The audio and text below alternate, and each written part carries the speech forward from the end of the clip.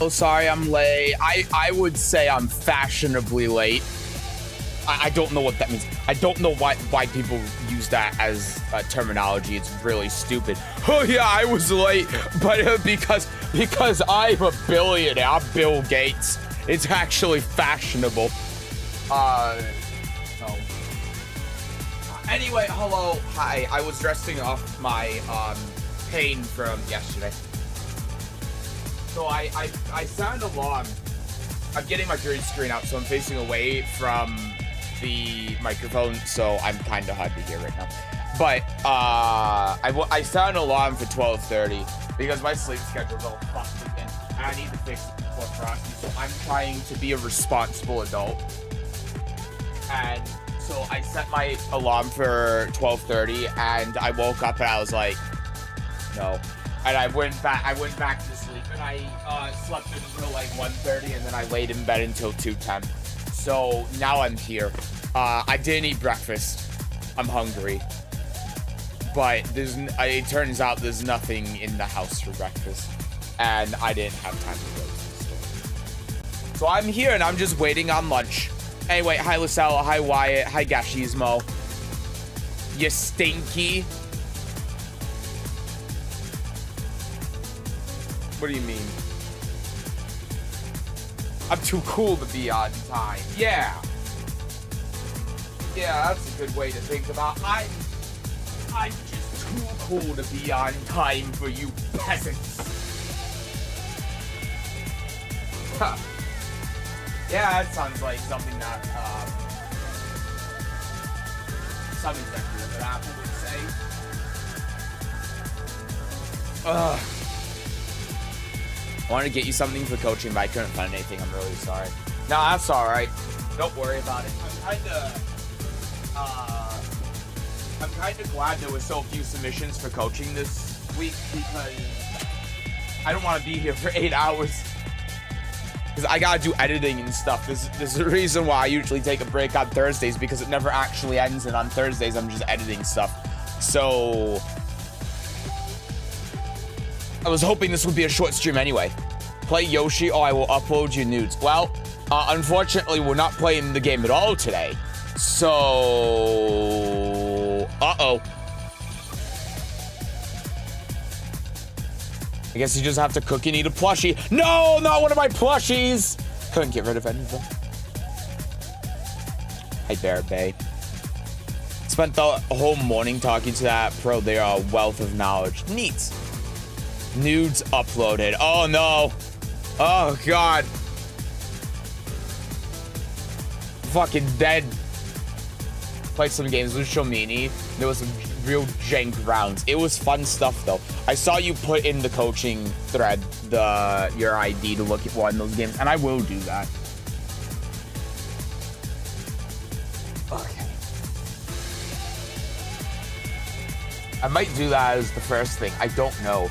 I'm set up though, so let me swap on over. Ha. Hello. Okay, so here's what we got.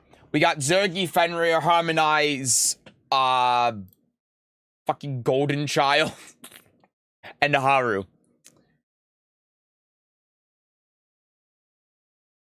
That's it. That's what we got. That is everyone that submitted, which fine by me. Oh, I see, LaSalle, that you did delete it now. You deleted your thing in the public coaching. I'm sad now. Took it out because I wasn't sure if you cared. Well, let's get and want to make the stream as short as possible because Thursday. Give you a thing now if you want to start with it. I'm going to copy it and we'll see. If no one is currently here that submitted, then we will. Otherwise, I'll just wait. So we can get the bulk of everything out of the way, but it's fine. I'm kind of curious. Especially because they were able to provide some comfort with common scenarios that the game has really angered me. Like, when you say that people playing Mahjong are playing stupid.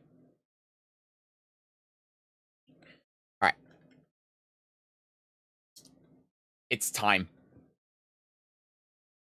I got my little list. Yes, it's... Sorry, that was the fake one.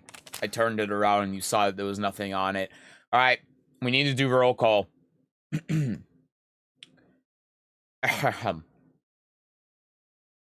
Yes, exactly that. Well, that's good at least. All right, Zergy. Zergy, are you in attendance? Are you present? No. Fenrir. Fenrir. No. Harmonize. Harmonize is probably at work. Brit Bruv. Is there a Brit Bruv here? Any Bruvs in the chat? No. Haru. Is Haru... No. Well, we're off to a good start. Hi, Tesseract. At least someone's here. I'm kidding. Hi, Tesseract. I'm just being difficult for the sake of being difficult. Fuck, that just reminded me that Andrew fucking Tate is starting a political party in the UK called Bro. No, there's no way. Isn't he still in Romania or something in a jail cell? He is. I mean, okay, silver lining. No one's gonna take it seriously. What's even the point? What's his angle doing that? You have Trump twice.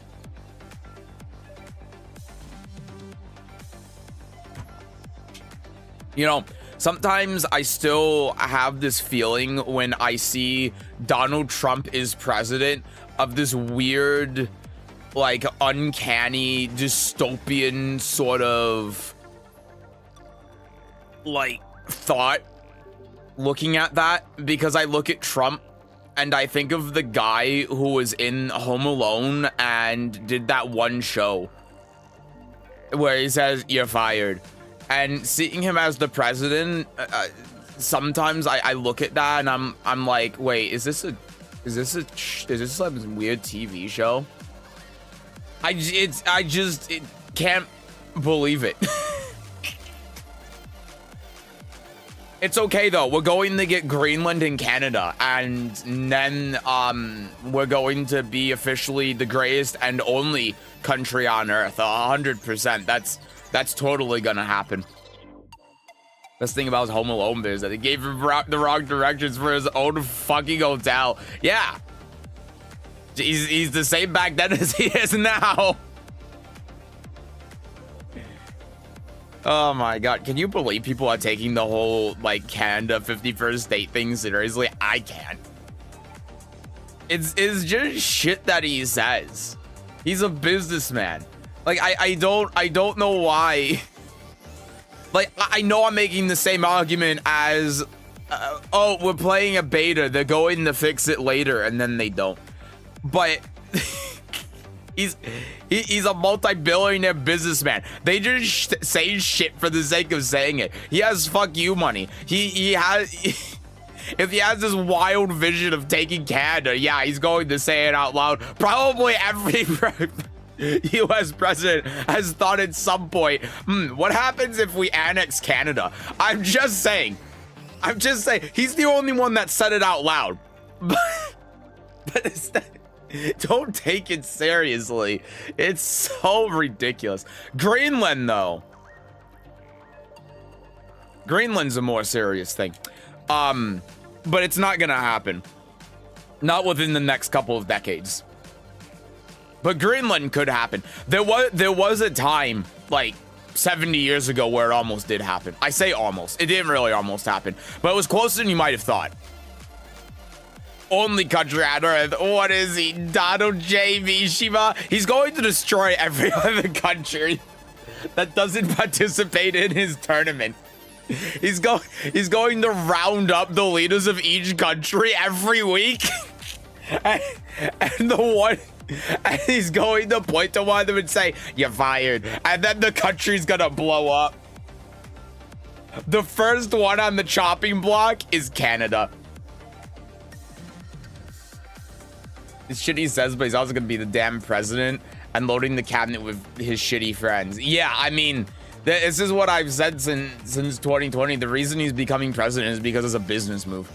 It's the ultimate business move that you can make, having control of the country. It means that you can put all of your wealthy friends into your cabinet so that they do you more favors. It's just like what monarchs did in olden times, except he gets 4 years instead of a lifetime.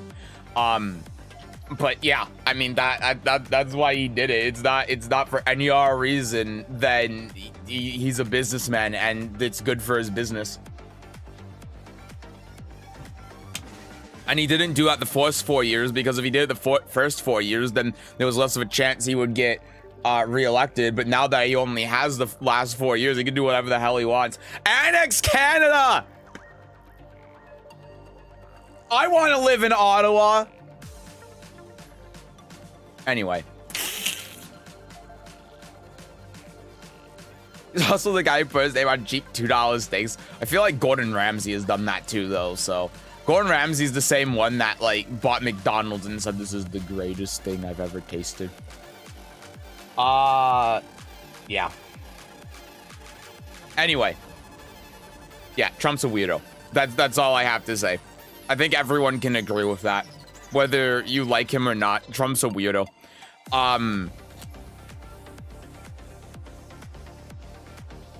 Let's get on the public coaching. I was stalling for anyone who signed up to come by. No one has. So I'm gonna look at this game from Lisetto. Why the fuck did he call it bruv? That's a great question. Hey yo, good to see you around. Hi Mitzi. Hello, hello. All right, game 8, you say? Take a look at this. You shall make a fine sacrifice. Lisetto playing Panda. Lisetto's playing all of the characters. You love to see it. Character diversity.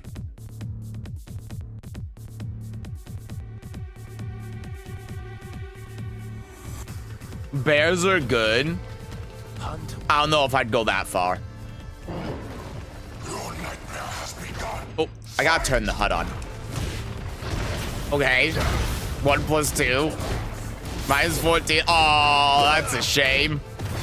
No parry. Come on, Clive, you can parry that. Come on, Shomini. Get him, boy. -12 on hit, by the way. I mean, hey, you know, the orbital works. Down back 4. Oh, no. Boop. Okay. That works. Out of heat. The single one.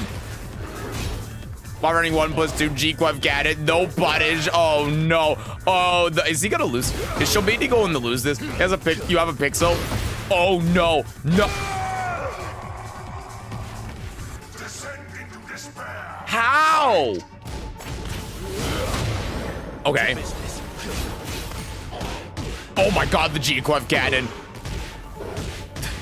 I wonder if bears can even step that. That was a good amount of damage. No, not the Titan. That was a great whip punish. Pandas are cute. That's true. Panda Seto.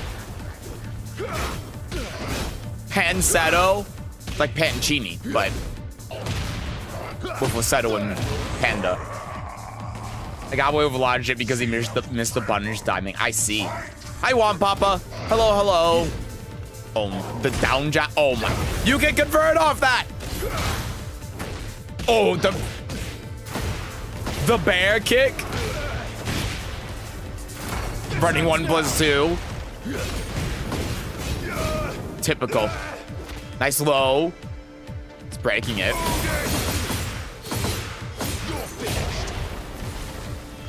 I love how he says you're finished and it only does 42 damage. He like, it's like he did a 113 frame punish. He's like, well, the game's over now. You lost. Does the counter hit? Oh, what was that heat? Wait, what was this heat dash? What was that? Hello? There's not even a frame data on it. What? There's no frame data. I actually had this happen once too, when I was playing Lydia. So weird. I want to see how plus this was, if there was any difference. I'm curious now.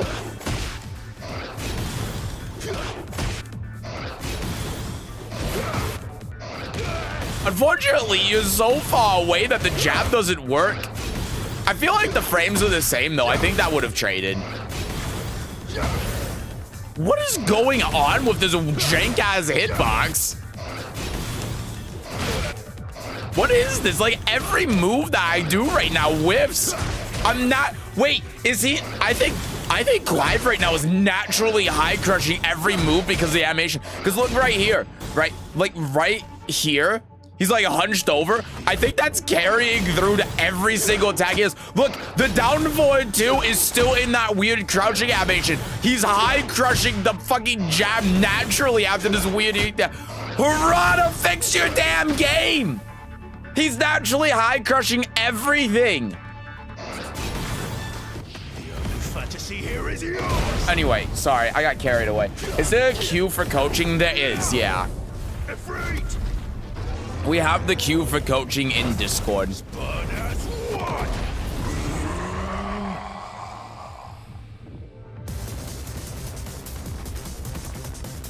Why do you hesitate? Okay, well that was weird. Huh. Okay.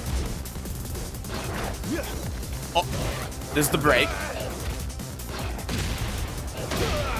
But what's even going to happen here? I mean, that was a nice whip punish. Oh my god, he's dead. Don't, no, oh, I can't believe you did that. I was about to say, you didn't break the floor, and then I saw you wait in hunting, and I knew exactly what you were going to do. I can't believe you did that to him. That's so messed up. About time I joined. Exclamation point Discord for the link.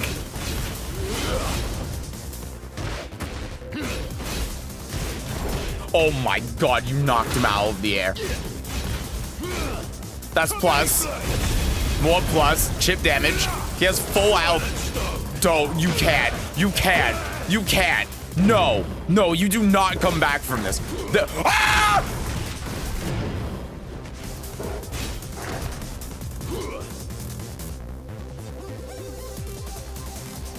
Harada!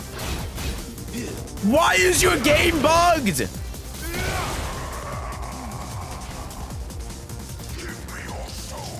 Something was controlling that beast toggle. We mustn't let it control us. Okay. That was impressive. Thank you, Lissetto. See the last game we played? The last round was great. You don't have to. I know you're going to be pressed for time. Depending on how long these take, we'll come back and take a look at it. How about that? That's what we'll do. I want to start getting through these, though. I was still trying to stall, but I didn't stall for long enough. So we'll do that. I know Zergy's going to pop by at some point. So let's start with... I think Harmonize is going to be gone for the stream. So I'm going to start with Harmonize.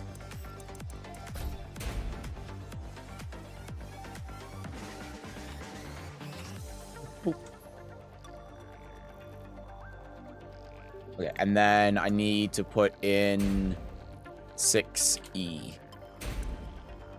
All right. No one has any requests. Yeah, no one has any requests in the queue.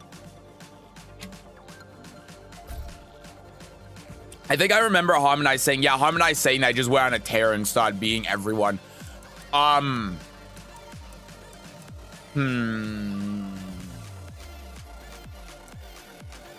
See, this is interesting. I think this is the game we look at because it started as the king winning. Harmonize came back and then he just lost 0-3. feel like we should take a look at this one.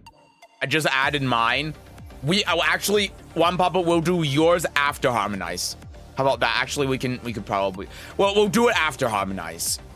I say we just do this king game, right? Yeah, because look, here too, it was 3-2. Let's do king. Oh, I do not want to download it. Hi, Nastillo. You shall make a fine sacrifice. Someone said 3-2. Okay, that's not what I meant. Hi, Sesujin. Hi, Nami. Always an enjoyment seeing your expressive reactions. Glad to hear it. Welcome in. Hello, hello.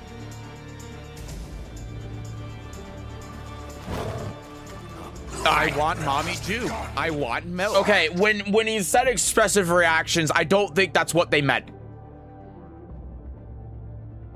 Okay, I think, correct me if I'm wrong, but that's not what they meant by expressive reaction. Okay, that's, all right, let's go back to round one. We got Armor King versus Clive, not even in the game. Okay, so right here, this hit, yeah, you can duck that on hit, so make sure that you're doing that. Okay, and then the other thing too, when they're on the ground like this with Clive, I mean, one, you can low parry, but two, just do that, right? That's something to do, because when King goes on the ground here, he's not in one of those states like after a slide where you can float him, so you just want to bash him with the sword. That's going to be your best bet, unless you want to like crouch cancel into the, I mean, even that doesn't really work. Just do that. Okay. We're trying to do like back 1+2 as keep out. So here's something I'm going to challenge you with, right? Where if you're trying to do that as keep out, and the idea here is that they're going to run in and you're going to get the counter hit, just do this. Look, because look, it reaches, right? Back 2 doesn't reach. Forward 2 reaches, right? That's another option that you can do. Because forward 2 is kind of doing the same thing, but it's safe, right? It gives you a little bit of forward momentum. I mean, even dashing into like back 2 like this is good. You can Titan, right? Because it's going to be hard to punish from that range as well, especially if you like backdash into it like that. You have a lot more options that you can utilize doing this. The problem here, when you do something like this, is you're doing it relying on the opponent doing something, right? That's the only way it works. If you're doing these other options, then it relies on the opponent getting hit by it, but at least you're not putting yourself at risk if the opponent doesn't do what you want them to do, right? And that's what makes these options so good. So, just something to think about. Hello, Bao Bao. Hello, Zergy. Titan. This is the 1+2. Okay, that's a move that you gotta duck. This is a move that you gotta duck. God of Destruction Clive, by the way. That doesn't break the floor? Okay, I don't know what breaks the floor then, but you gotta duck that. Yeah, and then like this is something that you just can't be doing, right? Because this is mid-high. Most of the time, moves like this that mid-high aren't going to be punishable. And if you don't know if it's punishable or not, what you do with Clive is you just 1-1. Because the safe jailing high string is -3. So you could do something like this and then parry, right? And look at that damage if that works out. And then you have the opportunity to be able to go like here and then this and now he's just dead when you're playing the neutral game and using all of Clive's bullshit. So like 1-1 by itself is a decent punish. It's a great poke. Yeah, see, there you go. And like we showed before, you know, you don't want to, in this situation, always go in the Phoenix, right? Because you do this, and then you're doing the idea that I said before, right? But instead of going into Phoenix all the time, because when you go in the Phoenix here, you're -3, right? So the down jab is more than fair. In fact, it beats pretty much every option that you can do. Instead, just don't go in the stance and then just wait. Because look, if he does that, then you get launcher. Like look, that down jab just went. Oh my god, that's crazy. Ooh. Hold on. I mean, even if you, like, and here's another option as well. I mean, you can low parry this, right? Because you're only -3. You can do this and then sidestep the down jab. You gotta work with those frames. Okay, that's annoying. But look, you can sidestep this and then just, like, do all of your Clive stuff. Right? So you shouldn't be always be going in stance and forcing the mix-up, because if you're not going in the stance, that's also forcing a mix-up, right? Yeah, the 1 should be floor break. It's been a while, but you're right. Yeah, the down back 1+2 1 into the Garuda 1, that floor breaks. Okay, and here's another thing I would say too. Play the range game. Where is Clive the most effective? Right here, because you can do that. Right? And then if you do that, look, you're resetting, tighten. Now you're zoning, right? Now you're zoning with Clive. Look at this. Look at what you can do. What was that? I think the game got confused. But you see what you can do there when you're at range 4? You can just tighten, and throw in Phoenix 4 and stuff like that. You play the range game. Don't run into them and force mix-ups in their face. Force them to play your optimal range, you see? Because now you're running in and now you just lost it. Because I want to demonstrate something here. And this is going to be a weird way to demonstrate.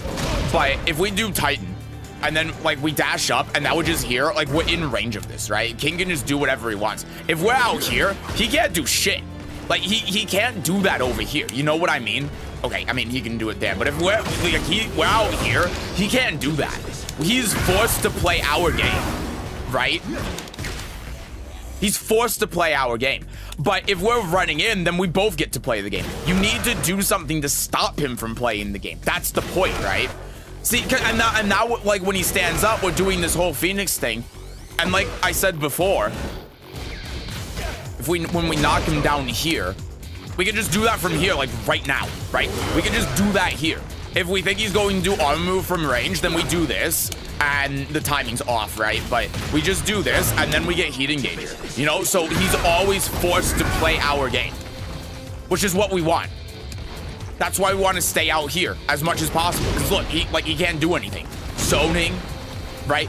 More zoning. He rolls towards us. Zoning. More zoning. Okay, he gets in there, but it's like, look how much damage we do and look how much control we have over the match when we do that. And that's just using the 1 move.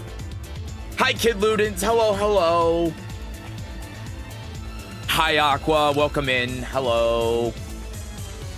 I wrote down my Diva Bubba coaching, but I don't really have a game I can show. I don't really know any of the matchups I played recently. All my last games were awful. That's all right. I'm sure we can figure something out.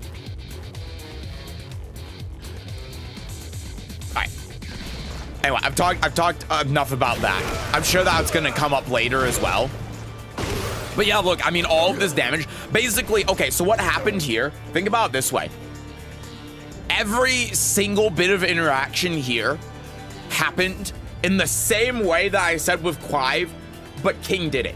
And the reason why is because look at the range that King is effective at, right here. This is where King is effective. So when you get the big boot to the face, he runs in, and then he does this elbow, and then he goes in, and then he runs in. And you want to know why it's different for King to run in than Clive? Because he does this. And Clive can do that kind of thing at the range where King can't. Not the same for King. So King needs to be in your face to be able to achieve anything. Look, if we do this and now we play King and we stay here, what the fuck is King going to do here? What can King achieve? What can King do? He has to be in this range. And that is another thing that makes Clive playing at range 3, range 4 so good, is if you're stopping King from doing that, King isn't allowed to play the game. But when you run up against characters like King and Steve and even Zafina and Leroy, you're letting them play the game for no reason. Yeah, it gives you access to more options, but if we think about it in a different way, when you're at like range 4, you have, well, let's put it this way. When you're in their face like this, you have access to like 40 different options. The opponent also has access to 40 different options. Okay, let's just say it's even. When you're at range 4, you have access to like 5 options, where they have access to 0. The only thing they can do is run forward. That's all they can do. So, when you think about like that in simple terms, you can see why staying away from the opponent with Clive is so strong and so important.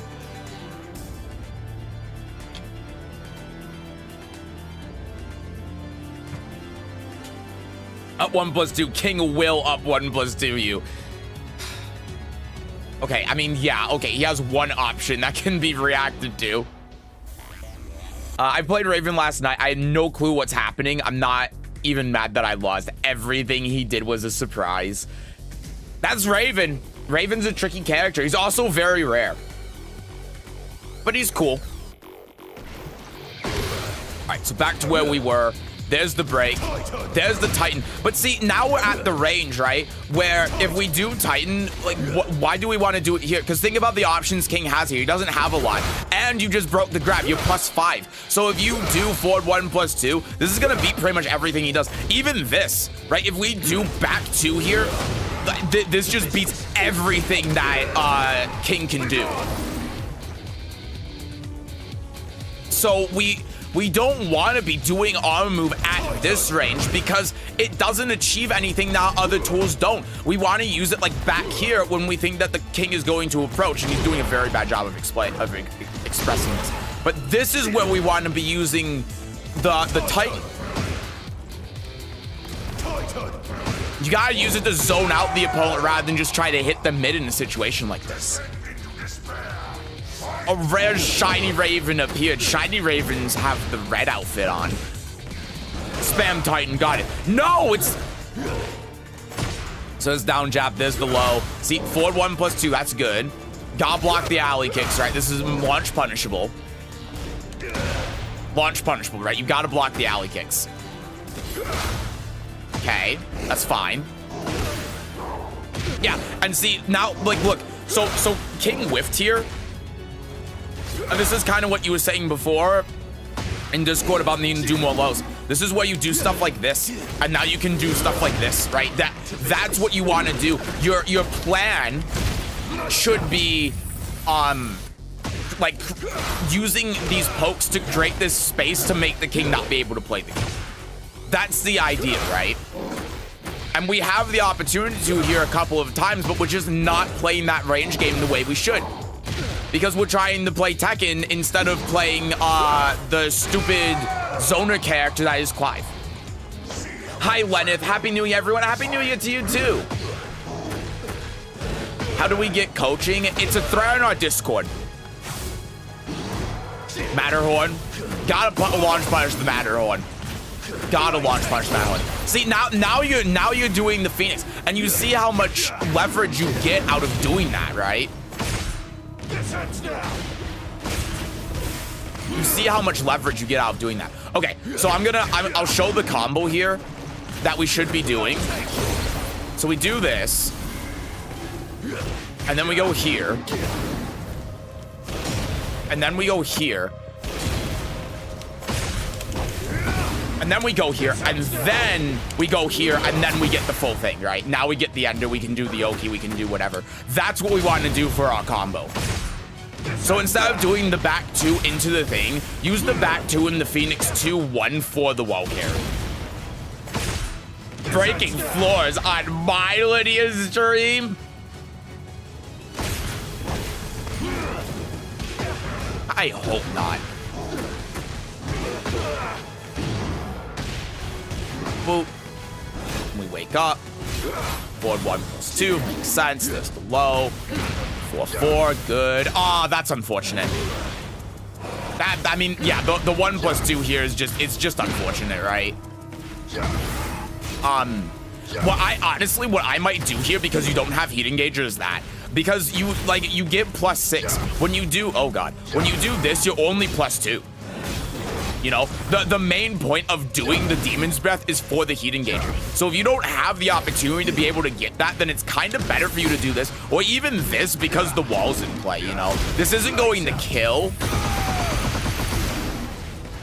But even then, like, we can still take the same concepts from before. We can run up Phoenix 4, something like that. But if the wall isn't in play, then the Wild Rising 4 is just better because you get a bad mix-up off of it. Because if we do Wild Rising 4 here...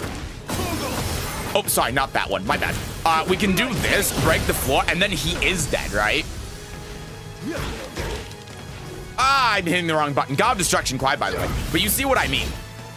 It just gives you better options. And then, of course, if he ducks for the low, then you do the 1+2 at wall splats and he dies that way. So,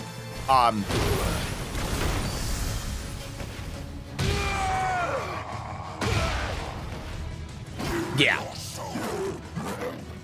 So, couple of things to point out here, right? There are a couple of main things. First one, play the range 3, range 4 game. Clive's a zoner, right? That's how he is. With stuff like Titan back 2, forward 1+2, his whole Phoenix stance, he's a rush down zoner character, which is a stupid sentence to say, but that's how he's designed in this game. And you gotta utilize that. He has more options at he has more options at long range, I guess, than any other character in the game, including Elisa. So you have to take advantage of that. You have to abuse that. Abuse stuff like the Titan. Zone out with Titan. Use the Phoenix 4 from range 3. Just apply the Phoenix mix-up from range 3. Do forward 1+2 more instead of Titan, like if they're close to you. Back 2 more, right? Try to fish out for the whiff punish with back 2. Do more stuff like that. Outside of that, just choosing your options when you get your follow-ups, right? Doing more lows, that's something that you had expressed before, and it's true. Doing more lows is really important. Like, doing the Phoenix 4 from long range is something that you could be doing more. When you did the Phoenix 3 1+2 to break the floor, you saw how much you got out of that. That could have won you the round if you had just played the next situation a little bit better. So look out for those things, and then, I mean, in the King-specific matchup, just make sure you're ducking the highs and stuff. But the most important thing is also to keep in mind with matchups where the, how, I'm very hungry, so it's hard for me to think, but where the opponent's character's effective range is, and then consider yours. So when you're used to playing Lydia so much, you're more akin to trying to be at, like, right in their face because of stuff like forward 2. But also remember with Lydia that you have stuff at long range like Political Storm, 30+4, back 3, right? You have options. And then remember with Clive that you have better longer range options than that do more. So take advantage of that. That would be my biggest points. But yeah, thank you for submitting. I know you're probably at work, that's why we did yours now, but thank you for submitting. Going to mark you off here at White Oats. And back to here. Okay. Alright, I'm going to do roll call.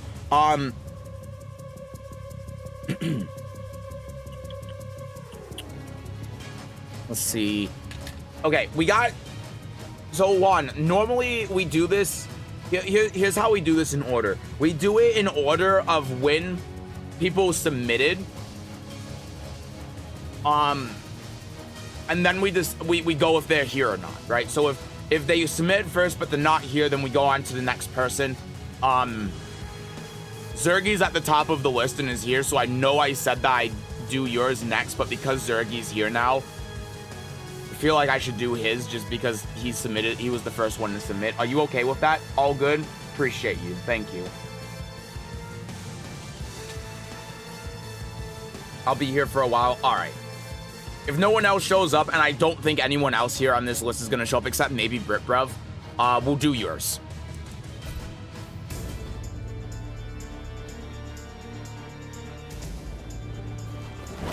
I accidentally hit the play again button. My bad. All right, Zurgi.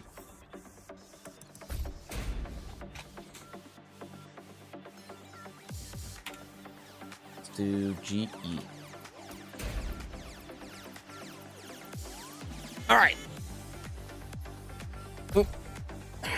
So, I'm scared. Don't be scared. Don't know any of the matchups I played recently, and all my last games were awful. Okay, so what do we want to do then? Do we want to learn a specific matchup? Is there a game in here that you feel like was fine?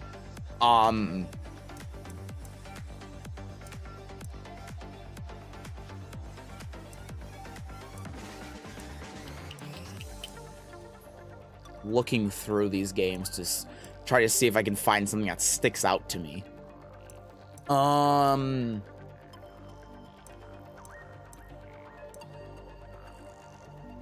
mean, I notice Nina here a lot. Hi, Rainbow Neos. Hope everyone's doing good. I hope you're doing good too. Hello, hello. Welcome in. You Are My Remedy is the most emo, edgiest name that I've ever seen since 2007.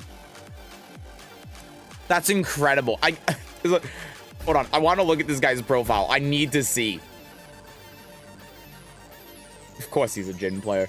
Of course. Of course. He doesn't even have anything in his little comment box.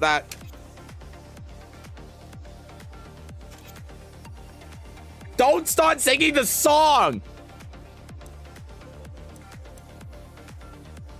Ooh. Yeah, of course he's a Jin main.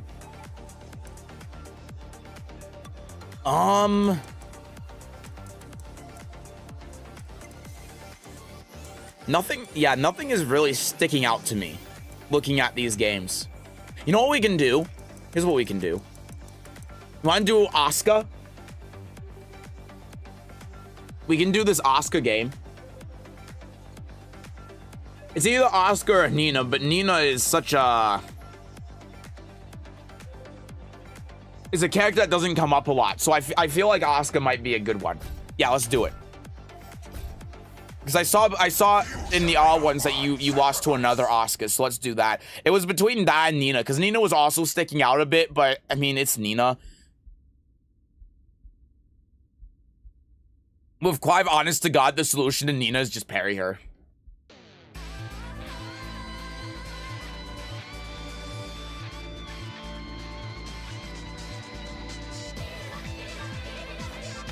Alright. Default outfit. This is going to be good. I don't know Asuka at all. Alright, we'll figure stuff out then.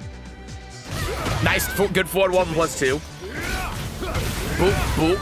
Alright, that was good. Sword Stone. Okay, so right here, what you can do... Oh, God. I'm controlling the wrong character. You can do... Oh, my God. You can do this for wall conversion. That's the big one.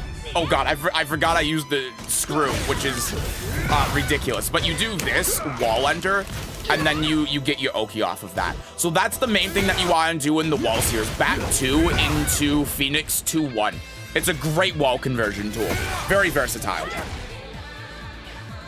I think she did the unblockables a lot. Okay, yeah, that's something we can look at. Okay, I like the Titan there. So here's something I think you should be doing after the Titan, right? Whenever you have this Oki from long range, a lot of people don't know what to do because it's like, oh, it's at this range. Like, how can I run up and hit them, right? You Clive, you do this. That's what you do.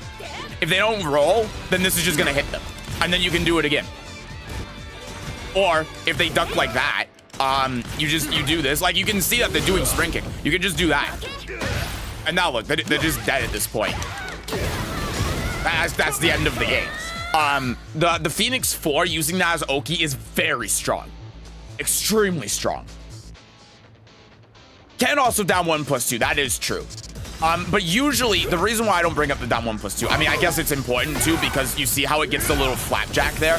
I don't know why I did that, but you see how it gets a little flapjack there? If they spring kick, then that happens. If they don't wake up, then it flips them, and then you can do this for plus frames, and then you can do down forward 1 for a frame trap, and then again, they're just dead. So that would be the way you want to apply the Oki in a situation like this. But if there's no wall, then it's Phoenix 4, because it knocks them back so far. Nice duck. Oh, that's unfortunate. But that was the right thing to do. Let's look back at this. Yeah, so good duck. Unfortunate, right? She tried doing the right punish, but she was late on it. -10. Again, good attempt at the punish. So immediately, you know what I'd be doing here? that, right? To get me out of that situation. Because if this Asuka's going to hit buttons like that, then we can reset neutral and then we kind of do the same thing as before. And then if she whiffs like that, she just dies. But you see how that would get out of the situation? And then barring us having a parry with Clive, right? Let's look back here. So we go here. Okay, let's wait a little bit. Because the situation goes up to here.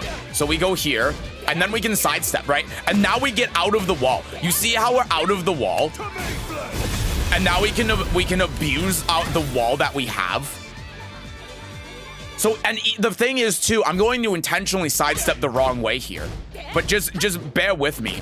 Even if we get hit by something like that, imagine that we're sidestepping right? I want you to imagine that this is mirrored so that we're not sidestepping into the corner. But I just want to do it to demonstrate that even though we might take hits, like we take that down back throw, or even a down forward one, if we're in a better position like this, we are willing to take that damage. Because now the Asuka's back is to the balcony. And if we hit a single back two, or a Phoenix 1+2, or anything like that, she's dead, right? She'll take all of the combo damage and die. We've worked our way out of the wall, we've worked our way out of that position, and we've repositioned the Asuka so that if she makes one mistake, she just dies. And because with Clive, we can play from this range, we hit one Titan from long range because she dares to press forward or anything, she also dies, right? She runs up and hits a button against us, she dies. So even though we're taking that damage, when we're step guarding, if we take the damage, that is, we're still better. This is still good for us. So, and this is something that you see a lot of people say, a lot of Tekken content creators say when they're talking about sidestepping is, oh, you don't want to sidestep in these situations because you'll get hit. Who gives a shit if you get hit? Look at the positioning. They'll say like, oh, you don't want to sidestep when you're -6 because jab track. Who cares? Who gives a fuck? Look at this. This is pristine. Who cares if we eat Asuka's 1-2? If she does that again and we armor through it, she's dead. And we also don't have to deal with the threat of the wall anymore. Stepping for positioning instead of stepping specifically to evade moves is very important. And that's why it can also be good to sidestep when you're plus. If you do like a heat smash, for example, and you do down back 4, what is that doing to achieve you getting away from the wall? It's not doing anything, right? It's not. Even if you do like a down 1, because your back is to the wall, they could just get punished and you get wall spot and you die. But if you take that heat smash and then you sidewalk away from the wall, you can put the Asuka in a position. And again, we'll just show this. Like imagine that we heat smash here and she blocks it. Right now we're in a position where she's in the corner. Like, yeah, we took those lows, but again, look at the position here. This is what we want. Now she's in the corner. Who cares that we took that damage? We get one good hit on her and she loses. Whereas before, if we're thinking in this situation, right, if we do this, like, yeah, that's great, but she hasn't lost the game. Now we just reset neutral. You know what I mean?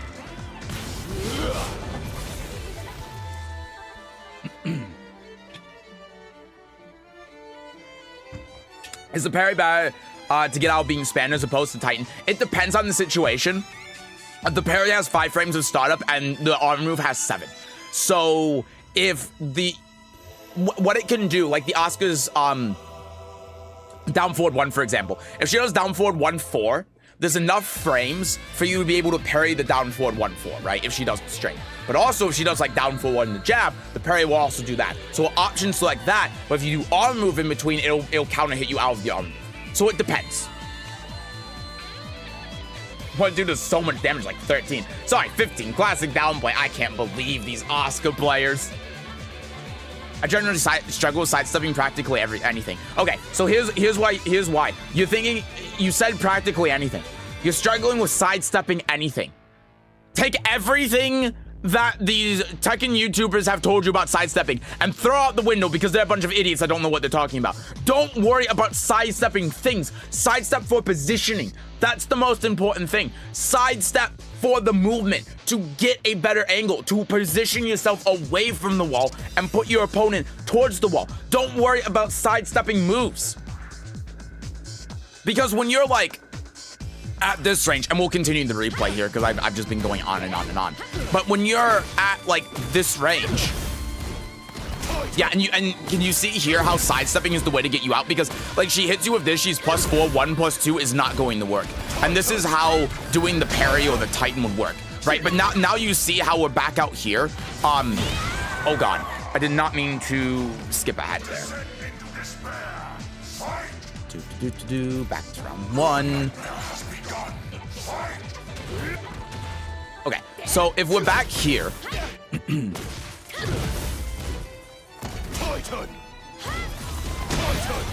so if we're in this position, right, we can sidestep to get the Oscars back to the wall.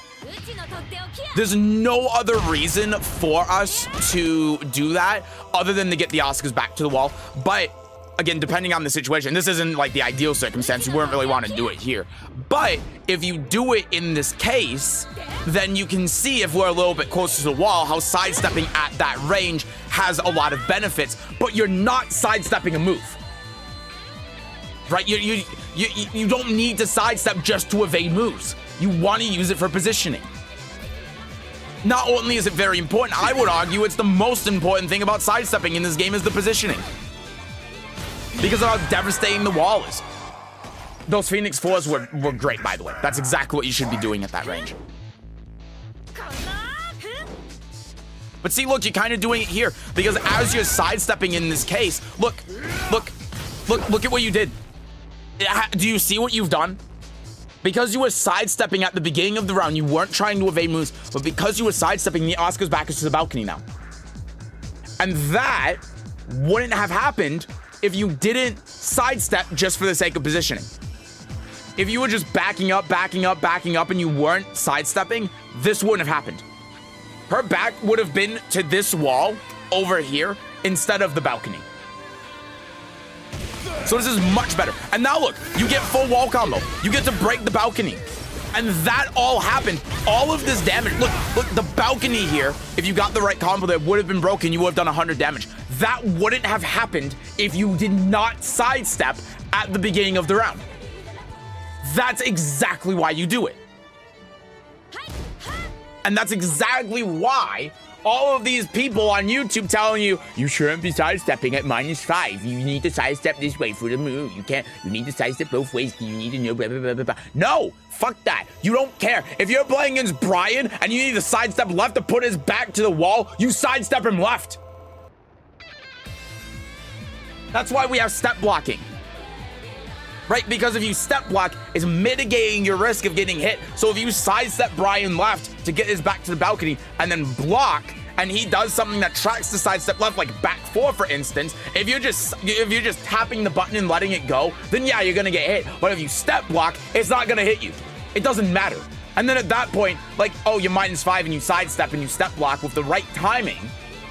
He does like jab. Who cares? He does 1, 2. Who cares? Because you're limiting your probability of getting hit when you step block. And you're putting yourself in a bad position. Never thought about it like that. Because the Tekken content creators on YouTube are trying to tell you all of this shit about sidestepping moves and this is how you sidestep and blah, blah, blah, blah, and they're not telling you the truth.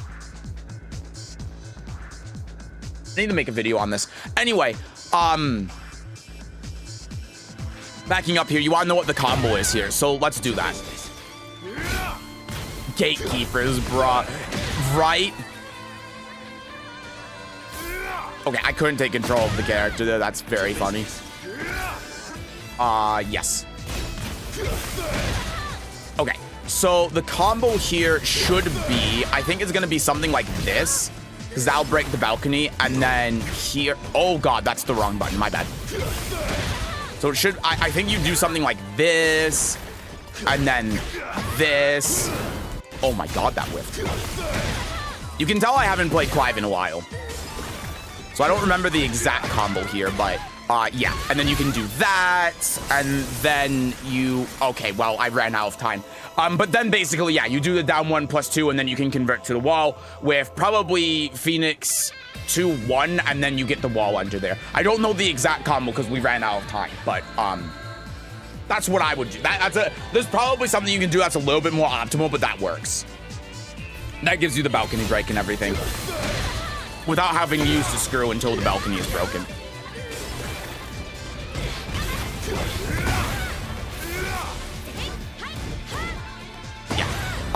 So again, down forward 1, right? So let's enable for the right side and use the same concept, right? So if we step block here, if we step block here, even if we block that 1, look where she is positioning wise, right? We don't care if we don't sidestep the move because look where she is.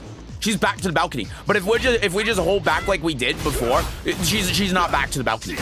You know, like look, we get this. Okay, that's ridiculous. That shouldn't happen. But you see how you hit the sidewall and normally you wouldn't get full combo there, right? But if we do that step block that we talked about before, then even if we do a very, very tiny step, look at that. We block the 2, but it's enough to put her here. Oh God. And then we get the full balcony break. That's why we want to do that. Again, like I'm saying, throw everything that you know about sidestepping out the window because it's wrong.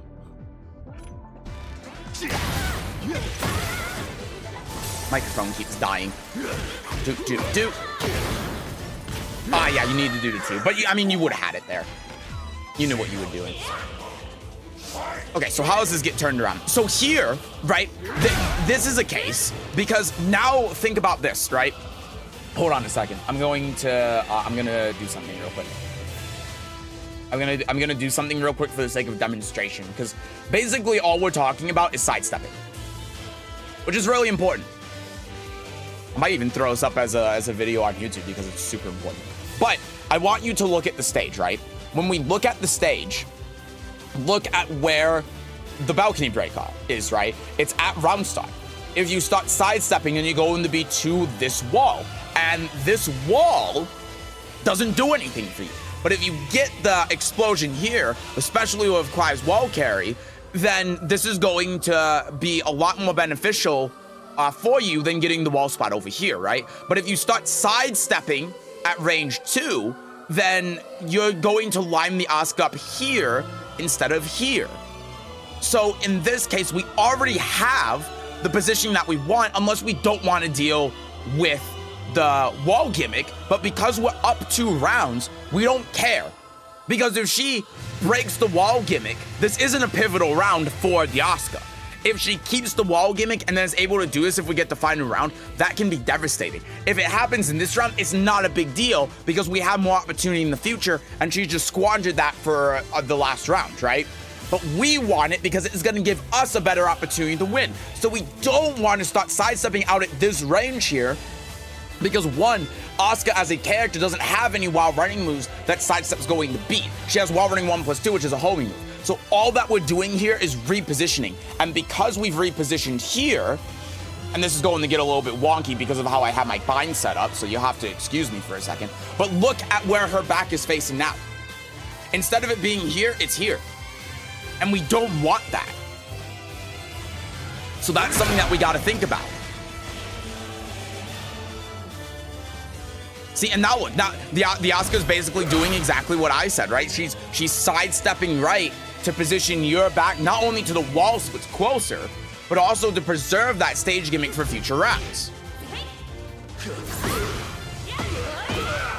There's a big launcher from her. And now look at this. Boop, boop, boop, boop. She gets the wall. Okay, so here's what she should have done. And this is thinking about what we talked about before, right? So if I do, oh God, if I do this, oh God, wait, what breaks the wall here? I don't know. I have no idea what breaks the wall. Forward, 3. There's gotta be something. Oh, there we go. So if we break the wall here, right? Who cares what combo we do? You now no longer have your stage gimmick. So, like, Asuka isn't getting the the whatchamacallit, the Oki from the wall, and she's not even gonna be able to get a big combo off of this because she's already used to tailspin her heat and everything. But the benefit is now you've lost access to your round start stage gimmick, and she still has hers. So when you do this, it's less about getting the combo and the stage gimmick, and it's more about denying your opponent the opportunity to be able to do it. Because look what we had to do in order to get in this situation, right? We had to go a full 180 around from the round start in order to be able to do that. And so now the Asuka has an easy way to be able to get hers, and yours has been denied for the rest of the game. And that's what makes the sidestepping when we go back here, when we go back to here, so pivotal, right? Because we're just inching our way closer to allowing the Asuka to do that. And when she's sidestepping right, she's getting closer and closer. Every time that we sidestep right, we're getting closer to allowing the Asuka to deny us our stage gimmick. And of course, on the other hand, that also means that we have the opportunity to deny her stage gimmick, but it's more important for us because we're on our match point.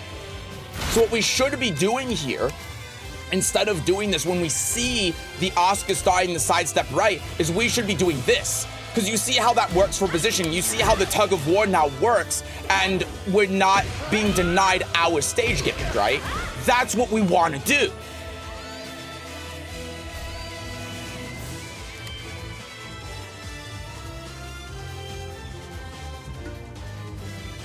Ugh. So you can see, based on just these examples from this one game, how much the positioning from sidestepping is so important. We haven't even talked about, like, nothing in here has even been remotely about actually sidestepping moves. Everything here has been about positioning, and how positioning has played such a pivotal role in, like, everything that's gone on in this game, right? So get a roll here.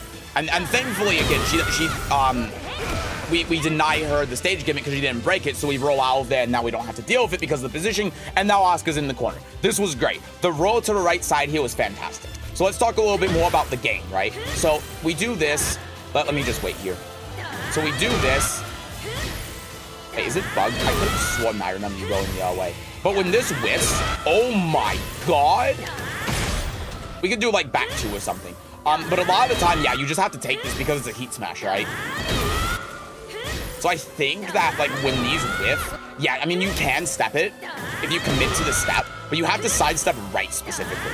So this is the time where we're talking about actually sidestepping moves. And the reason for it here is because look at where the wall is, right? The reason why, oh my god, that just worked. The reason why this isn't gonna work is because of the wall. So if we sidewalk, we're evading less. And because the wall is right there, we can't actually move. So this is another case where we need to think about, like, where our position is relative to the rest of the stage, and that's why we want to sidestep right. And regardless of that, we don't want to sidestep left because of what we've been talking about before, right? We're putting our back to the wall. We want to sidestep right here with those plus frames that we have with our +6, because now, again, look at the position. Right? And we still have the wall gimmick available. We put her in the corner, the wall gimmick's here, and even if we step guard and block the heat smash, that's fine. Because if we're able to take the momentum back, then she's in a really bad position despite the health difference, because we still have heat, we're in rage, she's in the corner, wall gimmick available. We have all of these things that can do by themselves a ton of damage. Sidestepping can generally be thought of as you betting your opponent is going to press a button on immediate timing, because a delayed button could get you killed if you're wrong. Yeah, exactly. And that's one of the reasons why sidestepping just to evade moves isn't that reliable. While running 1+2 should work out the heat burst. Yeah, I think I had to change the timing on it, but it's fine. Okay. So let's get back here. Yeah, I just tried the whip punch. Okay, so the replay did bug. So you sidestepped the correct way. All right. The replay bugged in how you sidestepped the way that you did sidestep. So you sidestepped the correct way. It was good for the sake of demonstration that bugged, but still. Okay. So I like trying to do the forward 1+2 as a whiff punish. That's fine. Okay. Oh, that's unfortunate. That was the right punish. Yeah, and again, let's think about positioning here, right? So this is another thing that we can look at in terms of advantage, because right now we're just doing a slugfest against this Asuka, and that's the way that we're working ourselves out of the corner. But what we can do instead, as we've been talking about before, and I've been talking your ear off about this, but this is sort of the theme, I think, of the coaching session, because this is going to apply in more and more situations, is sidewalking like this, right? Because even if we're not getting damage off of here, look what we're doing. We're doing the same thing as we talked about before, where we're step guarding and we're sidewalking to the right to get out of the corner. That's our primary goal. And then our secondary goal is being able to deny Asuka the stage gimmick. And that's what we're getting at when we do that, right? So instead of just working our way out of the corner by hitting buttons, and trying to get a straight hit, we can instead take our frames and our spacing and use that sidestepping and that step guarding to get out of the corner instead, right? That's the idea. Again, not even worrying about her really doing moves. Go. Managed to work out. That was a good forward 1+2. And I think you're doing the forward 1+2 in the right situations. So now she's in the corner, right? So now we want to work on the corner. But instead, we're just letting her out. See, and now let's not talk about sidestepping. Let's talk a little bit about like how we're playing this situation, right? So we have her in the corner. We have the position. Do forward 1+2. I think that's perfectly reasonable. -7 waiting for the attack here. Okay, we're +5. She has no follow-up here, and we do nothing with it, right? And that's not good. We don't want to do nothing with it. We want to run up, and we want to force something out here, and then we want to try to take advantage of the situation that we have, right? That's the idea. We can even do this, right? And now look, she's back here. That's what we want. We want to just have this unending pressure that she can't deal with. When we have the ability to take the momentum, we have to take the momentum. When we have the +5, we have to take the +5 and do something proactive with it. Being here and waiting for her to do something so we can do Titan or something is not the way that we need to take advantage of that situation. We can even like back 2 here. Look what back 2 does, right? We go here, here, here, and now we have the corner. Oops, my bad.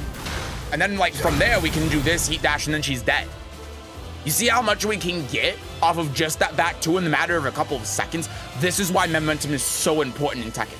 In Tekken 8, I should say, specifically. So, be sure to take advantage of these situations. This is how you win games, is just taking momentum. So here, right, now we're again in a position where we have the momentum because we hit this on them. We have it again. She's in the corner. So take advantage of that, right? Now we're here. We got everything that we could want. Bop, bop. Go here. Look at what we're taking away with the momentum. We can just keep bullying her and keep her in this constant pressure that she can't get out of. Even if what I'm doing there is suboptimal. If what I'm doing is suboptimal, then we can do even better. So Asuka's command grab, by the way, is 2. And a lot of the time, Asukas are going to do that grab. So if they're hitting you with the command grab, then do it. Boop.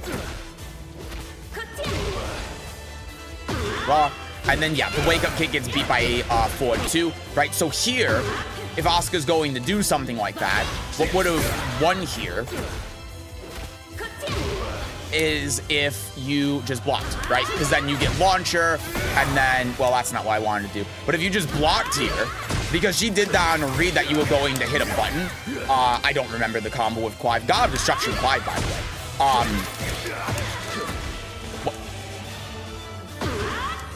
Oh yeah, it's 3. This would have just been the game. And then here, oh my god. Well, whatever. You get the point. I can't remember Clive combos anymore. Evidently.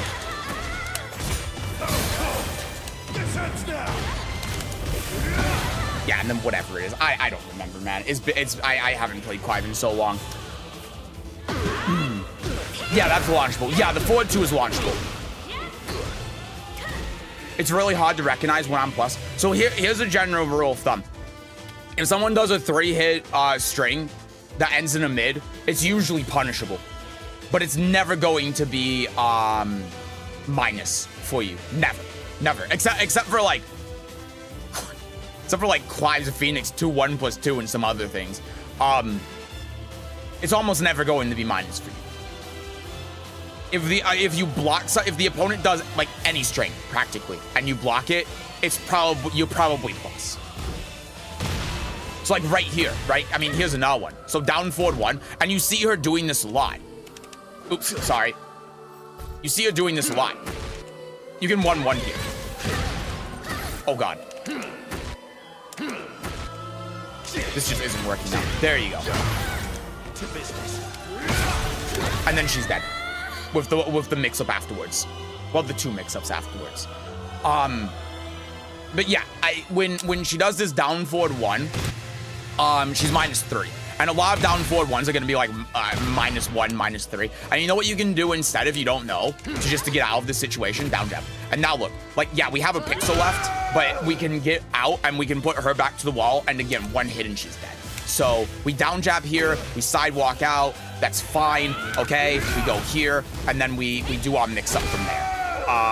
And then that's how we can potentially get out of this situation, right? Just down jab. And I haven't noticed a down jab before, but you see even when we have this amount of health, how like getting hit by that 1 low doesn't affect us as much. But if we stay in the corner, then it does affect us a lot, right? Because now we're locked down. We can't backdash. We don't have a lot of defensive options, and she's plus, right? And that's what the case right here. I mean, this was counter hit. So let me take control so we don't get counter hit. But even if we're in this situation, right, we have no real countermeasure because the wall is here to be able to evade the second hit. And that's what makes it so bad. But if we, oops, my bad. But as you saw, if we sidestep, because of the movement from the sidestep and the pushback, we can just backdash and then we're fine. That's why it's fine to get hit by moves when we sidestep, right? Jab, magic 4, nice low. Got dash up into that next one, but that's fine. Tried the whiff punish. Nice low parry. Down jab win, I don't understand. When she did the down forward 1, you could down jab. Because she's -3. Anything that she does there, you just get out of it with down jab. She can't, the only thing that she can do is block. If she does down forward 1, I guess down forward 1 and down forward 1 would work because it's an 11 frame move. But that's it. That's the only thing that she can do to stop you from just down jabbing.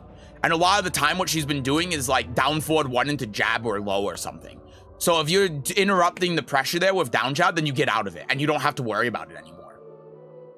The Fido Faz E16 Deluxe Edition DM is yours if you pay $100. And okay, so here's another thing that we talked about before of Oki, right?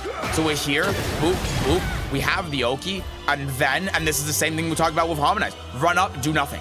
Why? Why do nothing here? Instead, we can do this. She doesn't want to wake up, just kill her. Okay, I'm just not getting the inputs that I'm trying to do, but you get the point, right? Like, just don't let her just stay on the ground like this.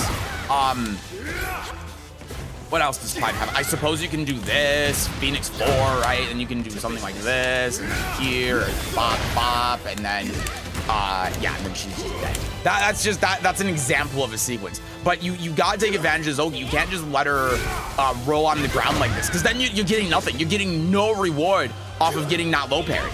You get a little bit of damage, that, and most of that's gonna be gray health, and then there's nothing afterwards. So that was good. She blocked that, but she didn't punish it. That's fine.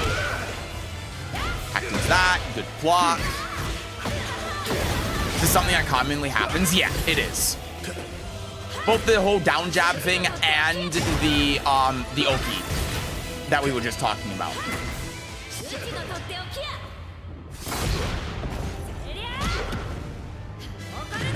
Blah, blah, blah, Oscar Ray got. So wakes up, goes here, and now the house even, right? And you have to play the long-range game at this point. Oh my god, she just immediately heat smashes. That's crazy. I wouldn't have expected that. I would have lost. But in general, you have to play the range game here, right? If she just immediately heat smashes, then yeah, I mean, like she just dies or you die if you go in the Phoenix. But playing the range game here is really important because you have that heat smash. So you can do, like, just for the sake of demonstration, just heat into your heat thing here, and then if she tries waking up like that, like Phoenix 4 and she's just dead. That's an example. I would have fucking lost it. I wouldn't have expected that into heat smash. That's crazy. And it looks like that's kind of what you did too. And I think that's fine. I think that's the right thing to do. Asuka doing heat smash at that range is unhinged. It's crazy. It's insane. But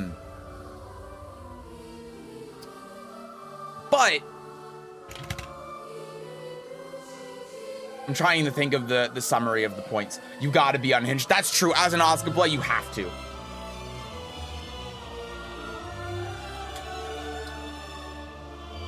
Also sidestep you after the down forward 1, but down jab beats everything but hop kick. That's also true.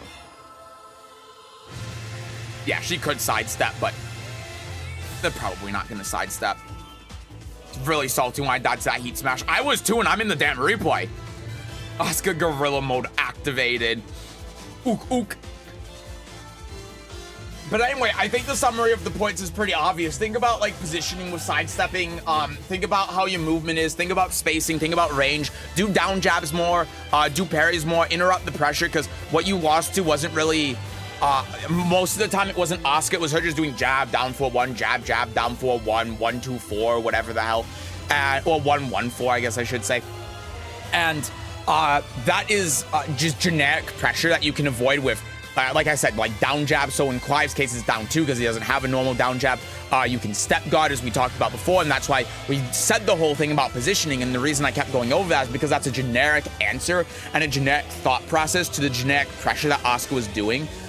You can parry with Clive, of course. Parry would work really well there. The armor move is risky. The parry is also risky, but let's be honest, no one's going to be launch punishing on with at these ranks. So it's fine to use. But just getting out of that general pressure, the jabs, down 4-1, stuff like that's really important. Down jabs, like I said, that's going to be your go-to. That would be the thing I focus on the most, is just when you're in that situation where you're like, they're hitting a lot of buttons, I don't know what to do. Down 2. And then look at the sidestepping. Look at the sidewalk. Get out of the wall. Get out of the corner. And then go from there. Yeah, and then think about Oki, right? Utilizing your range, utilizing your space. I think you were doing that generally pretty well. It was just the couple of times on the Oki where we could have done like Phoenix 4 or something to hit the opponent while they were on the ground. And we waited for them to get up, and we're waiting for them to take the turn. There was also that case when we were +5 after she did the 1-1-4, whatever it is, the mid kick, where we were +5, but we were just waiting for them to do something. And we can't let them take control. We can't let the opponent take control. No matter what the thoughts are on the frames, you have to do something, let them take control, for yourself to take control. Even if they're the ones that are +5, there's still stuff that you can do to take control of the match. For example, if you are -5 and you think they're going to do attack, you can parry, because parry comes out in frame 5, so it'll be like a jab, even if you're -5. Stuff like that. You have options. You have ways to be able to take back control of the round. And even when you're -5, that's why we talk about sidestepping again, because you can still use those frames to take an advantage with your movement, right? Even if you can't do much in terms of attacking, you can still reposition yourself so that you have more of an advantage when you can take the momentum, or you reduce the advantage on the opponent with the positioning to the wall and stuff. So those are the things I would be thinking about. It's a lot more like higher level stuff, but now that you've seen it, since I've explained it to you, you're gonna think about it in the future. And that's what's important, because you saw, like, what was it, in round 2 or 3, I don't remember which one it was, when you broke the balcony, when you broke the wall and you had the balcony break, that was all because of your positioning in at the beginning of the round. That was all because of your sidestepping, not to evade moves, but just to reposition at the beginning of the round. So now that you know that, you're gonna think about it more, just naturally. You're going to be like, wait, what's my positioning? What can I do to get out of the wall and this stuff? And it's a tool in your arsenal. So yeah, that's what I got for you. I'll try thinking about it, but it's very overwhelming. Well, and it's overwhelming because it's a lot to think about, and it's very different from what you might think about or know about sidestepping. But just think about it simply like this. Just think about like this, very simply. My back is to the wall. Imagine there's not an opponent. Imagine there's no opponent. It's just you on the stage. Back's to the wall. Where do you go? Corners to your right, free space to your left. Sidestep left. Simple as that. That's all it is. Of course, there is more nuance to it, and when it comes to like the stage gimmicks and the character you're playing against and the moves and what they're doing and frames and stuff, but just take it one step at a time. Backs to the wall. Right side's to the corner, left side's open space. What do you do? Go forward. Because there's no opponent, so you can just run forward. Anyway. Yeah, I mean, I know, and again, I know that there was a lot going on there, but you're like the main thing to take away from that, everything Yasuke here was doing was generic stuff. So the main thing to take away from that was movement. That's why I talked about it so much. I do forward too. You just swing at air, huh?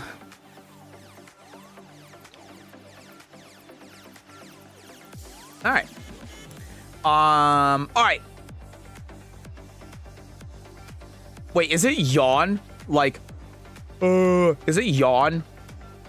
Oh God, I've been saying like yawn. It's Christ.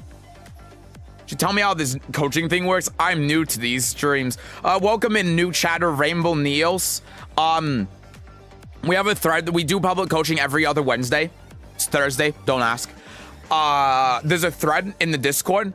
You just throw your Tekken ID into the thread in Discord, and then we watch your game. That's it.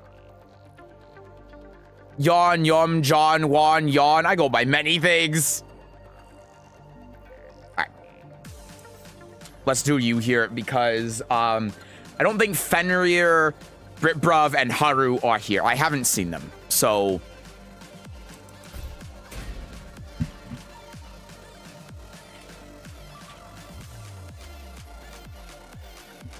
Is N and or NR? It's NR. That's NE. Not my games are friendlies, but 39 and 40 are quick plays. Okay. We can do that then. 39 and 40. What do you prefer then, Victor or Brian?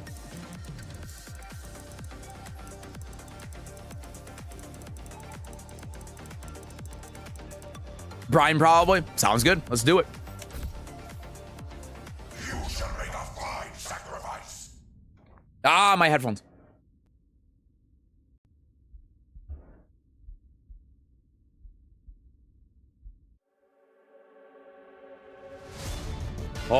Da-dee-da, da-dee-da.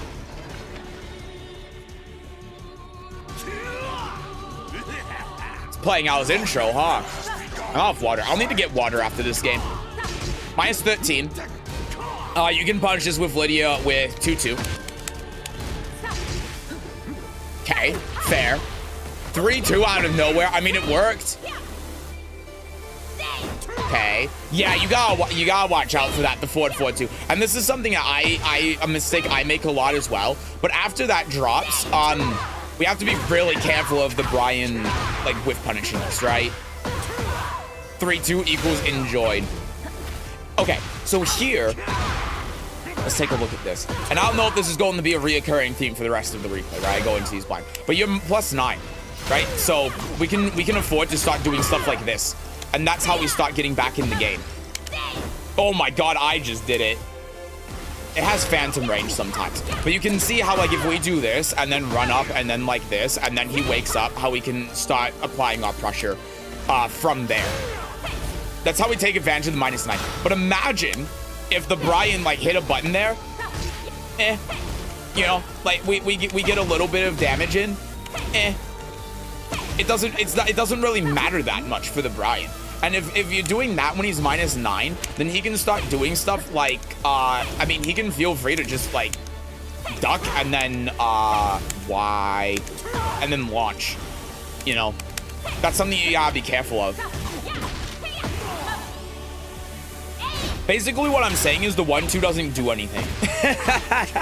Right? If you want to do something to catch the Brian out for hitting buttons because he's -9, then just a simple forward 4-2. If he hits anything, if you do forward 4-2 here, then he dies. Down 4-2 a little bit easier. Down back 3 again, like same thing on counter hit. This is just gonna kill him. I was really hoping he hit a button there, but like imagine he jabs there after -9, then you get that, and then just able to do whatever. I'm a 1-2 spammer. A lot of Lydia players use 1-2 to be fair. Still coaching Lydia? Lydia's yesterday's news. It's all about Clive. No more Clive. Okay. Yeah, so here's something about the while running 1. The while running 1 pushes them so far back that down back 3 whiffs. So if you want to set up for this frame trap, you actually want to use while running 3. Because while running 3 puts them in range where down back 3 will work. If you do while running 1, oh my god, you have to dash into it like that. If you just do it by itself, it'll whiff. I love Kyle having a sword in Titan. It's very fun. I like zoners. That's what I'm getting from this. Okay. Boop. Yeah, and then here, it's like the same thing I was talking about before, right? But in reverse. You're -9. So if the Brian did, like I look at it from this angle too. If the Brian does 1-2, apparently it just whiffs, which is okay. This is a very good game. But if the Brian does 1-2, like who cares? You know, like would you, if you were playing Lydia and that happened, would you care about that? No. But if Brian does the big 16 frame counter hit launcher, which is essentially got 4-4-2 or down back 3 or down 4-2 would have been, you're going to remember this because it hurts a lot. Yeah, and then when it comes to, like, while rising, I don't know how he did that instant while rising. That was 1 frame of down forward. But when it comes to these while rising launches, these are generically at least -12. In Brian's case, -14. But generically, these are at least -12. So you want to do 2-2 here as you are punished. Boop, boop, like that. But they're always going to be punishable. And then here, you're guaranteed follow-up. I mean, you can do forward 4-3. Oh god. But you want to do forward 1+2. That's going to be your guaranteed follow-up. I do whiff down back 3 a lot after while running 1. Yeah, because while running 1 has too much pushback. You can't actually do down back 3 as a frame trap. They have to press forward in order for down back 3 to hit after they block while running 1. So you have to do while running 3, you have to dash into the down back 3 after while running 1 is blocked. Playing against zoners versus playing zoners. I agree completely. I like zoners.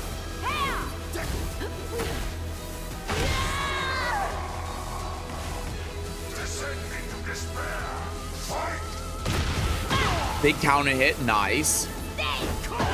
Yeah, you gotta be careful of that while running too. That's the second time that this exact situation has happened. And the Brian's waiting for it. That's why he jet uppered here. Look, he's just backdashing and waiting for it. That's why he sidestep. Look, this sidestep right here, right there, was for while running too. And he had the exact right timing because he knew that you were going to do that. So you have to be mindful of that. And just remember as well that you can, oh my god, you can run all the way into this, right? Tried doing it to stop myself from getting sidestep, but yeah. You can run all the way into this. Or you can do like while running 1, and try pushing into the wall or something like that. You gotta be careful of whiffing that while running 2. Use Political Storm more, I think. Yeah, I mean, Political Storm would also be a good thing here, because let's just, again, say for the sake of demonstration, that he whiffs that because he's trying to catch you moving forward or something, then yeah, Political Storm works great here, because then we get full combo, boop, boop, and then, like, the whole thing, and then we can get to the wall, etc., etc.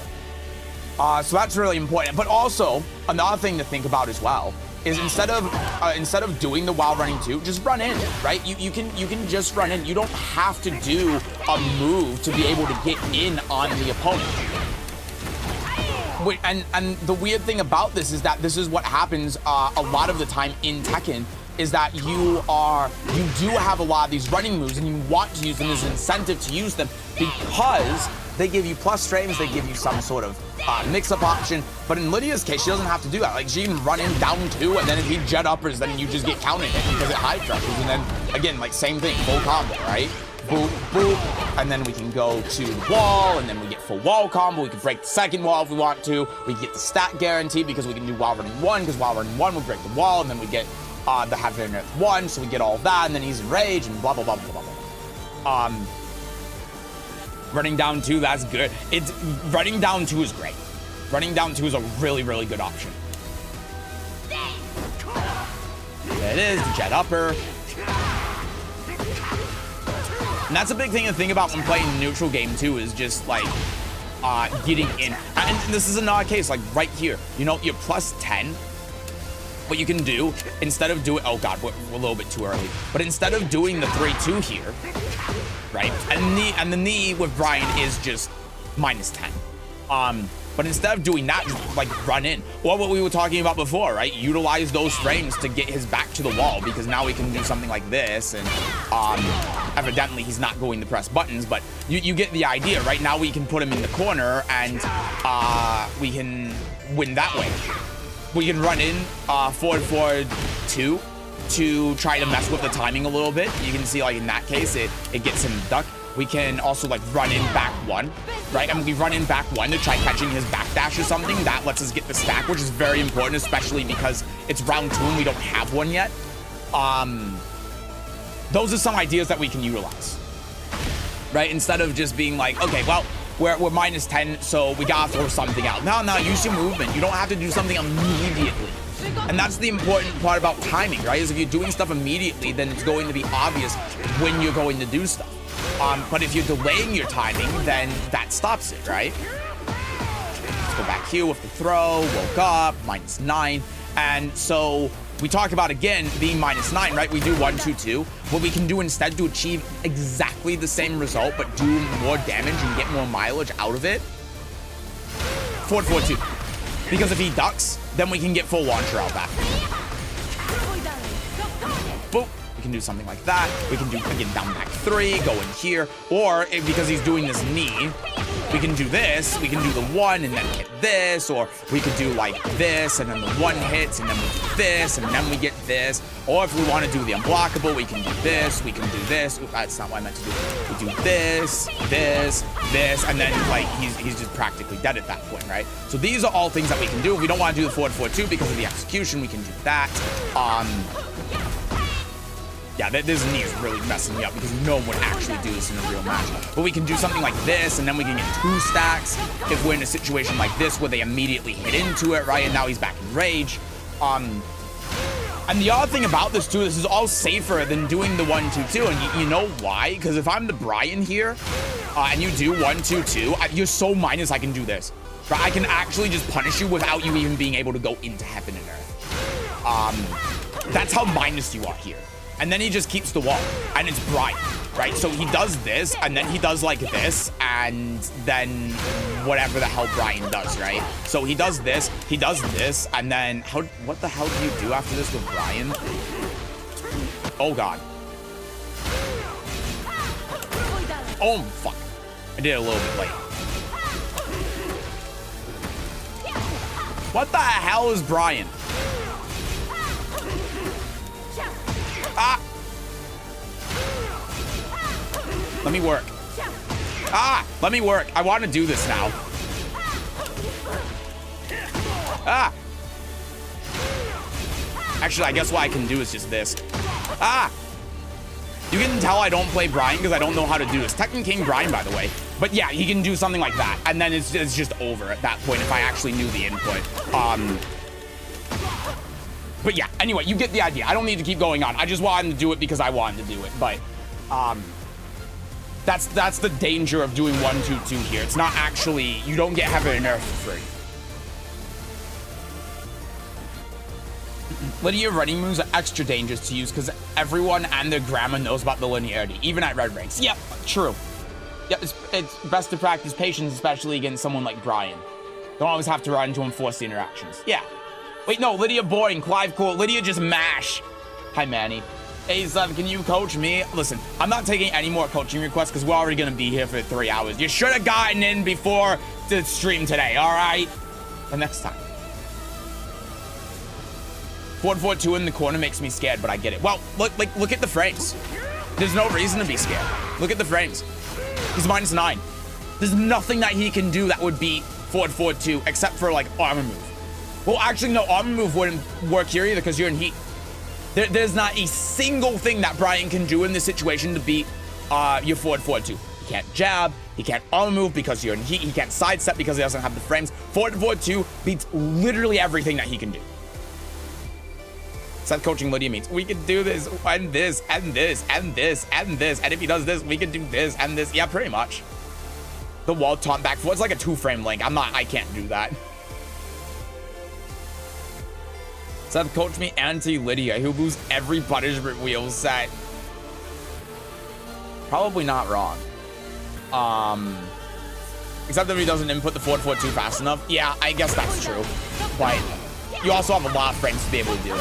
So there you go, right? So here we got the parry, and then if we just continue on from that, down back 3. Exactly what I talked about before. So just use that concept instead of doing the 1-2-2.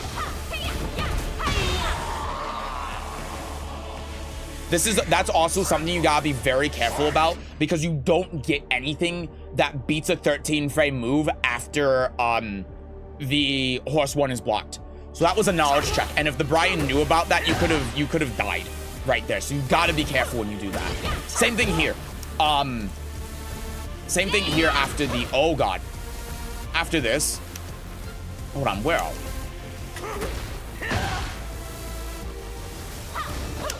Brian can just do that. He doesn't have to respect this. Anything that you do here, that just beats it. And of course, if it's counter hit with Brian, because he has this 10-frame counter hit string, you take a lot of damage. And also imagine if the opponent has like a 10-frame counter hit heat engager. Hi, Aqualunar. Lydia lessons? Yes, please. We are doing general lessons, but Jan's playing Lydia, so Lydia lessons. Typically, any stance engager on block, I just need to block. Yeah. Is the 18 Africa 3 on Wi-Fi yet decline my Ethernet 4 bar? Someone that wants to do Wi-Fi gaming.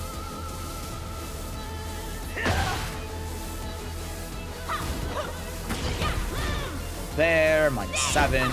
See, now that Brian is just backing up to the corner and waiting. So instead of like backing up here, you should be taking advantage of that. And you do later, right?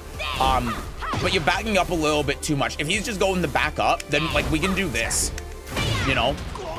Like we have a lot of things that we can do to just push him to the wall. Again, delay our timing, right? And that can be a little bit scary, but we have things that we can do to just like shut down the Brian if he's going to hold the back button. We don't want to lose that, because if the thing that we're thinking of when we back up in this instance is we're trying to get the Brian to whiff, but throughout this game he's been whiff punishing us. And that's what he's waiting for. He's waiting for an opportunity where he knows what we're going to do, where he sidesteps something, or he gets a whiff punish.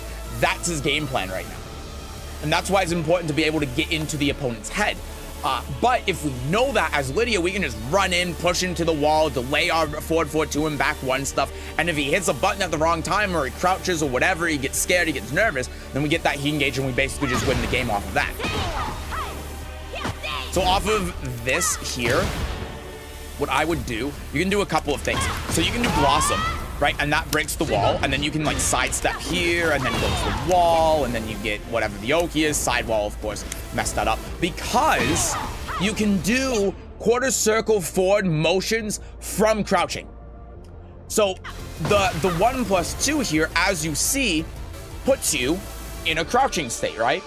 But that doesn't matter because Blossom is a quarter circle forward move. So you can do Blossom from crouching. So you can get just the normal ass combo from here with the wall, right? And when the wall breaks, you're able to get Oki from there. Now, if you don't want to do that because the wall's here and you want to preserve the wall, the other thing that you can do is you can heat, you can go here, you can get the Oki, down 1+2, which I have a whole video on, right? And so does Rainbow Neos. But that's the other thing that you can do as well if you want to take the Oki. Of course, because of the wall positioning here, if you just get that sidewalk, right, you can go here, you can get this, and then you can get the whole wall, and then you can do it here, and then you still got something. But those are your options for combo. Hi, Leesless. Hello, hello. Who has a 10-frame heat engager? Lars, Panda. Well, Panda and Kuma bears. I know there's one other character that I'm not thinking of that has one.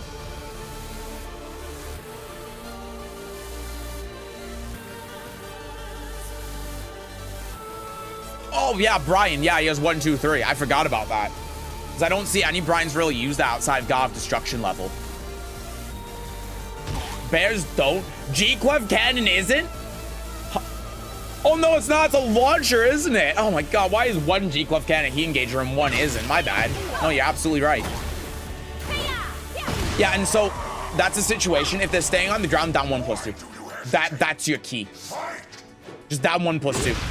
Such a good move. And if they wake up, then down 1+2 just turns into down 1, which is like a safe mid.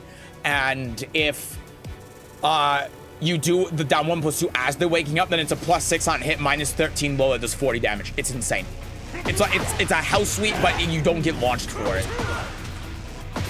It's crazy. And it does more damage than a house sweep too. Okay, let's go back here. So we see the Brian doing the counter hit there with the timing, gets to the wall. Now we want to roll out. Good. 1, 2, and then grab. And that's something that we've done quite a bit. And if I was the Brian, I would be recognizing this now, because you're doing this kind of as a flow chart. And so that's something you gotta be careful of, because if the Brian's recognizing that, especially with your back there, you just lose the round right there. But of course the Brian, well, he's trying to break it, but he's breaking it late, so it ends up working out. And then again, like I said before, with the down back 3, right, the opponent has to be holding forward after while running 1 is blocked in order for down back 3 to actually work. So you have to dash into that. Yeah, and then this is a common thing with Brian. This is a common move that Brian's will use. You duck this. This is a high. The other thing that you can do if you want to be really funny about it is up forward 1, which is also nice because if they only do the first hit, then this will just work. But he also has a counter hit, so you gotta be careful with that. But you just duck this. This is a high. Even though it looks like a mid, that's a high. Do you need to change up more often? Yeah, you gotta look out for when you're doing those 1-2s, because they're hurting you more than they're helping you. Because the reasoning for why you're doing the 1-2s and like the 1-2-2 in heat, if you're playing against someone who's more knowledgeable in the matchup, they're going to punish really hard for it. See, and look, he just ducked it, right? It's just what I said. Because he's recognized that now. See, there's the jab, and then he ducks because he knows that you're going to grab because you're doing that a lot. He didn't get the launcher because he was late on it. A lot of the stuff he's doing is late, but you can see right there. That's being noticed. That was a good use of heat. There you go. Again, the down back 3, like I was talking about before, that was very good.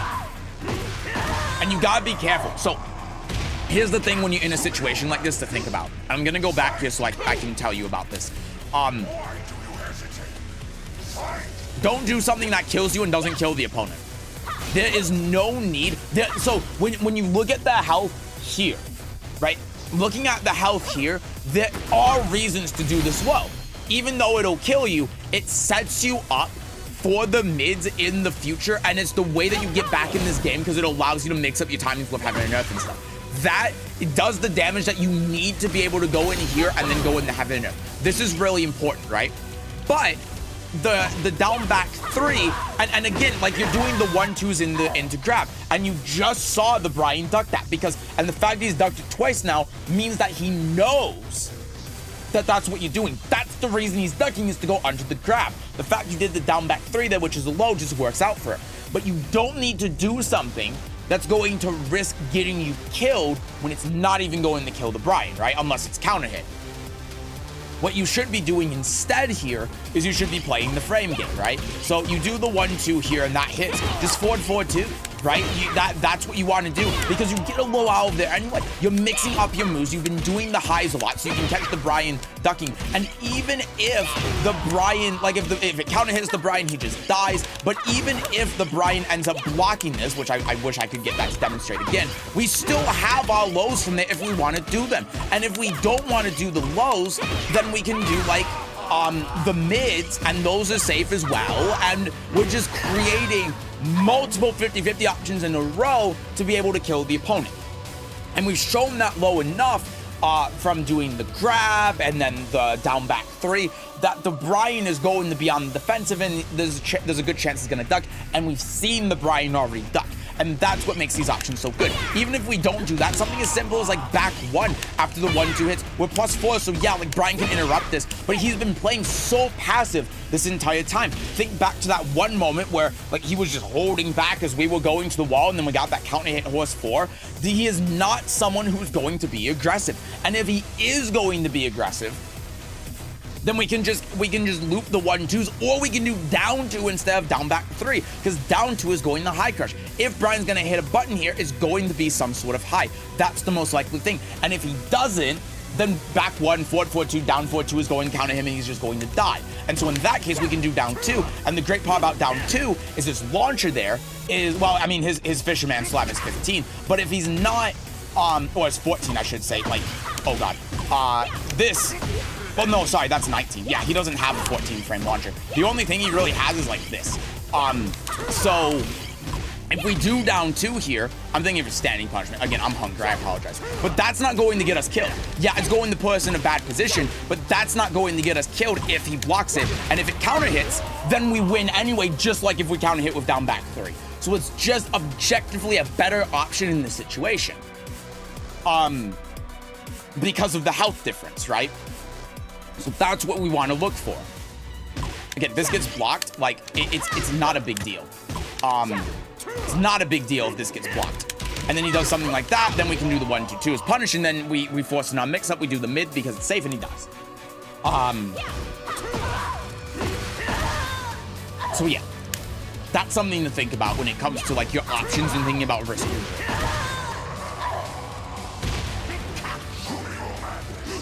And thinking about why the Brian is ducking too. Because if we think about why the Brian ducked before when we did the grab, we would know, oh, it's because he knows what we've been doing before when we were doing 1-2 in the grab, right? That's the reason. So as for the combo here,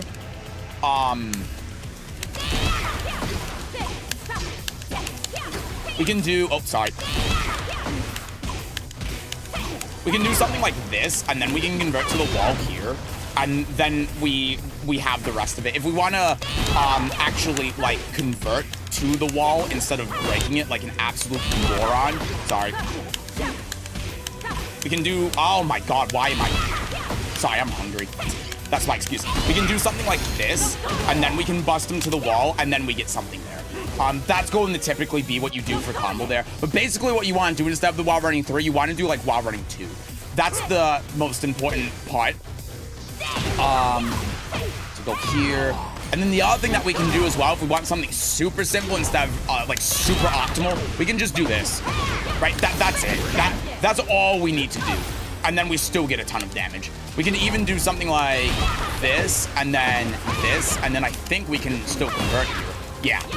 And then political storm, right? So that would be the more simple combo. It's just using the tailspin, you know? But yeah, there are more complicated combos you can do there too, because it's round stop that can get you to like the 3rd wall, but they're difficult because they require a lot of dash jabs, so it's not very practical, I think. Yep, good duck. Good duck from the Brian. And this is something to look out for too. Again, think about why the opponent is ducking, and then use more mitts. You know, so 2-2 here, do the 2, run in, and then running 1. Perfect. Yeah, that last song, played it perfectly fine. Played it well. So, basic takeaways. Think about your flow charting, right? Think about why you're doing jabs. Yeah, more mids, 100%, more back ones, more forward 2s. And when you're playing neutral, don't feel like you have to hit a button. Your movement can be used as a weapon. Utilize that, right? Utilize your movement as a weapon. Go in and force the opponent's Brian to do something. You were already doing that. You were doing that with the 1-2s and the grabs, right? You were getting him to duck, and you just need to take advantage of that. And you did that in the last round with the Heaven and Earth 2, right? You saw that he ducked under the unblockable, so you said, all right, let's do the 2 now. Let's do the mid because we got him to duck. Brilliant. Nicely done. It's just applying that in the rest of your game is the key. That's all. You saw all of the opportunities there that you could have taken instead of doing like the 1-2 and stuff to be able to take the advantage. And it's not just about knowing frame advantage, it's just about being confident, right? You and a lot of Lydia players, and I say this from experience because a lot of Lydia players do this, they do the 1-2 because they're not confident in applying the other mids because they're afraid of the frames. And that's very typical of Tekken because a lot of the time you're told you want to do the frame shot. Like if you +4, you want to do the 13 frame faster mid as the frame shot.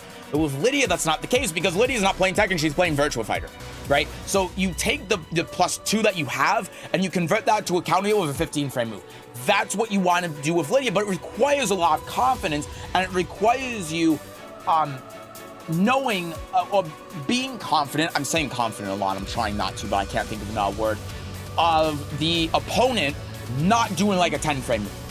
But you have options to counter that, like we showed before. Like you saw that one instance where you were running forward and the Brian would punch with jet upper, and it's not a 1-to-1 example, but if you think that the opponent's going to do a highs keep out or something, you can run it in down 1. Or sorry, not down 1, down 2, thinking of Clive. You can run in down 2, counter hit, right? That's great. But even in the neutral, when you're up in the opponent's face, if you think they're going to do a high, down 2 counter hit, really good tool to be able to use in some situations. And those are the main takeaways, right? Not doing the 1-2, having more confidence when you think the opponent's going to do something, instead of just going back to the 1-2, do some other things. If you think the opponent's going to jab, do the high crush. If you think the opponent's going to do a slow move, do down forward 2 or something to counter hit them. If you think they're going to duck, do the back 1, stuff like that. Doing the 1-2 in the grab, they start ducking it. Okay, start doing the back 1, look out for that. That's what you have to recognize. Just look out for it. You can keep doing the same thing. Just instead of doing the down back 3, do the back 1. And you can see how much that would pay for itself when you start recognizing that. Anyway, thank you for the submission. I'm going to mock this off. Hi, Harmonize. I watched your review on me. I think that at the King game was perfect to review because I got knowledge checked hard by them. I didn't know that was a low, high, low strength. I thought it was a low, mid. But also thinking about my range game, I knew with staying far and using Phoenix, but the way you showed staying behind and staying at my preferred range is something I didn't consider. Thanks so much. I'm glad it helped. I'm sorry that we did it without you here because like I said in the thing, I assumed that you would just be at work for most of the stream because this isn't going to be a very long stream.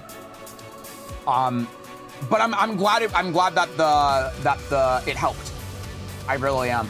I wasn't sure, again, of course, with the King game because I didn't know exactly what you needed help with because you were saying with the lows and stuff, but so I was just trying to go with stuff that I hadn't seen you talk about before. So I hope it's helpful. And I'm glad we got a good game there too. I really am. Remember in Tekken 7 movement was actually a legit weapon. Now, it still is. I'd still say it is. Car prices are insane now. Seen a 5-year-old car with 140,000 miles on for 18K. It's a Kia. And you know that thing is burning oil. Because it's a Kia. Kias are trash. I got a Honda from a mechanic that had 190,000 miles on it from 2008. It was from Florida, so it has no rust, for $2,500. No issues. Because it was looked at, it was flipped by a mechanic. So I'm still at 2008 prices. Well, not 2018 prices. I'm very happy with it. Movement has improved in Tekken 8, but like tracking has too. So we're moving better into the same attacks. That's also, yeah, I agree with you 100%. Wasn't at work, but I was away with family, so it's good. I do start working on Tuesday and Thursday, so that'll be next week. But yeah, the tips are very helpful. I'm gonna add them to my notes. I'm glad to hear that. Remember, kids, if you think your opponent's going to sidewalk you, sidestep in the button beats it. The direction that you sidestep is irrelevant. That's actually true. That's really great advice. There are a couple of exceptions. There are some moves that are so linear that doesn't work, but it's mainly about speed. But that is really good advice. Why would you sidestep? Just block and punish. Step block into punish. Okay, I'm going to take a quick break. I haven't eaten at all today, so I'm going to stop making food. We have 4 more to get through. I'm just gonna lock the damn thread right now. I'm closing the thread. We have Fenrir. I don't know if Fenrir is here. We have Britbruv and we got Haru. I don't think any of them are here. And sorry, we have 5 element flow. So we'll just go through everyone in order because I don't think anyone's here. So we'll do Fenrir next. But give me 5 minutes so I can do all this stuff. Oh, you are here? Perfect. We'll actually do you next then when I come back. That works out well. All right. I'll be quick. I'll run. I will actually run. I won't fall on my face either. I might fall down, but I'll catch myself. Maybe break my wrist. Uh-oh, that would be bad right before Frosty.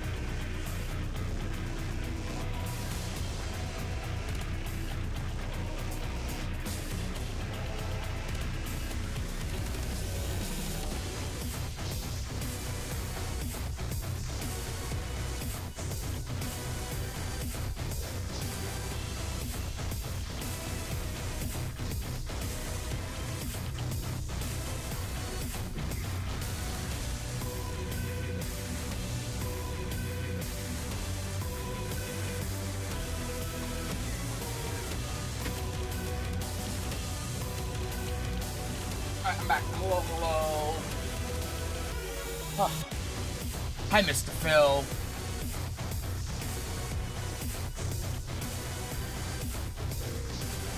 So go, take care, guys. Enjoy the rest of the stream. You too, Niels. Thank you for coming by. Have a good rest of your day / night. It's getting close there. What time is it? Is it in the UK? Oh my God, it's almost 10:30. I know you're not in the UK, but I'm just thinking like Europe in general. I guess it'd be later for you then be like 11 or midnight. Jesus. Have a good night. I wish I had Lydia's muscle definition. Okay, calm.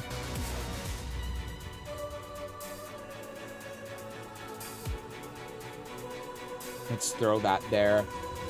Yeah, hi, Mr. Phil. Yeah, so when it comes to the thing, is what I'm going to do from here on out, because I think this just makes more sense.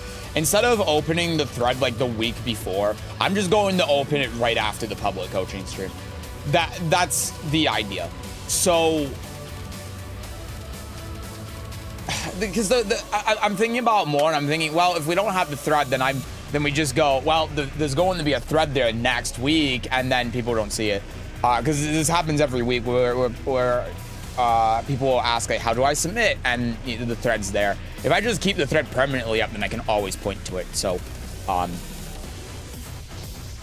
just throw the next one up, like, at the end of this stream, instead of waiting until next Thursday. I'm a damn genius. And that way I have more of an excuse to have the submissions cut off when the stream starts, because it will have been up for 2 weeks. Okay.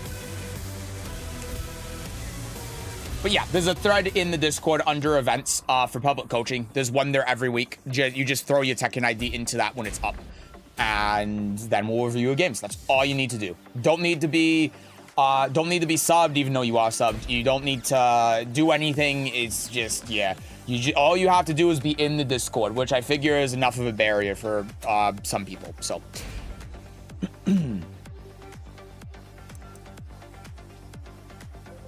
love to either look at one of the middle Claudio matches because I have trouble with my friend's poking game, or the Shaheen game because it was really fun and close. I mean, I have to do John Tekken, right? So, okay.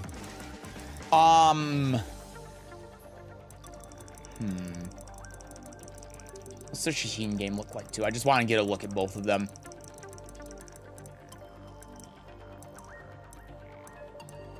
Oh my God, that's a lot of Claudio games. Jesus. Okay, I think we're going to do Claudio because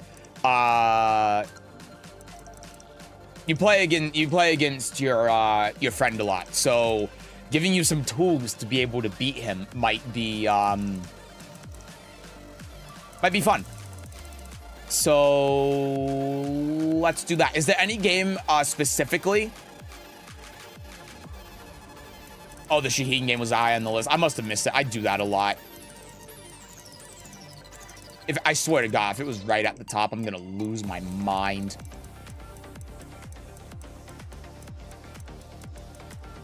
Oh yeah, it's this God of Destruction Shaheen. I mean, a God of Destruction Shaheen is also could be a good one to look at because it's going to be a lot of high level concepts. You know what? They all blend together. True. I'll leave it to you. It's up to you. Do you want me to give you some matchup tips against Claudio so that you can beat up your friend, or do you want me to give you you want me to do the Shaheen game so we can look at some of the more high level stuff the Shaheen is doing and how you can apply it and how you can beat it? Either one. I'm cool with either of them. I would only coach myself. That's what I do. I wouldn't pay for coaching. Let's go with the Shaheen so I can get better general knowledge. All right, sounds good.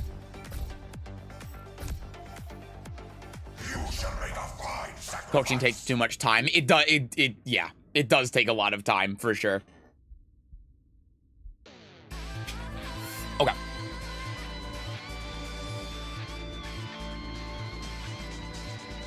Samurai Lydia. That hat looks way too small. All right. What do we got? Down jab, forward, forward 2. Okay. So yeah, these down forward 2s. Boop. +7. You know, actually, the back one is fine. I've been so used today to like talking about like, okay, well, it's +7, so no, the back one is perfectly fine here. That was smart. Yeah, and then down forward 2 and the 3. This is all good so far. All really good. The Shaheen was sidestepping the wrong way. Okay, so here's what you do on the wall, right? So here's the first thing we can talk about is the wall combo that you want to do here. Everything you've done up to this point, perfect. Everything that you've done so far, I have nothing to say about. You've done really well here. And the wall combo, obviously it's fine, but it's suboptimal. Here's what you want to do with a balcony break. Preserve the screw. And the reason why, especially with Lydia, is you can do approximately fucking nothing after a wall breaks without a screw. So what you want to do here with Lydia, take control of her. We can do Blossom. And then we can do this, and then, oh, sorry, my bad. So what we want to do here is we want to Blossom, right? That's going to break the wall, and then back 3, 4, 1 plus 2, running 3 here for the balcony, and now we can do the screw, and we ran out of time, but you can see from this position, we can run in, we can do a back 3, 4, and then we can get either down 1 for the Oki, or we can finish with Political Storm at the wall. That's what you want to do as a combo when you're right on the wall. And the whole reason why we could do that is because we saved the screw. If we don't save the screw for the balcony break here, then we can't get to the all wall, and then by the end of our combo, we're just resetting neutral, which isn't ideal. Let's go back to the replay.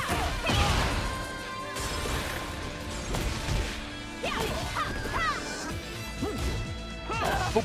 And then you can see here as well what I'm talking about with like this, because you have the right idea, but you see how much travel that has, right? But then when we go down here, that's really all we can do for our combo, because we don't have any way to be able to get to the wall, right? So much bad, I never know what to do with wall breaks. Yeah, the main thing with wall breaks is if you can save the screw for after the wall break. That is the best thing that you can do as a general rule.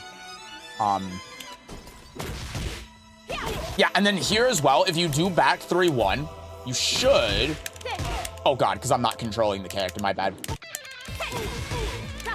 Oop. Hold on. Hold on. I'm dumb. Yeah, you can do that. You can get the forward too, but again, because of the positioning here with the balcony and everything, it's not going to be ideal, but you can do that. So you do get enough follow-up. Okay. And so here's another thing I want to talk about, which we talked about before, right? And this was the whole thing that we talked about with Zurgi, so I'm not going to go into too much detail about it. But look at the positioning here. After you whiff, you can sidestep and get out of the wall. Now, of course, because it's Shaheen, he can just change it on a whim. But you see what I'm doing here? You see how I'm sidestepping slightly away from the wall on the balcony when I have the opportunity to? This is something that a lot of people can look at and implement into the game, because a lot of the time, when you're standing here not doing anything like this, you can be moving, you can be repositioning yourself.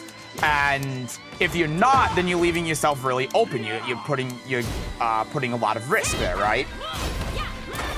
Yeah, and then he did armor move, and armor move beats everything after horse 4 is blocked except for the low. And that's why sometimes after doing horse 4, you want to do nothing. And he knows the matchup really well. That's why he did this. If you have the read, of course, you can cancel and then duck, and then that's really good. But any move that you do here after the horse 4 is blocked will get beaten by arm move, except for the low. But if you do the low here with the wall here, you can see that you get micro dash down 1 plus 2 is Oki, and then you can micro dash again. If they tech throw, then down 1 plus 2 turns into down 1, it realigns, and then if they crouch, you just die. If they block it, it's safe. So you actually do get a lot here out of the 4. But doing the mid here is understandable considering the health difference, right? It's the right thing to do if you don't know that, because if the mid hits, then wall splat and he's dead. If you do the low and they block it, then that health advantage you have is just gone. So yeah, it's like, it's the right thing to do. That was a great duck. Unfortunate punish, right? Like you had that round. You should have won this round after the duck. Great read. Didn't quite have it.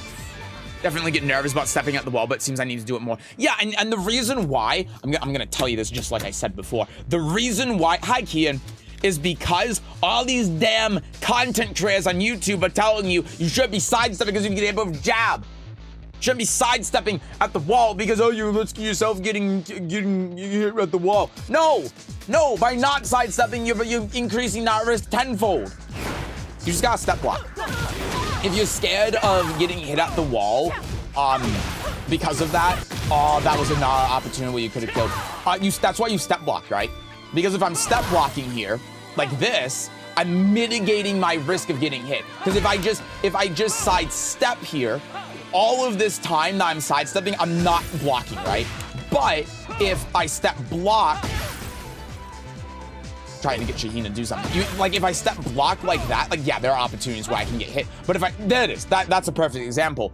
I don't get hit because I'm mitigating my risk of getting hit while sidestepping because I'm sidestepping for less frames. Does that make sense? I don't know if I'm explaining this very well, but makes perfect sense. Okay, fantastic. I'm glad I could convey that in the way that was reasonable. Yeah, and then here you had it, right? So there, that breaks the balcony. And then the full combo here is gonna look something like this, and then we can convert to the wall there. I should actually probably convert to the wall. This might not actually kill because of the scaling and we're not having heat. We can do that, and then we get full combo there. Okay, that's not gonna kill him. That's gonna leave him with like a pixel, but it puts him in a one mix-up situation. And then he wakes up, you can just do down forward one or something. And then you can find him. But yeah, that was unfortunate. And this is another case too, I want to point this out. I don't know what Shaheen's auto move is. I need to figure out, it's back, okay. So what you can do here as well, even in this situation, if I get the timing right, you can crouch cancel into armor move. And I believe that you have the frames to do that, you should. Maybe you don't. Oh God, maybe you don't. Huh. Wait, how? Okay, this is +8, 15 frame move. Oh, no, you don't. It's actually exactly 7 frames. Never mind. I'm a fool. The 2 does just beat armor here if he crouch cancels it. It's only if he has he engage available. So that was good. Like, doing the 3 there was really good. Nice. That was solid. So ignore what I'm saying. I don't know what I'm talking about. Down 2 there to beat the sidestep. Brilliant stuff. That was great. And then running in and forcing the Oki there too. You saw that he was on the ground. You did the up 3, the option select if you stay on the ground where he woke up because it's safe. That was perfect. That's exactly what you should be doing there for Oki. And then 1-2 into the jab to beat his option like that when you -4. That was perfect. 1-2 there, beats the sidestep. There you go. Okay, so here, again, right idea. What you need to do is you need the micro dash. So micro dash into that. Actually, well, because of the wall, you might actually want to just do a full dash. But you do that. That's how you do that if they wake up like this. And then you get the plus frames. You can't just do it immediately because you're not close enough, but that'll do it. And then if they stay on the ground, then it'll hit. If they roll, then it can hit depending on the timing. But that's what you want to do to be able to do this. Absolutely right idea. You can force a mix-up here, and of course, if they crouch, then you can run up and back one. It's really disgusting. You just need to get that dash in. But that's the right thing to do, 100%. Unfortunate there. That's why I keep missing. Yeah, whenever you do the down 1+2 as Oki, you always want to dash into it. Pretty much every single situation where you do down 1+2, you want to dash into it. It makes it more consistent, and it allows for more option selects because of how the timing works and stuff. Always dash into it. But if you do, then a lot of the times it just go into work. Let me rewind here. It's like 60% of the time, but I want it to be 100. That's what you do the micro dash for. He dropped it, did that, taking advantage of the frames, very nice. And again, something to be considerate of is the 2, but you've done the 2 enough at this point that if you get in the right situation, you can do the 4. This is not the situation where I would do the 4. I would do it if his back is to the wall at this point because you've shown the 2 so much. If I was the Shaheen and I was playing against you, my thought would be he's doing the 2 to play it safe because he's trying to be a safe player. So I would just be stand blocking. But because of that, if you get him to the wall and then do the 4, then you can do what I showed before, the micro dash down 1+2 and Oki and all of that. So you want to be looking for that now. That's clown fest right there. Good down back 3 though. Forward, forward 2, heaven and earth. You've been mixing that up, so I think that's good. And then the down forward 2 on counter hit again. Something to look out for is just make sure you're doing this, right? You're plus 11, so there's not a whole lot he can do, especially if you actually do this correctly, right? If you do that with the right link, then that counter hits him out of the armor and he just dies. So it's really good for that. Outside of that here, instead of doing the, yeah, you did down forward 2 here. Oops. You can also do the forward 2, right? And then you can do this. And that would be the time to use the low. Because you see how that situation isn't something that you've done before, so it could confuse him, and then the low kills him. That is where you want to use the forward. That is what you've been setting up for when you've been doing the 2. So, especially because you don't have heat, so the 2 doesn't actually really do anything. But when you do the forward 2 into the 1 here, the 4 is less predictable, it's a better mix-up, and it just kills him. And even if he launches you here, you don't die. Of course, he goes in the heat and all that, and it sucks, but you don't die. So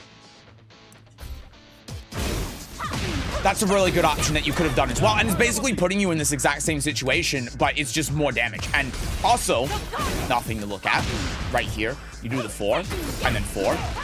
And then you see how that beats it, because, and he did the heat burst as I was demonstrating before, because the cat 4 on hit still, the wolf follow-up still loses the heat burst. Because you can do that arm move from crouching, and that's what happened there, and he knew that you were going to do the 2, so he was very comfortable just saying, okay, I'm gonna do heat burst here so I can try to take the momentum back, because I'm gonna get the plus frames, and I can get carried away with that. And that is another situation, even here, why you would want to use the 4. Because you've been setting up for that. And the Shaheen did basically exactly the same thing as I said I would have done. It's assumed that you would have got used the 2, and now he's trying to use that to his advantage, thinking that you were going to do the 2. Yeah. So, yeah, you were using the 2 to play it safe, but you also think about just the situation you're setting up when you're doing the 2, right? And this is the exact situation. This is the scenario that you kind of want to. Yeah, and then you gotta look out for that, right? He's actually plus here. This is a plus on block mid heat engager that forces you in the crouch. It's ridiculous. Something that a good old like while rising 4 would be, and then that would kill him.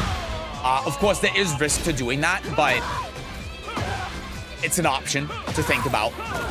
Yeah, and then you also notice how a lot of the time when this is, I think, the 3rd or 4th time he's forced this crouch situation, he's just gone slide. There was one time where he did the from crouch down forward to the mid, but that was because he wanted the wall. So it's like the opposite of what we're thinking of with your wolf 2, right? Where we're thinking we want to do the wolf 4 now when he's at the wall because you've been doing the 2 so much. He did the mid, the from crouch down forward 2 when your back was at the wall in round 1. I think it was round 1 or 2.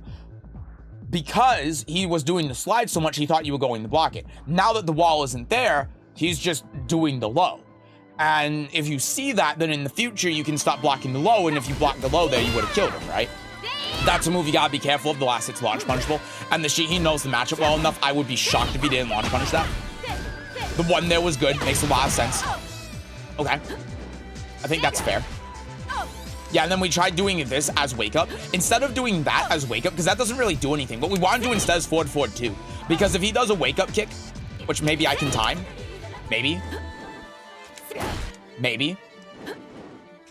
Yeah, if he does wake up kick like that, then we get the counter hit out of there, right? And then we go in the heat, and then we can just kill him from there. If we do back 3-4 and that counter hits him, it beats him for doing a wake up kick or something, it doesn't do anything really. And even outside of that, right, let's retry. If we just wait and he's not doing anything, down 1+2. And then we get him the whiff, right, with the wake up kick. And then we can just kill him, right? Oh, well, okay, the wall's there, but you get the general idea. Yeah, and then you did the up forward 3 again, which was a good idea. And then he did the hot kick here because you've been doing the 4 a lot. And you did the 1 earlier, and I think doing the 4 is fine, but you gotta be really careful with doing the 4, especially against someone that knows you can armor through. But if he's doing the hot kick, right? Again, just a little bit of food for thought. Does this, that'll trade, right? Even the 3 will trade, and that means if he does down jab or really anything, it'll just work. And that's specifically after down back 3. Of course, forward forward 2, the hot kick would win. But you can also do this, and then, you know, sidewall shenanigans. That actually might be why I did the hot kick, is because of the weird sidewall. But yeah, you can also do the 2 here, and that'll float him. And then you get this, and then you can do down 4 slide 4, and from this position, down 1+2 is guaranteed. So that would kill him. That would be a way to kill him. Of course, there is risk in doing that because you're -10. There's no way for you to know if he's going to do a hot kick. It's just something you can think about if you think the opponent's going to do a hot kick. But this is also why sometimes it's good when you do something like down back 3, just hold back. Because if we just held back, then he's dead. He's just, it's over with that 2-2 punch. So forcing the mix-up out of horse isn't always the best idea for situations exactly like this. And the Shaheen has been really good about seeing that, okay, well, he's doing like the 2 out of wolf, so I'm going the heat burst, so I'm going the armor. He's been doing the 4 a lot out of horse, so I'm going to do hot kick to beat that. He's really knowledgeable about that matchup, and that's what makes stuff like that even more important. Right, so, you know, there's the 2, right? Doing that to beat hot kick. But instead what we can do so we don't risk getting punished here is we can do this and then sidestep, and then that didn't whip because, of course, it's Shaheen. But we can do this, we can sidestep, and then he just dies. Well, okay, he didn't die because of the funny balcony. But from here, he's just, he has to deal with mix-up after mix-up, and he's eventually just going to keel over and die. So that's the idea. That's why not forcing the mix-up is really good. And this is a thing that a lot of people a lot of Lydia players below like Tekken God don't utilize a lot, because most of the time against most players, you just do the mix-up and the opponent doesn't deal with it. They just hit some button that's the same button over and over again. A lot of the time what I'll see is people will just do down jab over and over and over again because that's what they read on Reddit or something, and then you just keep doing the 3 over and over and over again. You do a ton of damage, and then they complain, oh, Gamba character, casino character.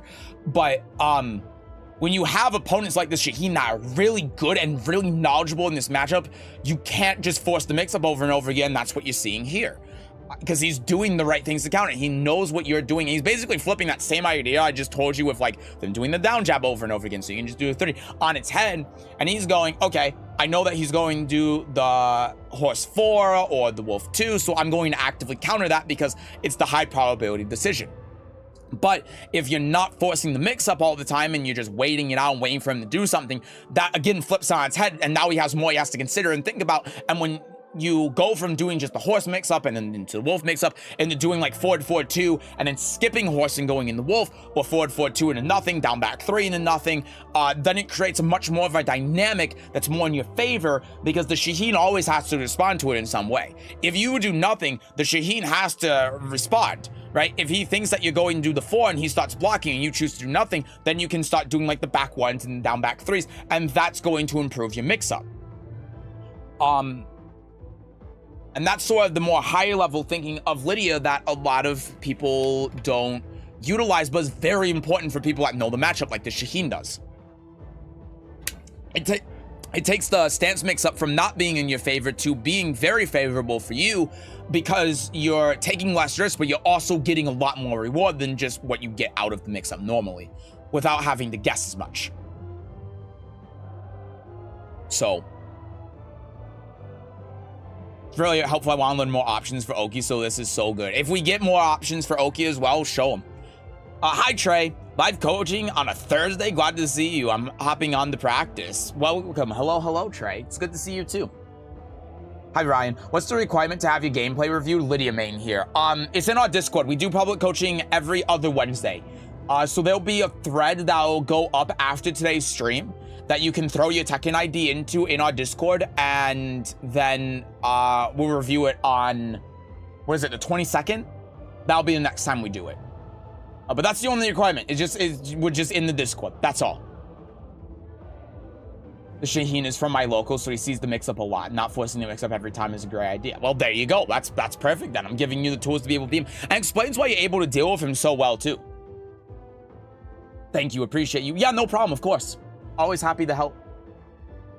Yeah, I'll throw up it'll be public coaching number 8. It'll be in the events channel in Discord. You can just throw it in there, and then the next time we do it, you'll be golden. Can you do mine last and ping me before you do it? Yeah. No problem. Can we get the Discord link? Sure, let me throw it in there for all of you in YouTube chat. There you go.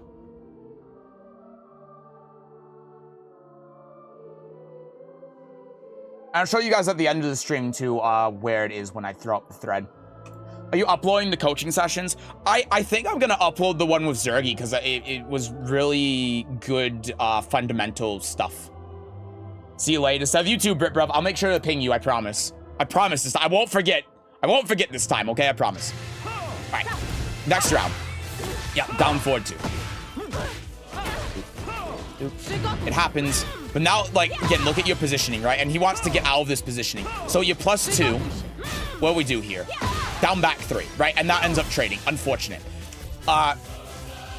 And I think that's fine, right? I think that's fair because you've been doing the down forward 2 a lot. But look, if you did this, then look at that. Now look at this. Oh my goodness. And then we can do this, and then we can do this, and then micro dash into another one, and then we can just keep repeating that until he wakes up. So that's a good Oki situation too that hopefully I can show off a little bit with the time that's here. But if we do this and then boop, boop, trying to do this a little bit faster because of the time, but we can do this and then micro dash, and we can keep doing that until he wakes up. And if he stands straight up, then that'll hit. If he tech rolls because of the micro dash, it'll turn into down 1. If he just rolls, it'll hit him while he's rolling. This is just something that you can repeat ad nauseum until he wakes up. And if he wakes up, tries blocking low, you can do back 1 and then he dies. What if toe kick? It depends on the timing. Toe kick can beat it, but it can also trade. And if it trades, then it flips them over. Because what will happen is when they do toe kick, they immediately go into a standing state. So you do down 1, and then down 1 will trade with the toe kick, and then it'll flip them over, and they'll still be on the ground, and they'll be face down head towards. Worry about giving up my turn when I don't force mix up, but that's because I'm still working on my defense. And that's fine, you know? That's fine, because your offense is still really solid.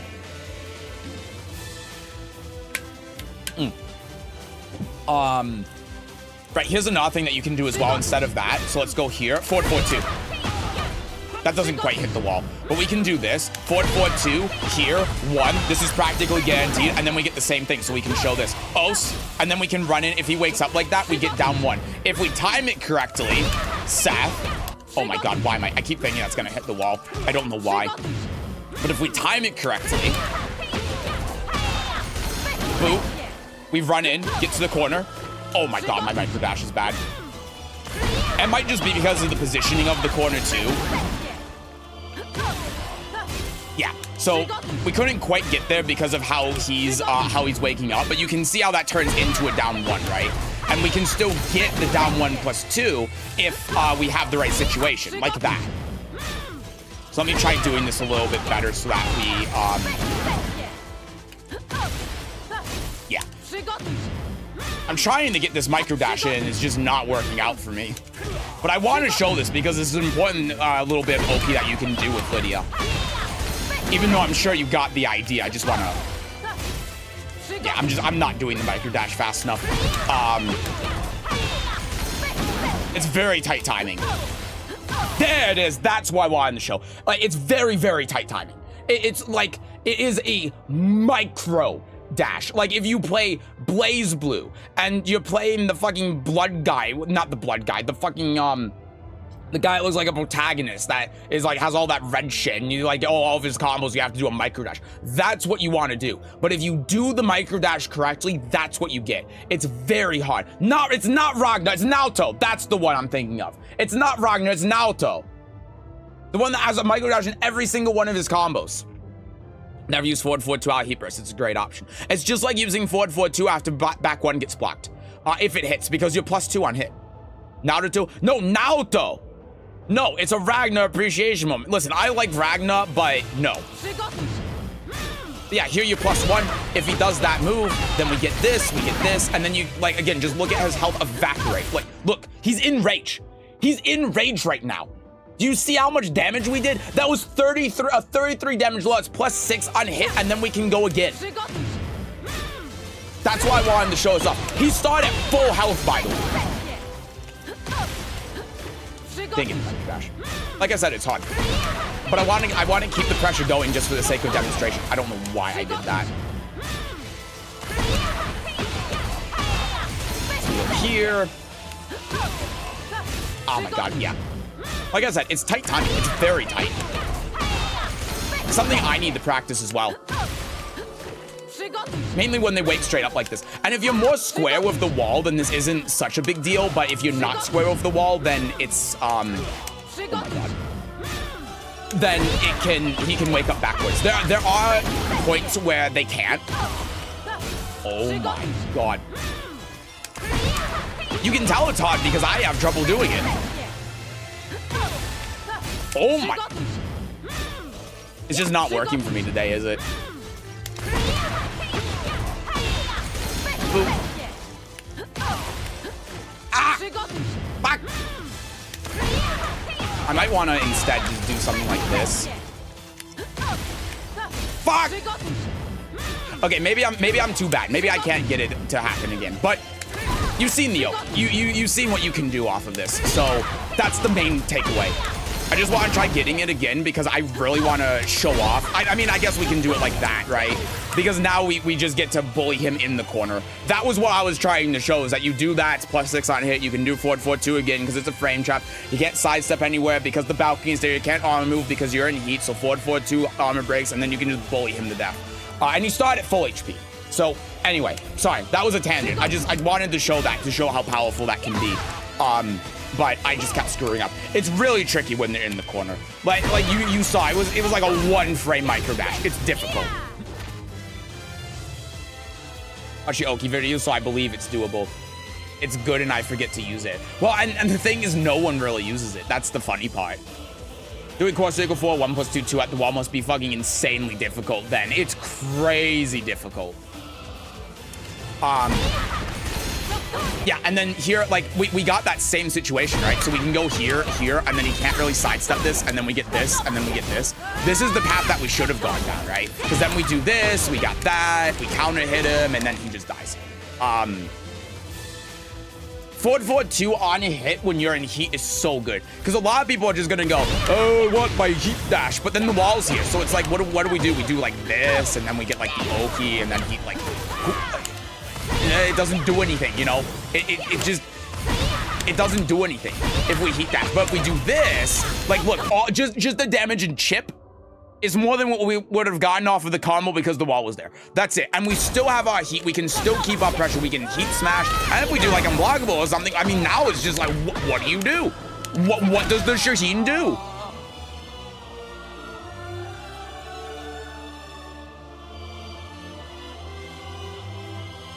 Hi, Bender. Just dropped an apple. Trying to pick it up while saying os. Os. Os. Os. That's my down 1 + 2. It's just, I'm in an apple orchard. Yeah, and then here instead of doing Political Storm, because Political Storm's launch punchable, right? Instead what you can do is just this. Because no one attacks into this. Because if they do, you know why they don't attack into this? Because if you do this, then they get counter here, and then you get Political Storm guaranteed on a trade. So yeah, that's your option. And then if you want easy option, down 4-2. Same thing. And then, of course, if you want to mix up in the stance, then you can do like this into like the 1, or not the 1, but you can do, this is why you want to do forward 4-2 or down back 3. But you can do like this into the mid if they try grabbing you or something, right? Out of the stance.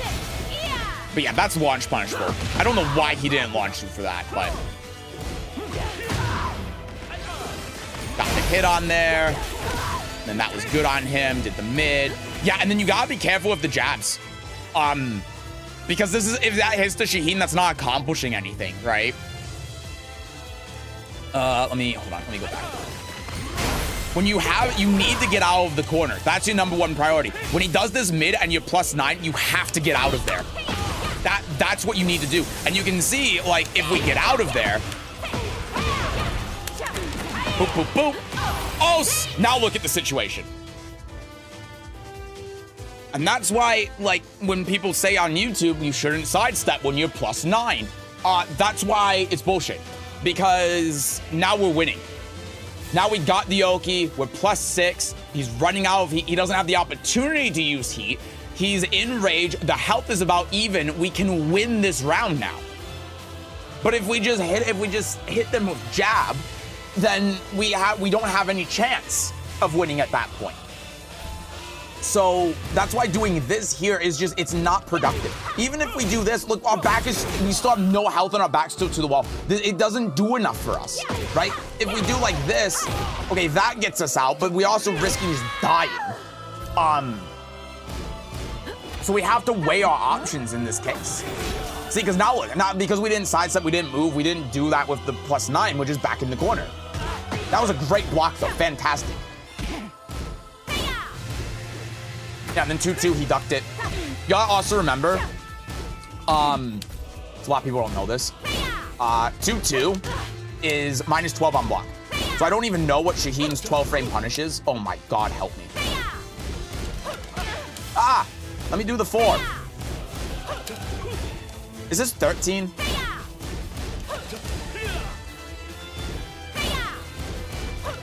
Oh, it's 13, that's why. I don't know what Shaheen's 12 frame punish is, but it is punishable. If he did the right punish, he could kill you. Oh, it's that, yeah, 2-3. And you're dead. So it doesn't work in that scenario, right? That works. Yeah, and then the 1 + 2 is -11. I was going for the heat dash and overestimate how much heat I had. No. Trying to play it safe, I didn't get anything out of it. Yeah, pretty much. Yeah, and you gotta be careful of that political storm too, because you need about 1/4 of your heat left. Well, you need it to be about here for you to be able to do the whole thing in the heat dash. If it's less than that, then you're not gonna get it.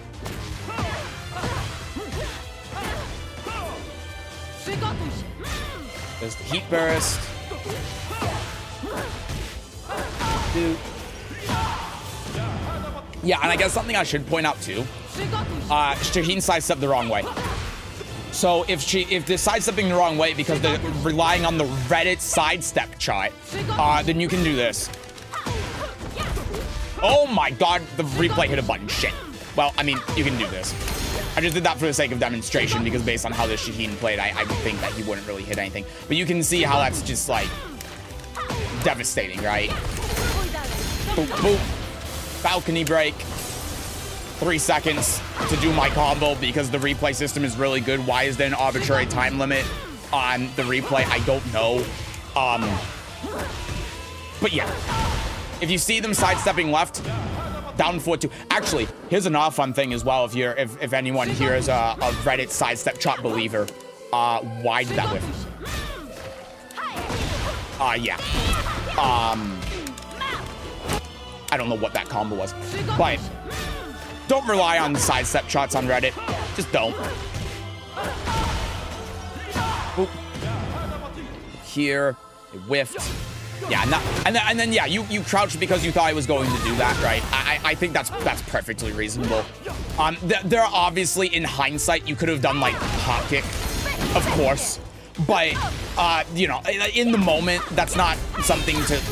You gotta get a read that he's going to do that. You know, I mean, you could do the whole thing and potentially kill him off the hop kick. You just get the momentum back, but let's be honest. You're not really going to be hop kicking in that scenario. And then, yeah, that 1-2-2 is -11. Yeah, I mean, main things, I think you played that really well. The main things is just, like, not forcing the mix-up out of horse. This is what happens when you play against someone that's really good in the matchup, really knowledgeable of Lydia, and just a really solid player. And this is also something that you only really see against Lydia when you're playing against God of Destruction level players. But when you do play against them, this is a prime demonstration of how you can't just force the mix-up out of your stance after forward 4-2 or down back 3 or whatever. And that's why sometimes you have to just hold back and not do anything. Creating the mix-up timing. Stopping the opponent from getting the read on you and forcing the opponent to respond while keeping yourself safe. That's what's important. So those are the key things to look at. There were obviously some odd things like just, you know, after the counter hit down 4-2 or the forward 4-2, the situations you could do out of there, thinking about how you use the Wolf 2 and then how you can apply the Shaheen knowing that you're just using the Wolf 2 in the future with the Wolf 4 and stuff. That is those are other ideas that you can incorporate, but the main thing would be getting comfortable with not forcing the mix-up out of stance. And if you do that, then it's going to make playing against the Shaheen a lot, not only a lot easier, but it's also going to throw Shaheen off, especially if you play against him at your locals. And it's going to add another layer to what he has to deal with. And who knows, you might find some holes in how he plays the matchup if you start doing that. So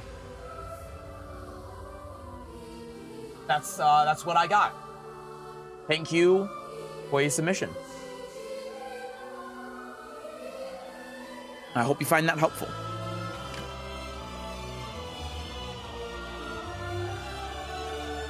Thanks, that was really helpful. No problem. Kick his ass at your locals. All right. What do we got next? So Brit Bruv asked me to save him for last, so we got... All right, we're gonna do roll call. We got 3 more left. I'm gonna try getting through these a bit quickly.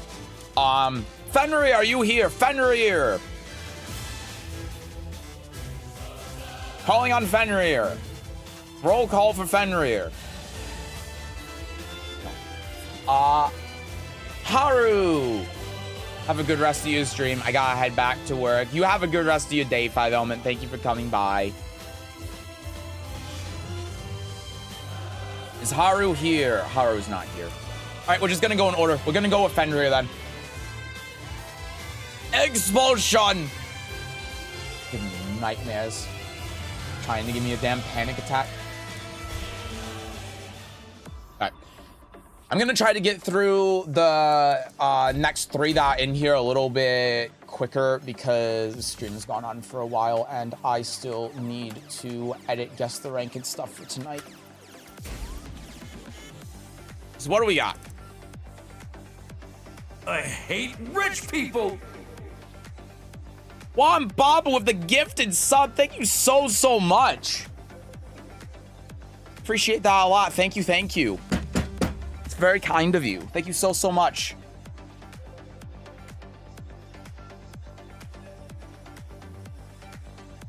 How do you find local tournaments? I just use StatGG. Hi, Mosab. How's the game? It's Tekken 8. But yeah, you didn't have to do that. Yawn Papa, Juan Papa, Yawn. Thank you. Appreciate it a lot. Thank you so much. Had to show appreciation. You're so committed to helping people. Well, that's very nice of you. Thank you so much. I keep saying thank you. I'm hungry, okay? My frontal lobe is disintegrating. I have no cognitive function. All my brain matter is turning yellow. I need food. But it's very kind of you to do that, really. I do appreciate it, even if I sound like a broken record.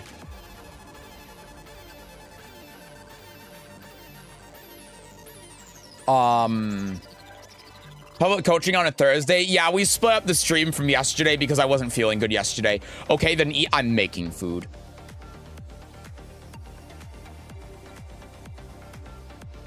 Go eat then. I'm making food. I usually have Tekken for dinner. Tastes meaty. Is Lily's down 2 homing tracks both ways? No, it tracks to a weak side. It tracks the sidestep right, does not track the sidestep left, but that's his strong side. So if you sidestep left, then you can get hit with down forward 2 and hop kick.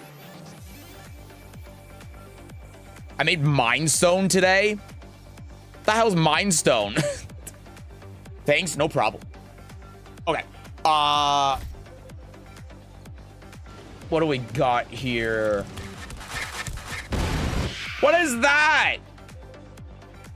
Mystery, thank you for the raid. Hello. You're being raided. Hello, welcome in. I hope you had a good stream. I hope all you from Mystery are having a good day. Hello, welcome in. We're doing public coaching right now. People submitted their Tekken IDs to my Discord for me to coach them. We're about halfway through. Hello. He said minestrone. It's a soup. Oh, I don't know. I'm not knowledgeable enough to know what a soup is. But hi, welcome in, everyone. We're deciding on the game that we're gonna watch for Fenrir right now to coach him. I don't know. He didn't leave anything in the Discord specifically for me to look at. I'm glad I'm not up there. I'd be embarrassed. Don't be embarrassed.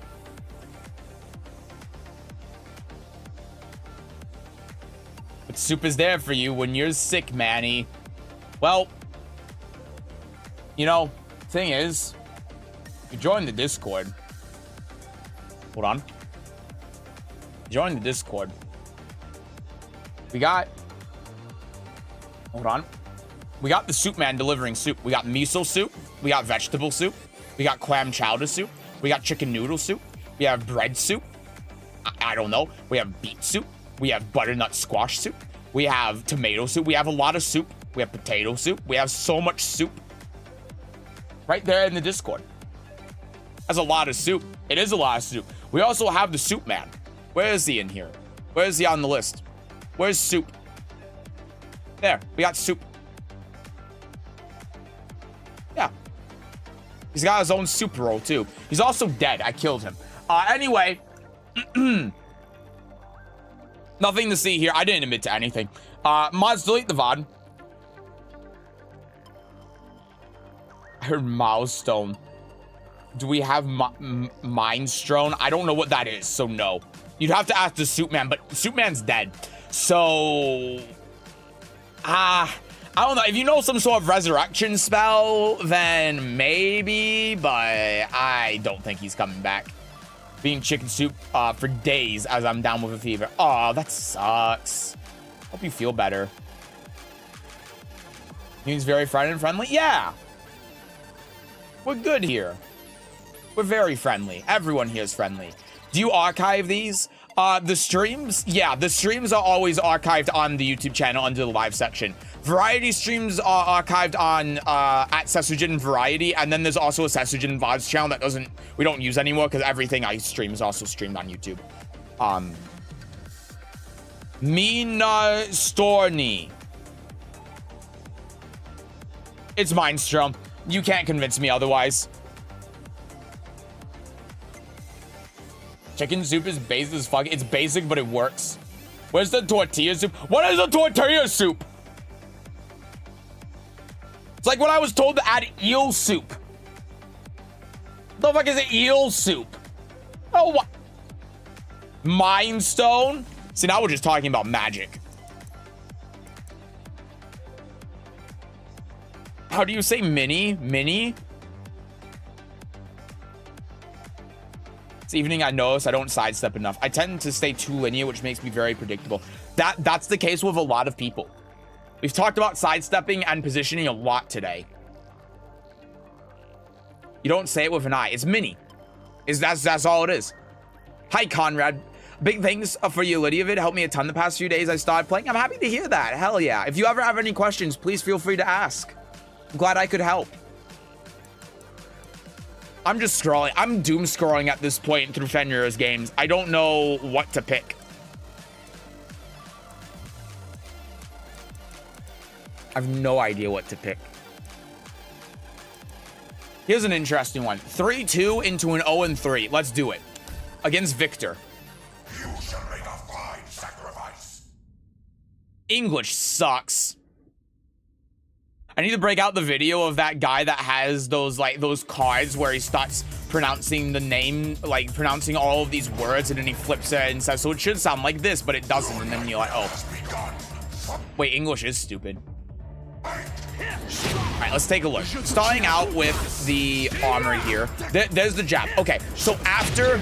Here's something to think about with the while running too, right? When he's only +5 when he goes in here, which seems like a lot, but a lot of the moves that Victor does are actually too slow and can be beaten by a lot of options. So if you're Brian here, oh god, sorry, you can actually do like, oh god, that trick, I forgot that's 15 frames. You can do this. You can, because this is a 13 frame move, you can do down forward 2, and if you see it counter hit, you can do down forward 2, 4. Oh. Is it 3+4? It might be 3+4. Tekken King Brian, by the way. Stop! There you go. You can counter hit like that, and now you're out of it. Oh, it is 3. Okay, I'm just stupid. So you have a lot of options to be able to deal with this. It feels like you're in a really bad situation because you're -5, but you're really not. And that's going to deal with a lot of things that Victor can do. Pretty much the only thing that he can do to stop that is the arm move, but it's -14, which means as Brian, you can launch it with Jetta. How do I submit replays? In our Discord. I don't know if the link is still lingering there on YouTube, but it's in our Discord. Every other Wednesday, we do public coaching. He has the I1 as well. That's I13. That's also true. Yeah. But if he's doing those options, then they can be beat, right? So jab. And then also, if you're going to do this with Brian, right, commit to the jab. If you're doing a jab in this situation, you're doing it specifically for the counter hit, right? You're not doing it because you think he's going to do nothing. If you're attacking into the plus frames, you have to commit to the punish so that you get reward out of it. So for Brian, because he has that counter hit 10 frame heat engage, you do 1, 2, 4, right? That's what you want to do in against this. Another great option you can do as well instead of the down forward 1. So he's going to punish that. And then this is another case, right? So he has this cancel that he can do. Boop. You're +10, right? So you can just jet up him if you have the read. So demonstrate that. Oop. Do a little bit earlier. And not that you should be doing it right here because, of course, like, you're feeling him out. I don't know how the rounds were, but you can jet up for him. You can see if he does that. And this is just something that you can, like, pretty much universally watch. So if he does this, I think you can even, like, orbital. Yeah, you can even orbital here. At least against this move specifically. Obviously, if you did the auto move, it wouldn't work. But that's something that you can also do, right? So just something to keep in mind. If he does the follow-up here, the follow-up is more good at the wall, and I'll show you what the follow-up is with Victor. If he does the second hit, it's -14, so again, launch punishable. It doesn't really do a lot on counter hit. It's mainly used for the wall. So whatever you do here, you're kind of in a really good position because if you're blocking it, look, that's all he gets. If he finishes the string, you launch him. If you get a read that he's not going to finish the string, you launch him. So take advantage of that. Yeah, like right there. And you knew that he was going to do that there, right? You knew that time he was going to do it. That's why you jabbed into him. Instead of doing that, sorry, you can just jet up him. See? Or again, you can do the 10 frame counter hit because you got all of that recoverable health you can take back. So you can do that, and then you get all of the recoverable health, and then, yeah. So now we're going back to neutral, and he did that, he shot, and this is a good case where you see how much he's shooting. This is a high. So if we just like dash up and then do this, oh my god, oh my goodness. Okay, maybe we just do Fisherman Slam, but yeah, if he's just going to keep shooting like this, then we can just do that and then Fisherman Slam and then launch him. Really good option to deal with the gunshot. Just remember it's a high and not a mid. Okay. And then after this, you want to hold back.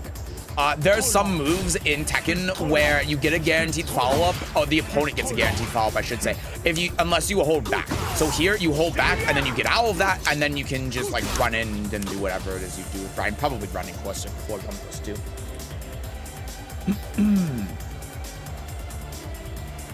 I could use some advice on my Lydia. Yeah, go for it. Go for it. I can't do it right now because there's just, if I accepted everyone that asked on the day that we do this, then this would be like a 10-hour long stream, which has happened before. But yeah, well, I'll throw the thing up for the next time we do this at the end of the stream. So if you want to join the Discord and then throw it in there when I put it up, then you'll be good to go.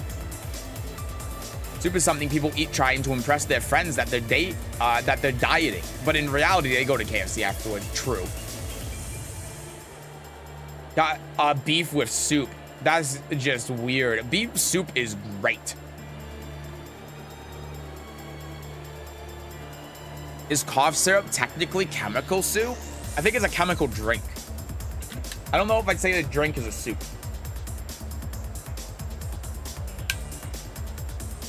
Soup is awesome. I don't really eat soup, to be honest with you. There you go. Wake up. And then what you could have done here, because the Victor has been very aggressive for your wake up option, if you're waking up backwards, which is what he's relying on, let's go back here and then here. He's going to do your mix up. Oh, Jesus. toe kick. Oh my god, that worked. Okay, spring kick then in that case, because he's staying in stance, so he can't block. You'd have to armor through it. But yeah, spring kick. I guess that has enough pushback. There you go. That's what I was trying to show. That was a pure fluke. Yeah. Ugh. Just make sure you're not waking up and allowing him to do it. There you go. See, that's the counter hit we were talking about before. That was a good block on the low from him. Okay. And then he does that. He does the 2. He's +5, right? So again here, that's why you can do something like that. And with Brian, like you can only do a 10 frame hit with Trey with an 11. But again, just kind of do what you've been doing before. And then whatever the hell the follow-up is with Brian, Tekken King Brian, by the way. I guess his core circle back is the soccer kick, right? I'm holding back to heat dash. I'm terrible. Just do that. Oh my. Help me. Help me. Apparently I need coaching. What do you do? Wow, that's just whiffing. That's crazy. Okay, apparently I don't know what you do as his follow. I thought it was soccer kick, but there you go. Okay, timing required. But just do that. That'll hit them out of it. I don't mean beef soup. I mean Manny hates soup. He has a beef with it. Well, yeah, I know, but I was trying to make a pun out of it, which was bad. Is soup a drink because you do drink it? Well, you also eat it. I don't know. Is soil in a drink? That's the real question. Hi, Banana. Lost 6 promotion matches. Amazing game. You and Tilt are in the same club right now, and I feel for you guys. Okay. So here, and then here, and then here's the one that LaSalle was talking about before. This is 13 frames. So this would beat your jab attempt, right? There. But the second hit of this is high. So you get a launcher out of it if you get the read. So the thing is with this Victor to keep in mind is that what he's doing, like notice what he's doing. He's just doing this, run in, running to. He's a broken record. He just does the same thing over and over again. So you know what you do in this situation instead of waking up? Oh God. Stay on the ground. Punish him. Grab him. Do all of this fun stuff. That's what you do. That's the idea. Because if you're just waking up, then that's giving Victor free reign to do this. If you tech roll in this situation, you cannot avoid the running to at all. There is no way for you to be able to avoid this. If you stay on the ground and he commits to it, then he just gets hit. You're able to punish with spring kick, and then you're back in it. You don't have to deal with it anymore. And what does he do if you stay on the ground? He runs up and does like down back 4 or something. Not a big deal. The honor again. Running 2. Into a storm is coming. And then you see here exactly what I'm talking about, right? He does this, stay on the ground. Do that, wake up kick, and now you're back. Yeah, and then even here, right? As we talked about before, right? If you mash into this because he's starting to do this now because you've been jabbing so much, and that's probably the reason why he's doing this, then you die. But if you're patient about it, then you can just kill him from this position. Like, I don't even know Brian combos. Tekken King Brian, by the way. But, I mean, even something like this is just, like, that's putting the health even. So, if you're able to get the full combo off of this, he's gonna almost be dead with rage and everything. Soup is just a way of observing the amount of butter that I'm eating. That's so true and fair. There's the running 2 again. Right, so that, and then he's doing that, and then this is why it's important to commit, right? This is why it's very important to commit when you think they're going to cancel, because not only can you get the full launcher out of this when you have the read. Again, Tekken King Brian, by the way, I didn't want a single Brian combo, by the way, when I got to Tekken King. That's why I just don't know. But when you have the read here and you commit to the option, then you have to get that reward out, because otherwise you're just letting him do this for free pretty much. And that's no good. Because, like, yeah, you do one jab, and how much damage does the jab do when you interrupt this, right? You do one jab here, it does 6 damage. If you were in the all way around, would you trade off losing 6 HP for this mix-up? I know I would.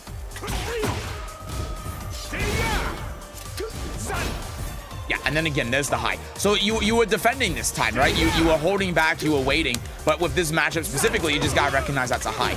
And so here's an important thing, because right, you might be looking at this at this point and saying this is way too much information, this is very matchup specific. What you gotta keep in mind, in general, is that there is always a solution. There is nothing in this game that is unbeatable. And so if you're ever in a situation that feels unbeatable, like this situation might feel unbeatable because he's just doing like running 2 into the thing, into the plus frames, doing it again, looping over and over, and you're barely able to interrupt him. There's always some way to beat it. A lot of the time, in general, if it's a string that they're doing that they're plus, it's because the second hit's a high, you duck it, you launch them. If they're doing some sort of running move, like the Victor doing running 2, when you're waking up, you stay on the ground, right? Simple. If they're doing it from long range, you can sidestep it. There are always simple solutions to these problems, but understanding those solutions is really the barrier. But when you recognize that and you're able to apply it, you'll realize that all of these solutions are generic. Staying on the ground is something that I tell a lot of people to do when they're in situations like this, whether it's Victor, Jack, whoever. Staying on the ground is a very, very important tool. And the reason why you get hit by this is because you're waking up. When someone has an attack cancel like that puts them into stance, most of the time you can launch if you have the read. Most of the time. And even if you don't, you see that you're doing the jab. So you understand the concept of interrupting it. It's just getting that full punish off is the important part, right? That's what you have to do. You have to commit to going, okay, I know he's doing this. I know he's going in the stance. He's canceling the move. So committing to the punish. And this is, again, something that's very generic. Like if Raven, for instance, maybe Raven's a bad example. Raven's actually kind of a bad example. I'm trying to think of a good example where you can apply this to. Azucena. Azucena is a great example. If she does something like, what is it, her 3-1, she can cancel in the stance. If you know that she's going to cancel that in the stance, you can launch her. It's the same concept. So that's what you gotta look at here too. It's a lot of generic stuff that seems very complicated because you're not used to it. But when you start thinking about it, it makes it a lot easier. So there's the gunshot again. He's using this for as a zoning tool. You know, I think that heat smash was perfectly reasonable if he went in the stance, right? Snake edge. That was good. That was really smart. Got the full combo here. Better combo than I have. Soccer kick. See, and now here's the problem, right? Because we did soccer kick here, we're minus 10. And at minus 10, the Victor can just do this and then just keep doing the same bullshit that he's been doing, right? You can do this and then running 2 and then the running 2 and all of that, and then it's just kind of over. So instead of doing the soccer kick, recognize where his health is at and recognize you have snake eyes. So what you can do instead, if I take control of the Brian here, this is instead of running up and doing this, the minus 10 mid that where he's going to die anyway if it hits, just do this. Because that's going to lead to, like, you're only minus 2 here. If you do this, you can hit confirm it. See, he dies either way if you do it. But it's just much safer because you can do this. And then if you don't finish it, you can do, like, hatchet kick or something. And then that's going to kill. But when you're doing this, it's doing exactly the same thing as moves you have that are safer, even plus on block. Like, I can also do just run up, back 1. He dies, right? You're plus 4 mid. It's the same thing because you're not looking for the launcher. Effectively, all of your mids are launchers because they all kill him. So don't do the launcher as minus 10, do the launcher as plus 4. Dipping a heavily buttered flesh baked baguette in the cream of tomato soup with added butter. You're making me very hungry.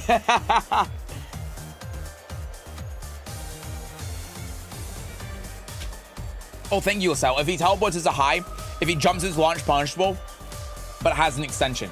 Expulsion also launch punishable. If he spins and hits you again with the sheath, though, it's minus 13. If he spins and cancels, fucking hit him. I don't remember how minus he is. Thank you for that. I have grandpa reactions, almost can't react to anything. Well, yeah, and it's like Mom Kazuma said, you don't need to react if you have the read. That's true. It does feel like there's near infinite matchup knowledge to learn. Thank God there are commonalities to pick up on. And that's the great thing about Tekken. Most of the stuff in this game that's matchup knowledge is generic. So we think like hotkeys, for example. We all know hotkeys are generically -13. Mid-arm moves, generically at least -12, right? That is something that applies across all characters. But think about it with strings as well. 3-hit strings that ends in mid, that's almost always punishable, right? It can vary in its punishment, but almost always it's punishable, with some exceptions, of course. But if you don't know, then you can just do a 10-frame punish, because it's more likely than not it's going to be punishable. A launching low is probably a low that launches on counter hit is at least going to be -14, except for like Hwarong for some reason. Moves that are like not lows that have an extension that aren't natural are usually highs, and you can duck them on hit, and if they're not highs, they're mids that are punishable. All of this stuff is generic. You can apply this to multiple characters in the game. There isn't a whole lot of moves specifically that are matchup independent. Of course, there are some things, but a lot of the time when that happens, it's more just understanding situations. Like Victor here, for instance, he has that mid-high, the 1+2 or whatever it is, that's plus on block. But if it's a mid-high, if it's a 2-hit string that's plus on block, then the second hit's high, right? So you can duck it. That's a generic thing. They're never going to have a mid-mid where the second hit is plus on block. Most of the time. Again, there are some exceptions like Clive, but not a generic thing. It's just applying that in the matchup, right? I want milk. I don't even have my headphones on to hear that, and I'm upset. I gotta stop low parries so much, it start launching. And it depends on the matchup too. Sometimes low parry is the right thing to do, sometimes it's not. Literally, any Oscar crouch cancel. Well, not literally. 1-4 cancels -13 if there's one hit. Yeah, but in general. 4-4-2 string is safe unless they're against the wall. Or Yoshi, you could flash it before the final hit. Good old Yoshi, nothing beats that. All right, so let's continue here. So we got that, and then yeah, we tried the step guard, which is fine. We tried the arm move through it, that was unfortunate. And see, here was your opportunity, right? Because if he's just hitting buttons here, look, you wake up, oh god, wake up, he does this, that's your opportunity to whiff punish, right? Even like if he whiffs here, you can core circle forward 1+2, and that would also work. So here you had an opportunity, right? Here you had an opportunity. There you really didn't. He ducked under that. And now you're trying to armor. And the armor makes sense with what he's doing, but he recognized that you just armor, and then he armored through it himself. And so that's where everything kind of went wrong. And that's, this is a good example of why momentum is such an important thing, right? This is actually an example of a low high like this. At least it has this too, where you can't duck under the high, which is so silly. But yeah, that all came because of the soccer kick as well, instead of just doing the plus on block mid. And the Victor, in fairness to him, played it well, right? He recognized that you were doing like armor, and he did his own armor. And probably the reason why this got turned around was because he recognized what you were doing against the stances and just said, all right, I'm just gonna keep doing running too, because he keeps waking up and stuff. So the things to think about for this game, in very simple terms, because we talked a lot about very specific stuff, matchup stuff, and that might be really hard to take all of it in, especially when we're just talking about Victor. So in general, right? If you are dealing with some sort of like stance transition mix up when you block it, commit to the punish. That is the big thing. Commit to the punish. Because if you did the 1-2-4 against the Victor, or if you jet upper, but you don't even have to know that you can jet upper. If you just committed to the 1-2-4 instead of doing one jab to get him out of it, you would have been doing a lot better. And I think you can see that based on how the replay went. Just make sure you're committing to that if you think that's what's going to happen.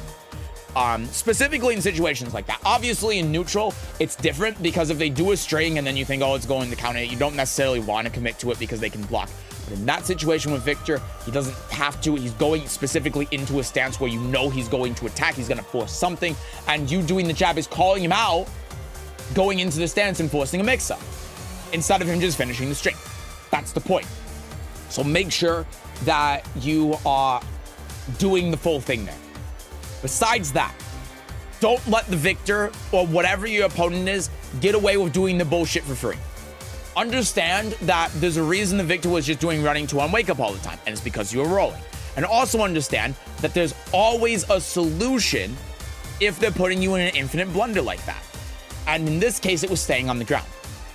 And there are other things that we can talk about as well when it comes to that kind of idea, but just as a basic concept that I think you can take at any level, staying on the ground is really important for these kind of things. Because if you stay on the ground, then that would force Victor to not be able to do running 2 so much. And then when he knocks you down, he actually has to wait. Because if he just does running 2 over and over and over again, then he's going to keep getting punished with wake up kick or spin kick over and over and over again. And that's going to force him to like dash up, and maybe he like dashes up and does down back 3. That's something I can expect this Victor to do. He's not going to play the patient neutral game. He's going to run up and then hit you, assuming you're going to stay on the ground. And if he stops doing that, then you can start waking up. And worst case scenario, you block it and he's -6 and you can start taking a turn. Great. Now you're in a much better position than you were before. And it's all just because you decided to stay on the ground. You didn't wake up. Very important concept to think about. You don't always want to attack. You don't always want to wake up. Sometimes, and this is a great example of it, you just want to lie down and wait for him to do his spastic bullshit, and then you go. Yeah, and then besides that, just like choosing your moves. You know, we talked about the soccer kick instead of the back one. This was only 1 game, 3 rounds, so there might be more to it. There might be a reason, but the main takeaway is that if he's on a pixel, you don't want to do the mid that's punishable. You want to do the mid that's plus, because they're effectively the same thing. At that point, the concept of something being a launcher, a counter hit launcher, or anything like that goes out the window, because a jab is effectively a launcher in that scenario. So you want to pick the option that gives you the most plus strengths and the most opportunity to be able to keep forcing 50-50s. And in Brian's case, in that specific situation, that would have been the back one. So just taking that and applying that to more scenarios when you're thinking about the health is really important. But anyway, again, I don't want to like get too specific because it's a lot to take in, but those are a lot of the general ideas. So thank you for submitting your game. Hi, Sock. Hello, hello. Definitely some characters I understand a lot better than others. My Oscar win rate is like 17%. Well, Reina's like 75. Damn. 75 is pretty good though. We're coming from Tekken without any fighting game experience. Oh yeah, it's a tough game to pick up. There's a lot going on. And if you have no fighting game experience, it makes it even harder. That's part of the fun of it, right? The fun of fighting games is learning. I've crashed out. My GF wasn't playing too. That's the best thing that you can have when playing any fighting game. The best thing that you can have, the number one thing that's going to get you to learn, is having a training partner or someone you want to play the game with. For me, that's you guys with streaming. If I didn't stream, I wouldn't play this game. Just straight. If I didn't stream this, I would not play this game at all. I would have picked it up when it came out. I would have played it for about 2 weeks. I would have said this game sucks. It's a Kusuge, and I wouldn't have played it again. I probably would have picked it up too when Lydia came out. I would have played it. I would have said this game still sucks, and then I wouldn't have played it again. So it's the best thing that you can have. I was trying to stop it disappearing right off of my ranked bar. But you have a goal, and that is the most important thing. Well, the most important thing is having fun. Second most important thing is having a goal. It's the most important thing to stay motivated. It's a Kusoge weeb. It's not a weeb thing. It's normal fighting game terminology. Kusoge. Oh my god, I'm gonna fucking... Hold on.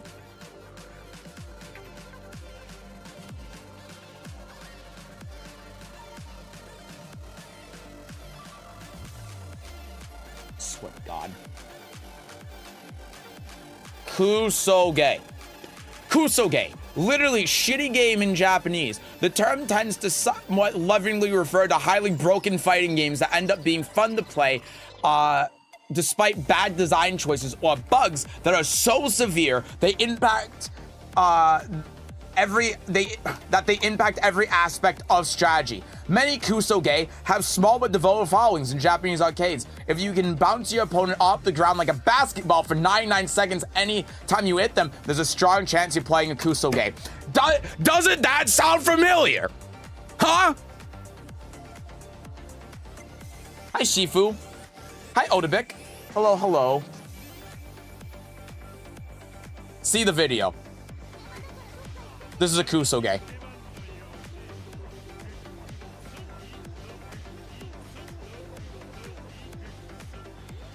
This is also a kusoge. Oh my god, fucking Fist of the North Star. Fist of the North Star is a game with combos that go... You'll see it. You'll see it.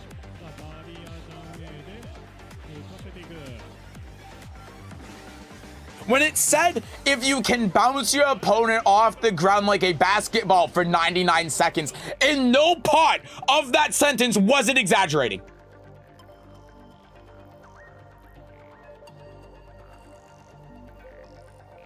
Doesn't that sound familiar? Hi, Pifun.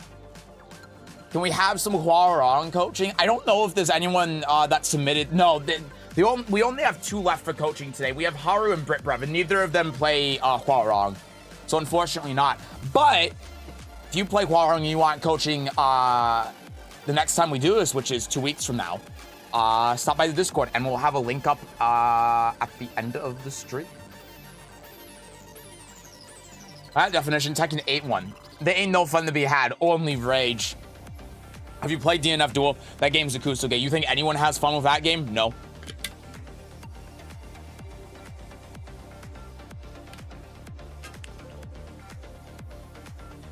I only know the word. That, from what I understand, that is a word that I probably shouldn't say out loud. I played June. I get the sweet satisfaction of Genjutsu auto low parry, an island of tranquility in my sea of rage. Haru did play Huarong. Last time they were disappointed you did Lydia coaching for them. Oh yeah, that's true.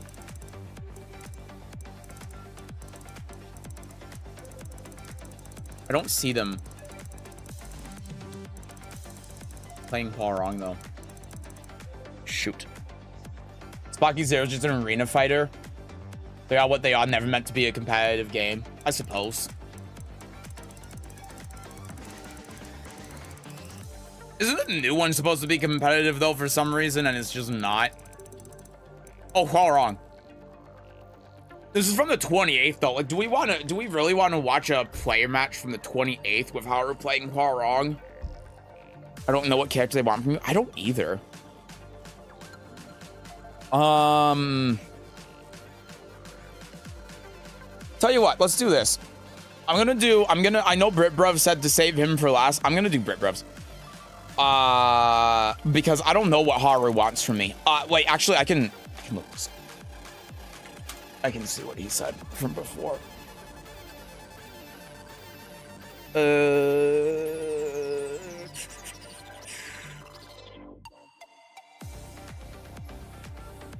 Here we go.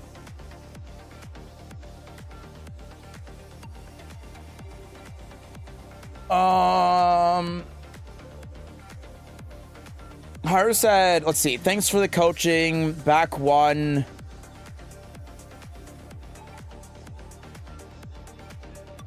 I don't know. I can't find what he said in the Discord. Oh, shit. I don't know. I don't know anyone. I just say he has a generic thing, okay? I'm sorry. Don't clip me.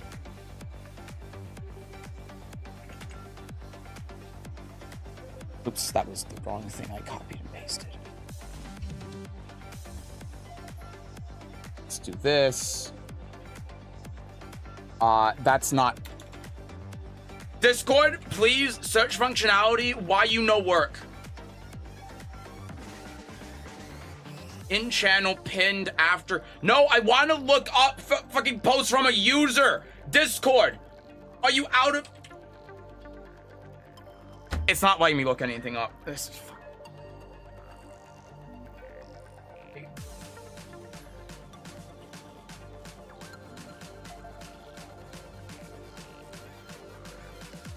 Ah! Okay, I can't find what he said. She said, I don't know! Said they were getting into June, so I don't know what Oh, you said they were getting into June. Ping Haru and hope for a reply by the time Brev's thing is done. Okay, here's what I'm going to do. So you admit your main is annoying. Damn. That's a good one. So my practical things to practice, but I really need to figure out how to improve my mental. Logically speaking, I know it's best to never win quit, never lose quit. Play Tekken, win or lose. But on an emotional level, it's so hard to keep my ducks in a row. Well, just play to have fun. Don't worry about what other people say. Just have fun. That's the most important thing. Okay, here's what I'm gonna do. I'm gonna ping. I'm going to say, hold on, at Haru. What game do you want? What game? What character do you want me to look at for coaching? At Brit Bruv. We're gonna do yours in a second if you show up and Haru doesn't reply. Okay, good. I've just pinged both of them. They better respond to me or they're banned. They have 2 minutes.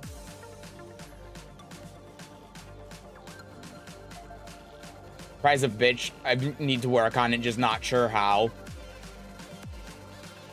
It's a tough one. It's hard to because it's part of your mental, right? Manny's also right. Ignore the average Tekken community member. Okay, Brit Bruv said he'd be here in 5 minutes. If I was not gonna respond, I'm doing Brit Bruv. Well, actually, Brit Bruv said he'd be here in 5 minutes, and I think he's above Haru anyway. So we're just gonna do Brit Bruvs. That makes it easier. And then Haru will have like half an hour to respond. And if Haru doesn't respond, then I'm not gonna feel bad. Okay.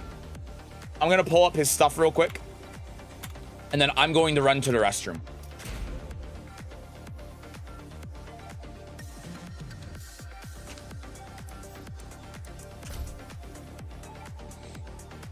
Put in his Tekken ID wrong! I'm gonna lose it. I'm gonna lose it. I'm gonna lose it. Brev had to have submitted for coaching before, right?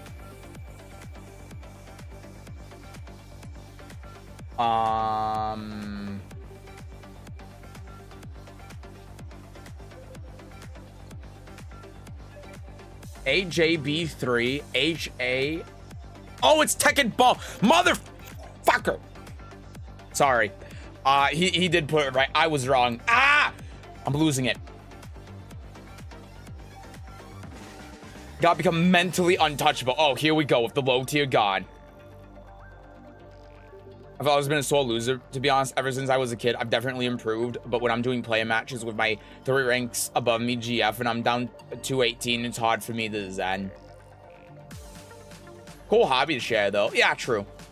That's one of the good things about fighting games is if you play it enough, you'll either one of 2 things will happen. Either 1, you'll overcome that, or 2, you just won't be able to, and you'll get pissed and then stop playing the game. So like if you continue with the game, you'll get better. Hi, Raccoon Coder. Okay, I'm gonna go run to the restroom real quick while we're waiting for Britbruv to come through. Go to the local FGC and kick everyone's asses to cat because they all play Street Fighter. Hell yeah! See, that's cool. That's awesome. You don't have to worry about losing when you beat everyone in your city. That's cool. All right, I'll be back in just a minute here.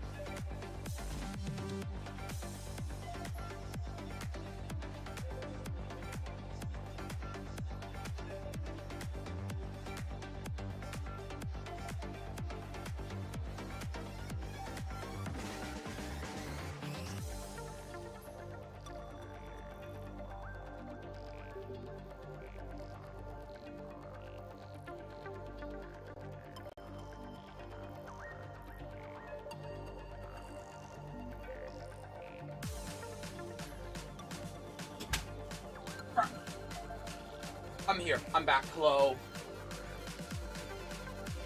Oof. Hi, Virelia. Tekken's a good game to practice modulating mindset. Absolutely. You apply what you learned in all areas of your life. Yeah, absolutely. Being able to not tie activities like this with your self-worth. Although there are some people that can't do that, and it just makes it even worse. But generally, yeah. Emotions are a good thing. Being angry is not bad. You just gotta channel your anger. Work out. Join a gang. Join a gang! Excuse me? How can I join the Discord channel? I just pinned it to the YouTube chat for you.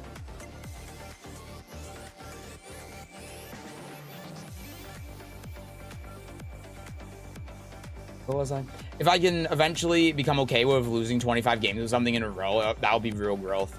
I must be growing because I brought out the previously banished card game intervention in last week's game night.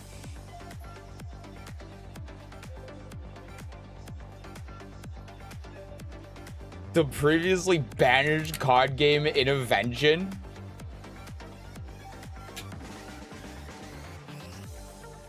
I'm here, Seth. Hi, Brit, bruv. I'm sorry. I don't know what that is. Hi, Brit, bruv. Okay, we're on your thing. What game do you want to look at? What game do you want us to look at? Any in particular? I'm assuming that you want me to look at a Yoshi game and not a Clive game. I had to stop playing Innovation. I got so angry. What is Innovation? I'm gonna look it up now. I'm waiting for Brit Brev to reply. It's all breaking. The second one versus the Oscar. This one? Okay. You shall make a fine sacrifice. Works for me.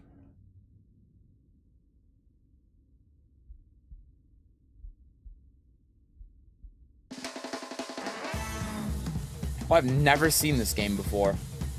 I'm looking at images of it now. Never seen it. Huh. It looks neat, though. It looks cool. Alright. Magic 4 to start out with. Running 3. 1-1. Oh, hold on. I'm not tabbed into the game, so it's running like shit. Okay. So here, 1-1. Yeah, this is something to be careful of. So with Yoshi, remember that you have the spin, right? Oh god, I took control. But you have the spin. So you can just like spin out of the way and not have to deal with it. And then if she does like whiff the grab, I mean, you can't actually punish it with one spin, but yeah, you can just spin if you think that she's going to do something with that +3. Because if you do this and I'm the Asuka, because I'm +3, I can just do this again, and then I can do that, and now, like, look at, yeah, this is not very good. See, you're putting it, like, committing to the string is fine, but it's just risky, right? That's all. And you don't have to be risky about it. I'm pretty sure that in those sword stands, too, I don't know. It's been a while since I played Yoshi. But I'm pretty sure that when Asuka does this, you can just flash. Specifically in no sword stance, right? And then you get full wall and then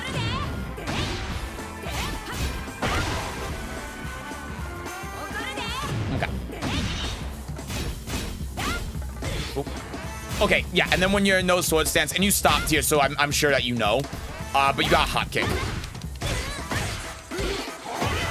Boop, boop, boop. And then it's the same thing. Go here, Oki, and then sword sweep. And I did it late because I'm an idiot and I don't play Yoshi anymore.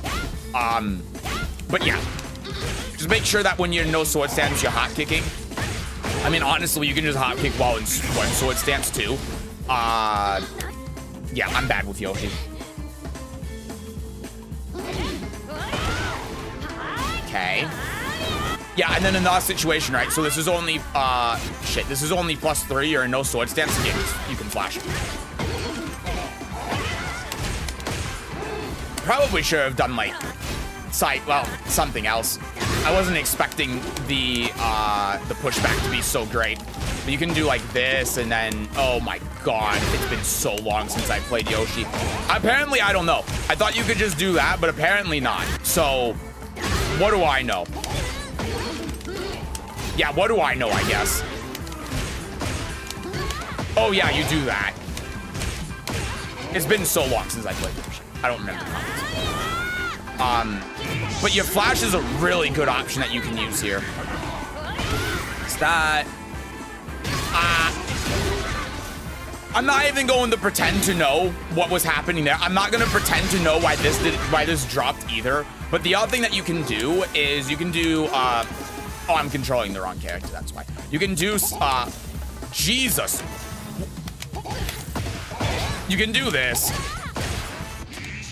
And then that should kill. That would have been, okay, never mind. I don't know what I'm talking about.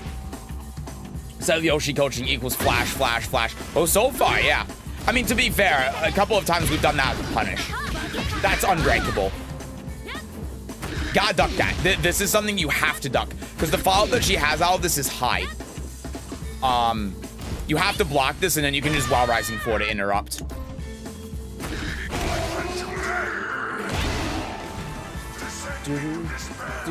Ignore me! It's gonna do hop kick for every punch, but I'm so used to Wild Rising 2. Yeah, that's fair. I just wanted to point it out. Playing a little Liddy the last few days, I've been loving the power of the Heaven and Earth parry. Normally playing June and swords and flying kicks are the bane of my life. It's nice being able to parry hop kicks, right? You and Oscar, get it off my screen. Okay, I'll show you the wall carry combo here. I believe that you can get to wall here. So sidestep here. Boop, boop, boop. We get here. Activate this.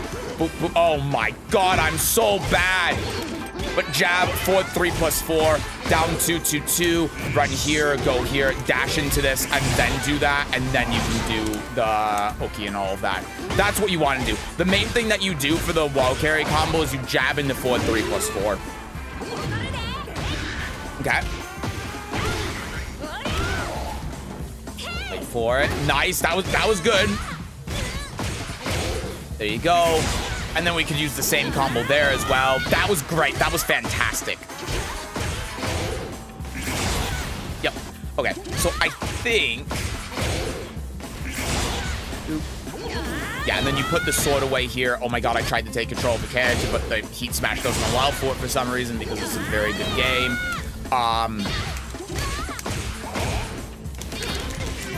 You can do that. I think that's what you would do. And if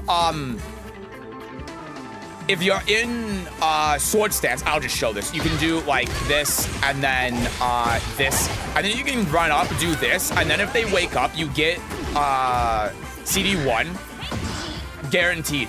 And it becomes a full launcher if they don't stay on the ground. So that's a little setup that you can do. I think Oscar's tackle's not unbreakable, at least it's reversible. No, the Keat charge tackle is unbreakable.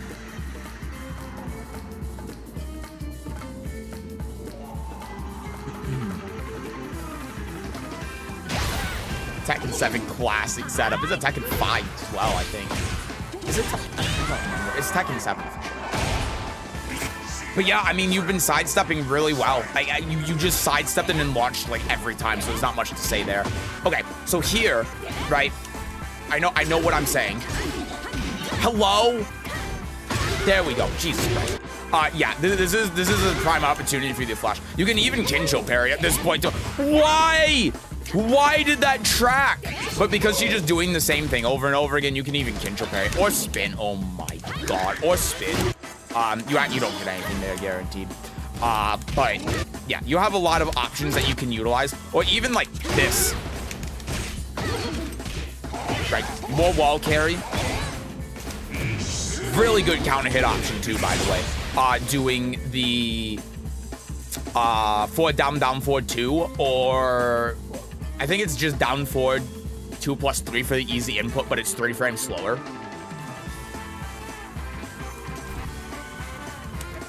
Yeah. Make sure you're doing the things to interrupt that, basically, is what I'm trying to say. This is not a sidestep. Like, the sidesteps have been solid. Hi, Wobble. Too late for the coaching? Yeah, for this session. We're at the tail end of it right now, but I'll have the thing up for the next time we do this. Why do you hesitate? Fight! Down 4-2. See, most of what you're doing here to get the launchers, you're doing, you're just sidestepping down 4-2, which is great, right? Like, there it is again. I mean, and this is the setup. So we do this, and then we do this, and then we can do that. Actually, we can do this even better. We can do this, and then, oh my god. We do this, and then this. Let's actually have her wake up instead of doing it too. Why no launch now? It must be a replay bug. Hold on. I think it is a replay bug. Let's do this again. And then we do this. And then we do this. Nope. Okay, I have no idea then.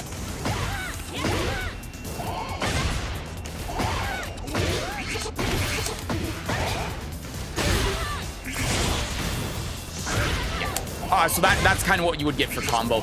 And if you did, like we showed before, you can just kill off of this basically. So sidestep that. I actually don't have enough time here if I do it there. So sidestep that, launcher, and then here. Oh, don't want to put away the sword. Want to do this, and then boop, boop, boop. And then you run up here, and then you do the full combo, and then that just kills. You get a little bit more damage off of it if you do it that way, but that's basically what you want to do.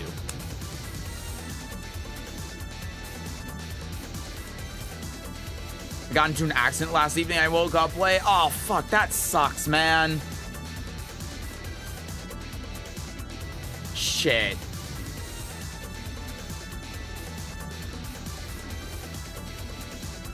I'm sorry to hear that. Fuck.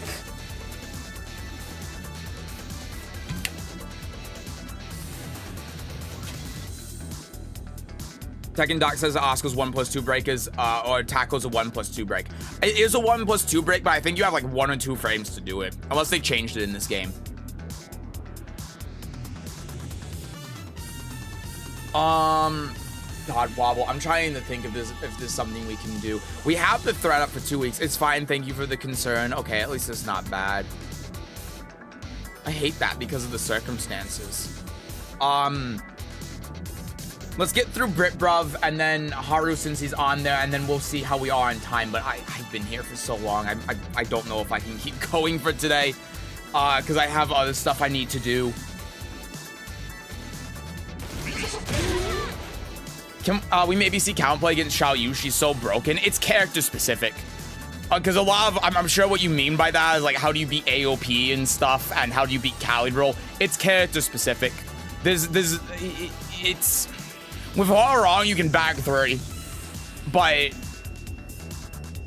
in general, like if I go from one character to another playing against Xiao Yu, it's going to be different how I have to approach the character, so it's difficult. Okay, that traded. Yeah, I mean, okay, and so here, like this is something I talked to you about before. You can go here. You can go Kinsho, and even though she does heat smash here, right? Let's just do it after the first one. Sorry. Let's just do it here. We can do something like that, right? Maybe a better example because we don't die to heat smash in that instance. But we can just do 1 back 2 into that, and then we can force a mix-up. And then we can do like this into, sorry. We can do this into low. So we're getting an actual mix-up out of that. We can do like this into low cancel, and then we die because she heat smashes, but... Just to give you an idea. Can you at least do a game of mine by chance? If not, it's okay. I'll try to. You know, here's what we can do. If you throw in your Tekken ID, we can do a quick one. I don't think I'll have the time to be able to do a full thing, but I'll do a quick one for you. I feel bad. Yeah, so here when she does the unblockable, because you're playing Yoshi, look how she's like inside you. You see that? You see how when she does this spin, she's just inside you? This is a punish. Just, like, she can't do anything about this if she's going to spin like she's breakdancing. It's midnight, I should go to bed. But I can catch the stream finally after learning for your videos next week. Good luck. Have fun. Bye, Bub Kazuma. Thank you for stopping by. I hope you at least learned something from the coaching today. Have a good night, though. Sleep well. Glad you could stop by. So yeah, if we take that and then go here, yeah, I think back 2-2 is that's what I would do. Down back 3, and then she attacked into it. That's good. So here's what you do here for Oki. So after this, right, we go here, and the assumption here is the sidewall. But after this 4, it's very janky with the sidewall. That's not what I wanted to do. I would just that's not what I wanted to do. I would just be doing this, right, and now I would be forcing this kind of situation, and then we can approach with something like this, and then we do that, and then we do this, and then that's how we want to approach this kind of situation to stop her from being able to come back after the knockdown, right? Make sure you're blocking that low, like we showed before. And then this is another case where, you know, we can launch this, but also we have enough time to be able to flash. It trades, but just to kind of give you an idea of how much time we have there, even on hit. So then combo-wise, boop, boop, and then here, and then we do this, and then because the wall's here, we just do that, and then that's basically all that we're doing for the combo. We can do something like that for the Oki, and then if it ends up working out the way it worked out there, then we still have forward 1+2. We go in the heat dash off of that, and then we're all good. Yeah. So a lot of the oh, you already put it on Discord? Oh. Oh, you were Fenrir. Oh, I got so much confusion out of that. We already did yours. We already did a full thing on yours. You were the Brian. Yeah, sorry, I didn't know you were Fenrir in the Discord. So you weren't too late. We already did. I guess you were too late to be here when we did it. Because I just went in order and no one that was left was here. But basically what I said for yours, the short version of it is commit to interrupting and stay on the ground more. Because, sorry, by the way, Brit Brev, I'll give you the synopsis in a second, just because we're here. Because a lot of the time, what the Victor was doing, what he realized is that he could just force the while running 2 mix-up over and over and over again on you. And when you were interrupting it, it wasn't enough to stop him from doing that. So if you committed more to like jet upper, because a lot of the options that Victor does after the while running 2 is blocked is beaten by jet upper, or if you just did 1-2-4, the counter hit engage or string more, then that would have dissuaded him from doing that. And you saw him start doing the 3-2 because that beats jabs, and you were doing the 1 jab a lot, so he was still trying to beat that. And the second hit of that's high, so you can duck under and then launch him. But just stopping him from being able to force that situation in general would be really good. And armoring too, right? If he goes into, and this is something I didn't even bring up and I don't know why, but if he does the while running 2 and he's constantly forcing that mix up, you just armor. Because the only thing that really beats that is the low, the down 1+2, right? So make sure that you're committing to those options to beat him out of that. And then when you're on the ground, staying on the ground. What he would do most of the time is when he knocked you down, he would just immediately do while running 2. And that worked because you rolled. And if you rolled, then you have no option to deal with the while running 2. But if you stayed on the ground, because he's doing that over and over and over again, you can wait and then do wake up kick, spring kick, and then take back the momentum, reset neutral. Yeah, those are the main takeaways from your game. There were a couple of other small things as well. But like I said in the synopsis, there's a lot that's going on with Victor, and it feels Victor specific, and it can be overwhelming. But basically, it's just recognizing that there's always a solution to the problem. If Victor is, and there's also a reason why the opponent is always doing something. So the Victor always doing the while running 2 when you knock down is because you're waking up.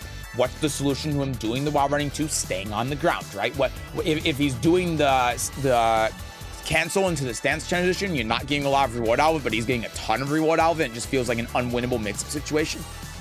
There's a solution to that, and the solution is that you can jet upper him, right? Because he's -10, when he goes into the stance. So jet upper just beats anything that the Victor can do when he does the not the running two, but the other stance cancel, the one where he like does he hits you with the hilt. And yeah, just making sure you're committing to that interrupt is really important. Why don't you review a Lydia game of mine instead? Just play Brian for fun. I have a ranked Lydia game where I got beat up so bad for you. Tell you what, we can look at that too. I can't do a whole thing on it because I just don't have the time. But Haru isn't here and he's the last one, so I can do that for you. Seth really needs a please specify character in these threads and specify game too. I do. I did that once and no one specified their character or their game. But I can do that. If you had a specific game that you want me to look at, I can look at it. That's no big deal. Anyway, yeah, Brit Bruh, sorry for waiting, but I think a lot of the neutral that you were playing was right. I think that in general, playing against the red rank, you played against this very like perfectly.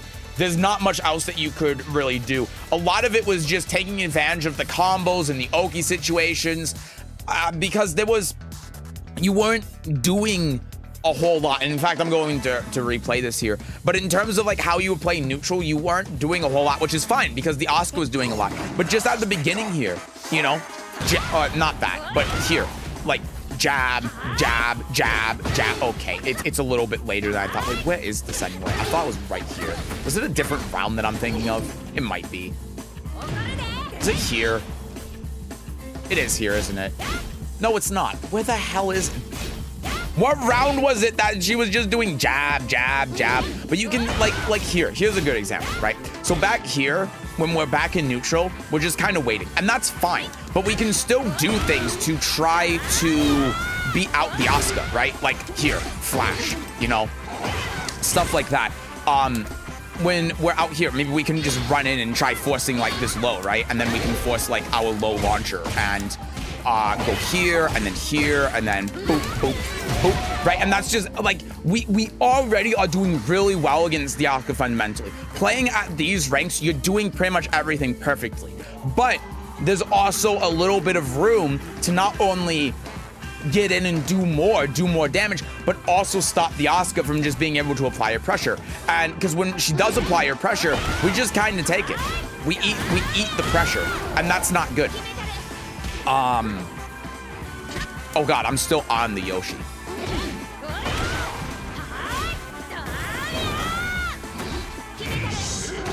So there, and then we got parried there.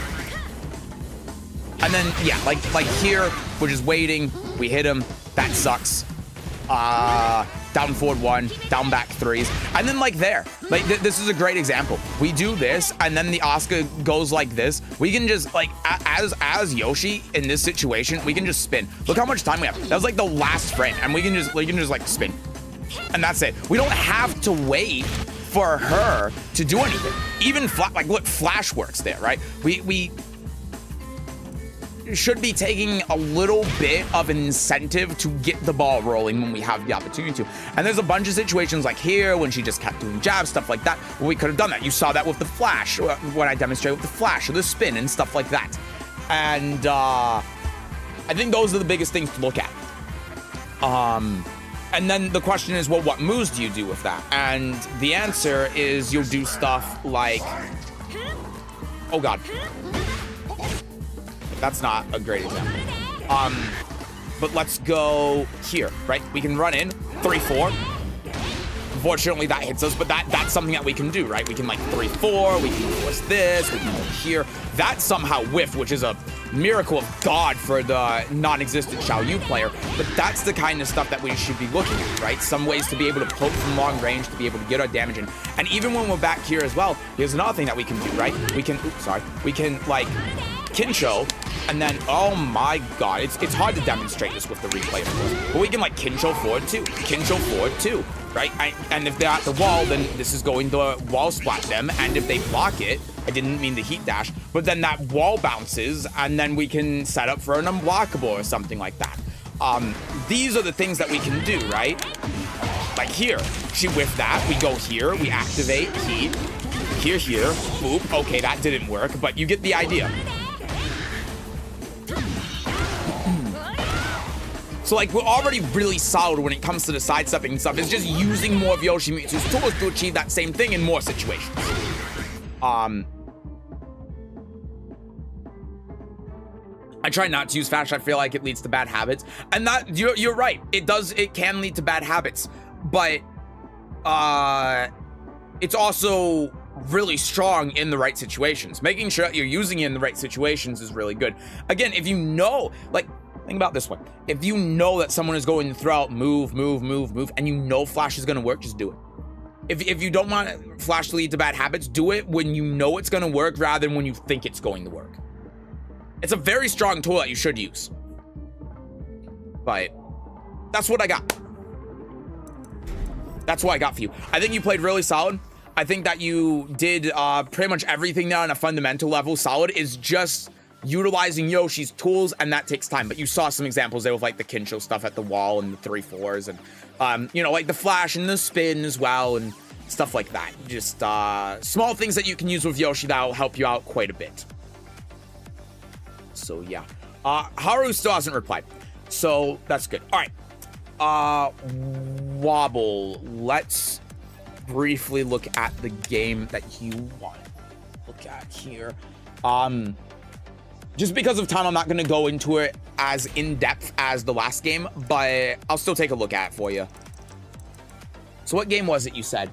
It's a ranked game where I win against the Zafina or Xiaoyu on the beach map. I got beat up so bad. Okay. Just look for the beach map here. That's Brian.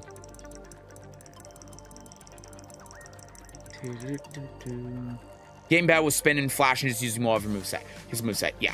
Good to know I played well fundamentally. Yeah, absolutely. Like I said, the way that you played fundamentally, exactly how I would play against that Asuka. The only difference is that I would be using like the stuff I showed you more often to create more of those opportunities, like the from crouch down forward 3, from crouch down forward 4, Kincho back 2-1, Kincho forward 2, flash, spin, all of that stuff. So just implementing more of the moves. But the way that you're playing him on a base level is great. Wait, this is the Paris stage, my bad. I don't know why I saw that as the beach stage. Beach stage.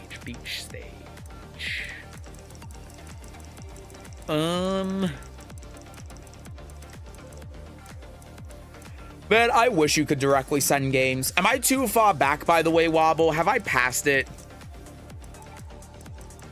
Seeing a bunch of Brian. I don't think that I can sort by ranked match in here, can I? I'm pretty sure I can't. Yeah, I can't, because this is a really, really good game. Yeah, I can't sort by group match only when I'm looking up by Tekken ID, which is one of the silliest things. Really dumb. I think I passed it. Hold on, let me go back to the top.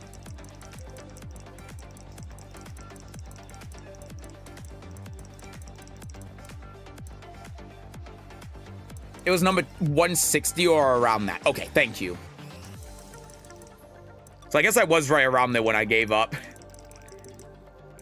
Yeah, because that was the Brian.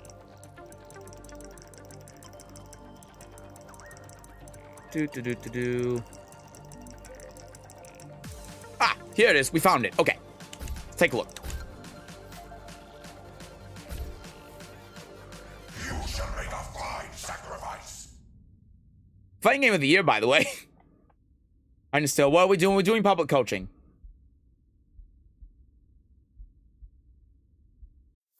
We got one more to look at after this, and then that's going to be it for the stream today, because it's been 4 hours. And I need to start editing and stuff. Hi, Hollow.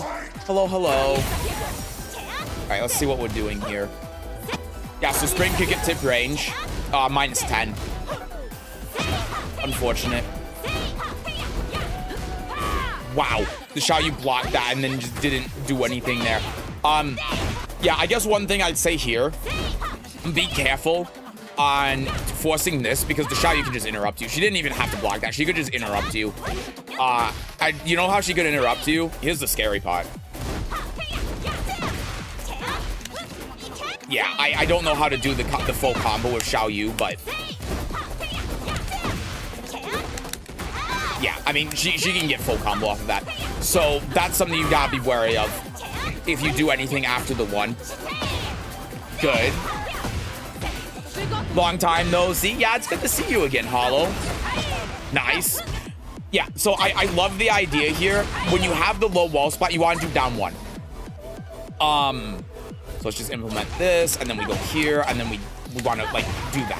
Like that, right? That's what we want to do. We can also just, instead of not finishing the string, we can also finish it because of how the distance from here to the wall. But yeah. Right idea for the Oki. Unfortunate.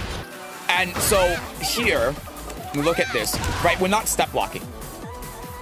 So look at the inputs here. We're just sidestepping. And what we want to do is we want to step block. The reason why is because if we step block, look at that. So even though the move still comes out, look, we block it. And we're so sidestepping the same amount. Now, if we sidewalk, we're still going to get hit, right? But that's why we want to step block so that we don't have to actually, so that our risk for sidestepping is mitigated. But if we're just sidestepping, like if I sidestep and then neutral guard, right? You can see how I can't actually block when I neutral guard, see? That's why you have to hold back after you sidestep. But if you do that, then that's going to alleviate this kind of situation.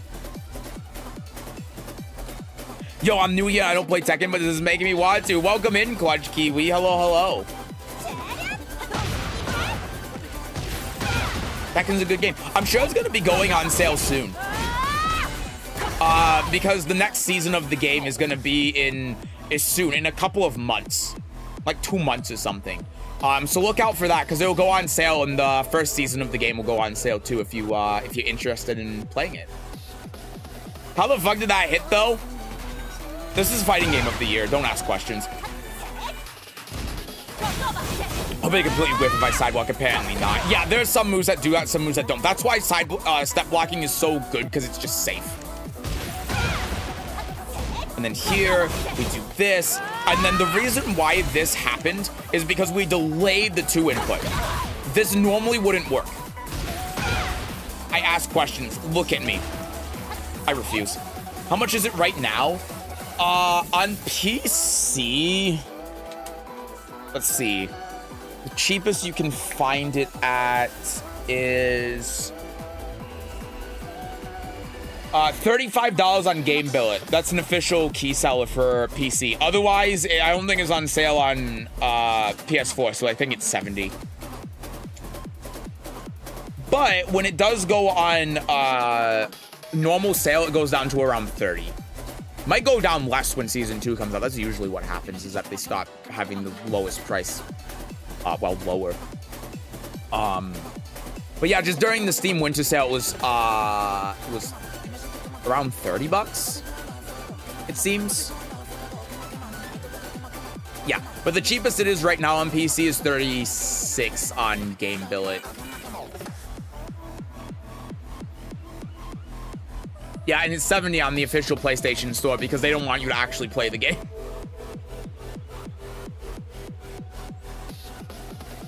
Like Wikipedia, what the fuck about Tekken? I can't remember 50% of my main. You should see me with Soul Calibur. You think I'm a Wikipedia for this game? Oh my god. Ask me anything about Soul Calibur. Not bad, I think I'll pick it up. Thanks, I hope you have fun with it. So where are we at? Yeah, if we do this, we do the 2. You see how that just blows through? It's because we delayed it. We're plus 10. She can't do anything here. I don't remember if Shao used parries. But even if it is, it doesn't matter. That, and then we just deal with the ball. Unfortunate mix-up situation, right? Something we have to deal with, though. Yeah, so, did the right thing here. This is a mid-arm move, right? Minus 13. It was just a little bit out of range for the punish because this was tip range. From here, your longest range move to be able to hit is going to be your 12 frame forward, 2 forward, you barely use. 2-2 will still hit here, right? So that would be the one. Good block, waiting for the high, you know, I like it. The other thing that you can do here as well, just a little bit of a thought, is if you block this low, you can do the from crouch move. Because if she does the second hit, which is a high, this is still in a crouching state, so you just go under it. Where's the house? Wait, for God's sake! I don't think Lane gets anything guaranteed off repair. She doesn't. You can do a back turn jumping 4, and it just option selects everything. I'm off to work. Good luck on stream. Thank you for stopping by, Lily. I hope you feel better. I want to lick Lily's feet. Okay, well, that's not... Never mind. I take it back. Alright, so let me go back here. Yeah, you gotta be careful of the 3-2s because it can just get ducked in and launched. It's a high, right? Gotta be really mindful of that. I like the forward 4-2 here. I like canceling the stance. And now you've seen that the Xiaoyu's going to down jab, so now you can think about when you go into horse stance next, doing the 3, right? Nice counter hit. See, you were that was really good timing. You were placing those really well. And then you tried whip punching toe kick. You were a little bit late, but it was the right idea. Yeah. And then here's something that you can do after the Heaven and Earth 2. If you want something easy to do, down 4-2, right? And then the Xiaoyu's just dead. Because of the counter hit. But you can also do forward 4-2. Oh my god, my input just dropped. Gotta make sure I actually have this activate when I do this. Yeah, and then she's done. That requires more execution. No, that requires a link. But this is something I've noticed with the Xiaoyu throughout this game, is that she's just doing like, she's doing the arm move and she's attacking when she shouldn't be because she's super minus. So be aware of that. I barely use the from crouch down 4-3 because I'm scared that's launch punish while I'm block. And that's one of the, you're right to be scared about it, but that's one of the few situations where it's good because remember, it's a low that you can use in crouching and keeps you crouching. So if you're looking for that extension, that high, it option selects it because it's either going to punish it unless they block low, which they're not going to, or it's going to go under the high and then hit them for doing the high. So that's why you want to use it. Those are the situations you use that move. Dang, Lydia's a duel. She's using links. Oh, yeah, so good heat smash there. And then the down back 3 you did too early. Because when you roll in this game, when you tech roll like this, you're invincible. So you have to delay it. And that's why you might see me do that, or you might see me do this, because I'm doing that dash or that sidestep to time their wake up correctly. That's the point. And then, of course, if they wake up, then you can, like, sidestep in the back 1 or something, and then you can do this, and then, yeah, but that's what you can do. I mean, you could even, like, if you're feeling really saucy, do that. That's another idea. Not something I would recommend, but just as something that you can do. Yeah. Jab down forward 1. I like all of that. Yeah, that was great. I think that was all a really good sequence. 1 frame exceed. And then I'm fine with you using the 1-2-2 there because if that was tip range, and that would have been the punish, not the launcher, right? Yeah, again, be careful of these 3-2s. You're using this a lot, and this is something I see Lydia plays using a lot, but you just get launched for it. Against someone that knows to duck that, so be careful of that.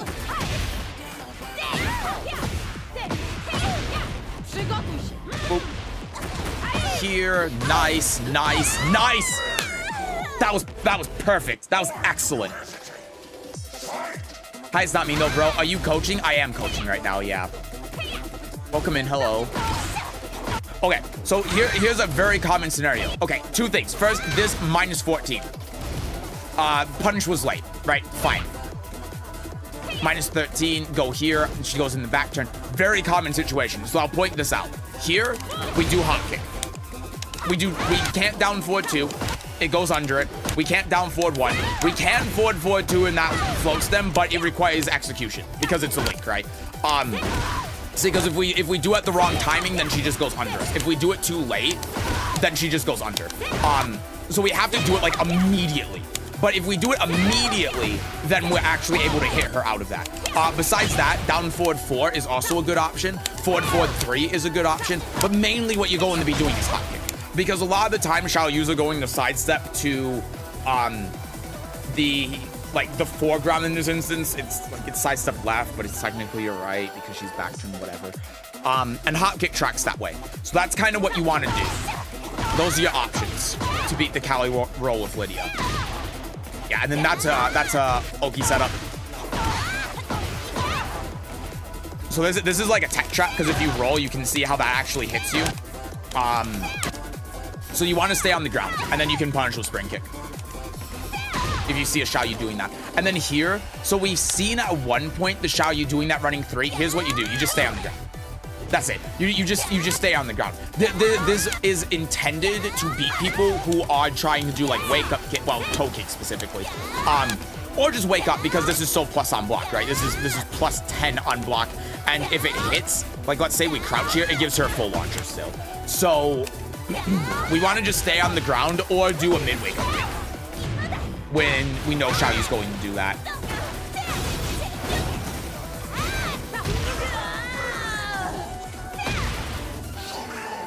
For free? Yeah, for free. I do coaching for free here. There you go. And then this is a move where you need to hold back in order to get out of it. Oh yeah, and then this is another thing that we can do as well. So when she does the while running 3 here, you can do armor in these kind of situations. You can't do a lot because, I mean, you can see that sidestepping is just like a no-go because of how plush she is. But armor is a great solution to the problem. And then when you see her running in like this as well, if you know that she's going to do this, you can float and then go here, boop, and then do the Oki setup like this, and then here, and then boop, and then, yeah, I mean, yeah. It just goes from there, right? But if you know she's going to do the running 3, then those are the scenarios you can do it in. Yeah, and then this is another case. So a big thing with Xiaoyu, she has a lot of moves at high crush. So when we're in this situation, down forward 2. That's what we want to do to get around the high crush, and then we can just obviously take control and do a combo so long that it takes the entire time. Please increase that timer for God's sake, Karada.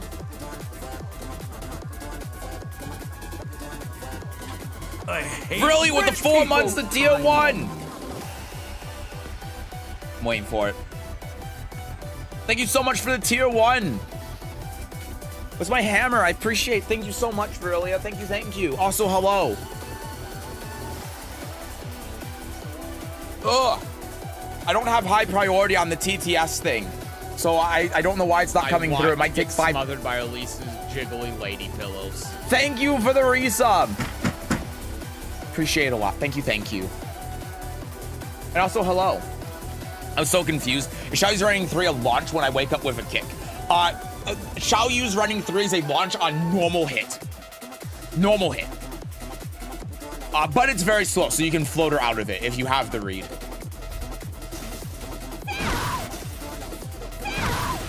But yeah, we just gotta be careful of those highs against Xiaoyu. But doing those highs against Xiaoyu. I like the down jab there. The armor just beat it out. There's the hop kick that we talked about. And then, yeah, sidewall, right? So the reason why this doesn't work is just because the sidewall's here. So what we do instead, because of the sidewall, is we can do, fuck, it was so much of a sidewall that we couldn't even do that. But what we do is we just kind of run up and then like down 1+2 or something and reset neutral. Because that's all we can do. But if we do that, then, you know, we pick up some apples. But yeah, sidewall there, it happens. It's unfortunate. You gotta be careful of the sidewall when doing anything like that. And of course, the Xiaoyu teabags, because this Xiaoyu is,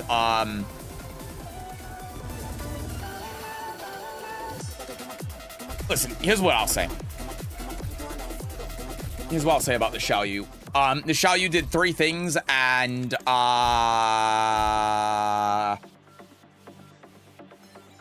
68 defense. Yeah, that makes sense. Anyway, let's just block this guy, because I never want to see this guy in my life doing that. But anyway, yeah, the main things were just like doing the mids, right? The down 4-2s, not doing the highs so much, the step guarding, the little conversions here and there. But for the most part, you know, it's Xiaoyu. And knowing the Xiaoyu matchup is difficult, but I hope I've given you some things that can help you with it. You know, again, like the hot kick, and saw you do that 1 point. The right timing on forward 2 when she does like 3 or something. The forward 3 when she's an AOP, floating her out of the running 3, stuff like that. Those are the main takeaways. That's pretty much everything that you have with Lydia to be able to counter Xiao Yu, but yeah. Sidestep God, I should work on that. That's probably the best generic thing you can work on is the Step God. Yo, it's not me though, bro. Welcome to the Twitch side. But yeah, I hope you find that helpful. And our last one for today before I'm going to get out of here, because I remember when I went to make food. Yeah, I haven't gotten that. So it's just been sitting for like an hour.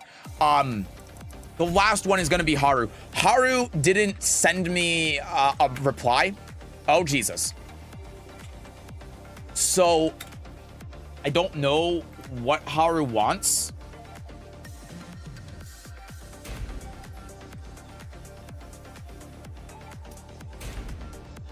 Can you give me a review? Next time we do this, yeah. I'm gonna throw up the thread after this game, and you could submit your stuff for next week in that thread. But this is gonna be the last one I'm gonna do. This is a short stream because I'm streaming the rest of the week, and normally today is the day I don't stream because I do editing and stuff today. So I need time to be able to edit. So this is the last thing we're doing today.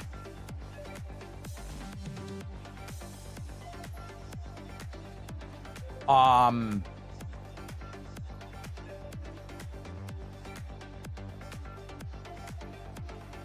on, how the...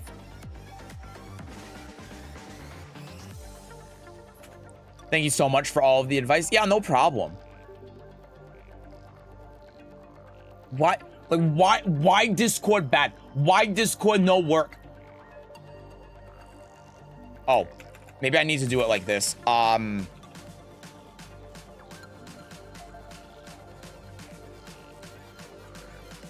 Nope. How the fuck do I look up with the fucking... I'm gonna lose my goddamn mind. I'm going to lose it. It's just my mind. I don't...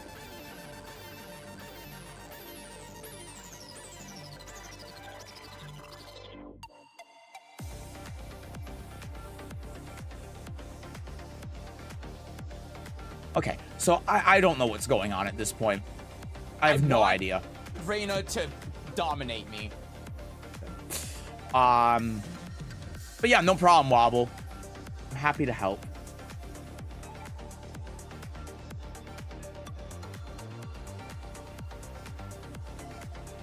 Test. All right, here we go. Wait, what are you testing? Did I miss something? I want to get stepped on by Lydia too. Right. So normally set to where it doesn't show when that's the default. Okay, I can't find anything else from Haru about coaching. I'm just making sure. I'm sorry. I'm not trying to stall. I just want to make sure that I'm not forgetting anything, especially because Haru didn't reply to me. I'm mad. What the fuck does Elise have an unblockable out of heat smash? It's a reactable high. You just duck it. Just do a June game for variety. You know what?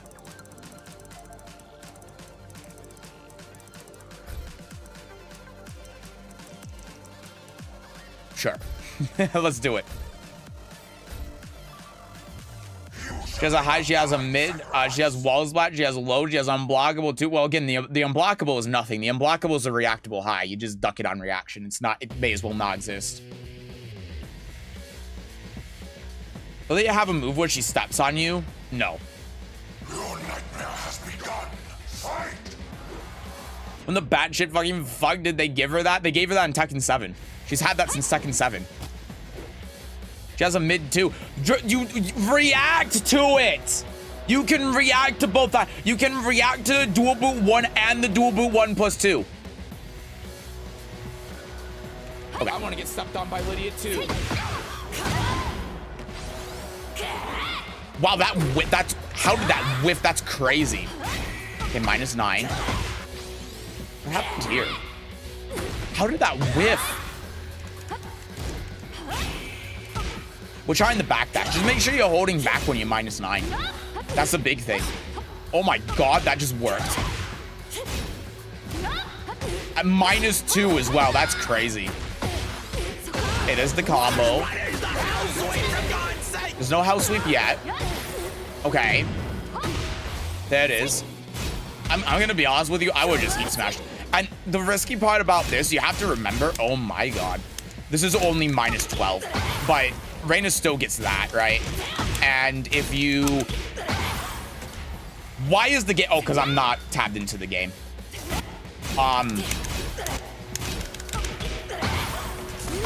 Right, if you don't tech back, then she can just get that, and now it's like, this is a tough situation to come back from.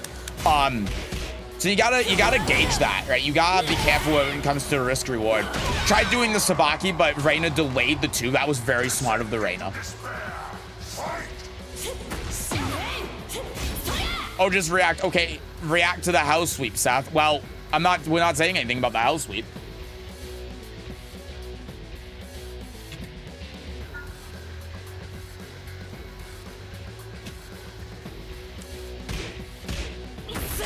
There you go. Nice parry. Okay, there's the house sweep. It's working out. We got the 2. So far, there's not really much to say about this game. I think the main thing, so I think that we need to play with our frames a little bit more. Because we do this, we're -6, right? And then we just do a running 3, and the Reina immediately hops. And it's because we're not respecting frames enough, right? We're not respecting frames at all. So we're just like, we're running in this kind of situation.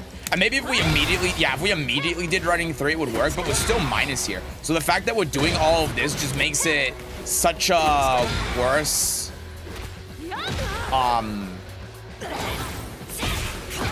like we're making it harder than it needs to be, I guess is what I'm trying to say. And that's because we're not taking advantage of our friends. That was just Technate stuff. Apologize, you had to review my game twice. No, that's no problem.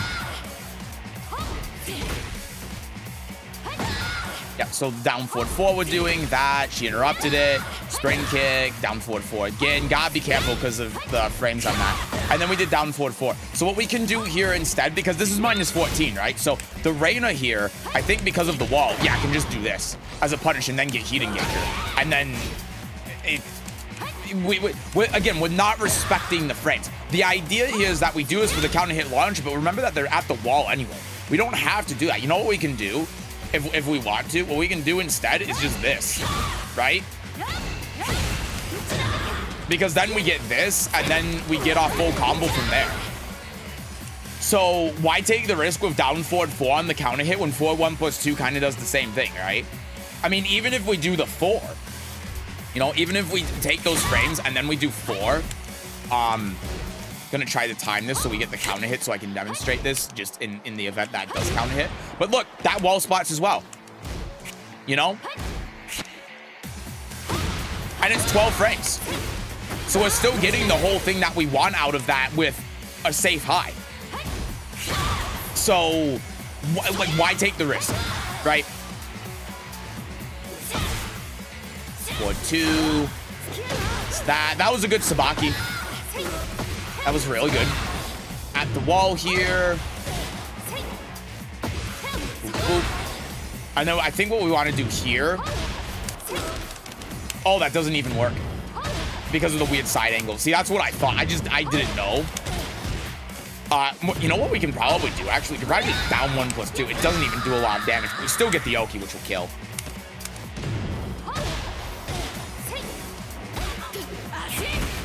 Okay, good duck on the high, late on the punish. Okay. So yeah, we're doing that down forward 4 a lot, and we got to be really careful with the frames. There are other mids that Jun can do. So let's look at the mids that Jun can do. Forward 1 plus 2. That's a really good one.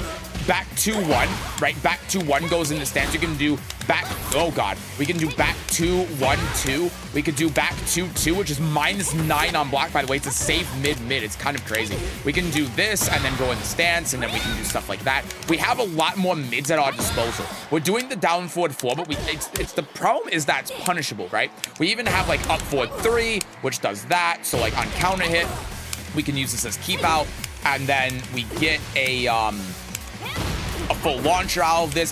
What the hell is the follow-up? Hello? What is the follow-up? Whatever, we get a full launcher out of that. I guess if I'm just gonna make it easier, we could do like, I had such a good setup as well.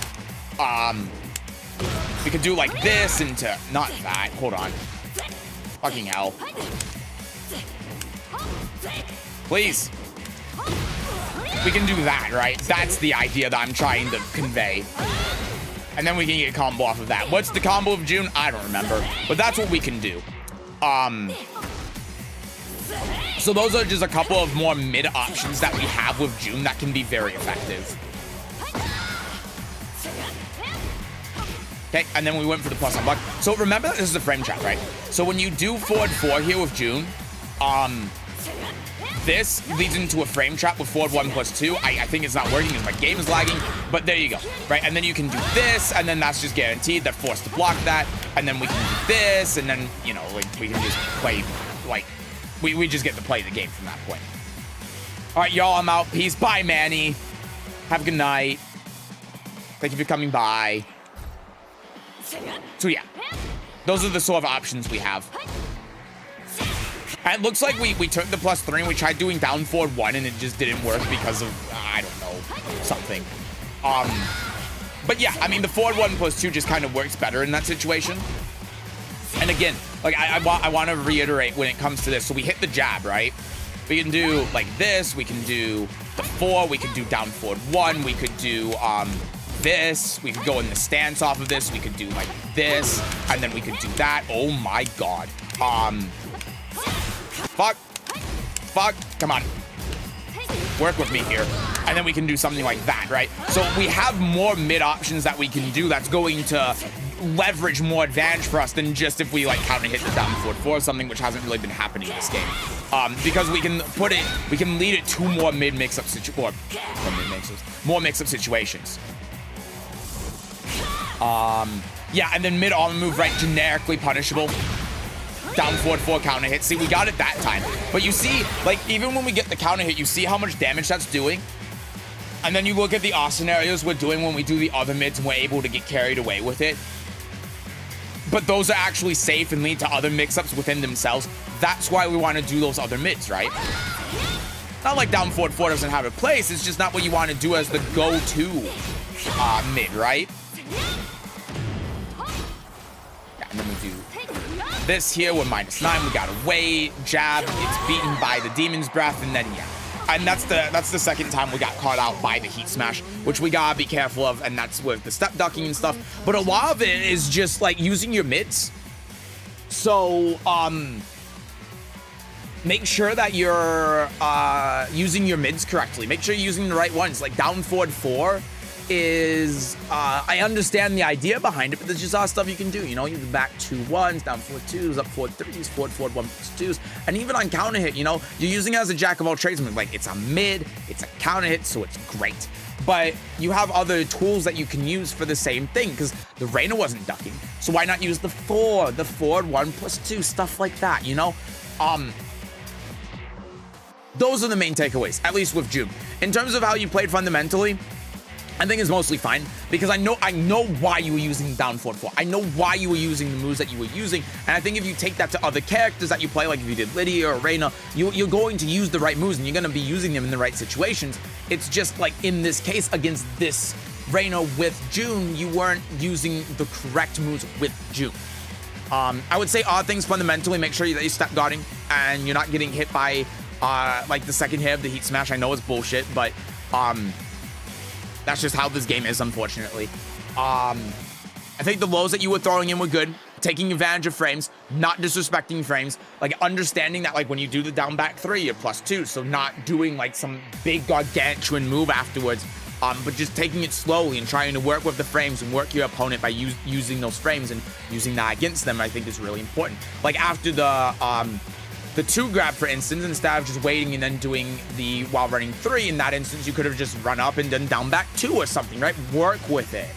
I want mommy Jew. I want milk. And don't like take your +2 and try running with it, because that's how the rain was hitting you a lot of the time, was they were throwing out hot kicks or something to interrupt, because you were doing things a lot slower than what you should be able to do. And then, but then when you were utilizing the plus frames and you were slowing down with the down 4-1s and stuff, you were, that was all good. It was just you could have chose better options. So it's all about what you're choosing. But, okay, Milka's got bored. That's really it. The general thing that I would say is make sure that when you're looking at frames and what you're doing with your frames, you're not doing like the big stuff and you're playing more small attacker and you're playing a little bit more compact when you have to, and you're being respectful of someone who's attacking you for trying to do these big moves with your small plus frames. That's what I got. I think you're hitting gem of a YouTube streamer, though your thumbnails and YouTube videos aren't that attracting to a newer audience. You should try to improve it. Well, thank you. It's something that I have been trying to do. I appreciate that a lot, though. But the live thumbnails, I definitely need to work on those. I know. I need to get like generic faces for them or something. I don't know. I don't want to do that. It's clickbait. But yeah, stuff like guest during, I've been trying to improve on the thumbnails and the titles and everything for those. I'm not a very graphically design-minded person, so I've been doing my best. I've been trying. But I appreciate that, though. Thank you. Good night. Assuming you're not saying that to Manny. Good night, Lenneth. Thank you for coming by. Good night. Good night. Have a good night. Do you recommend going in the stance manual with Lydia for more pressure? Generally, no. Unless you really know what you're doing, no. I wouldn't. 9 out of 10 times, in fact, I would say 95 out of 100 times, there are better things that you can do than manually going in the stance.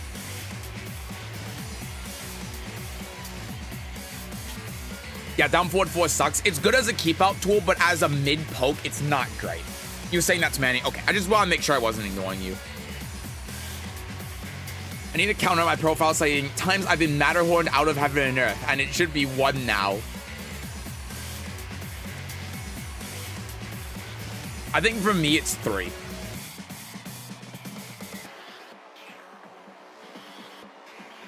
All right, everyone.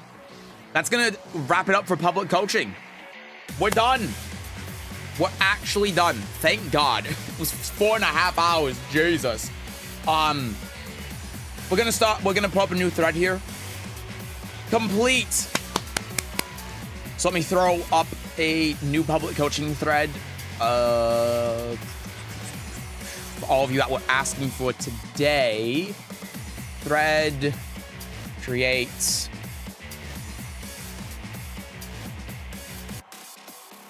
Public coaching number 8. And I'm going to plan. This is gonna be tentative. We might end up doing it a little bit earlier, just for the record. But right now,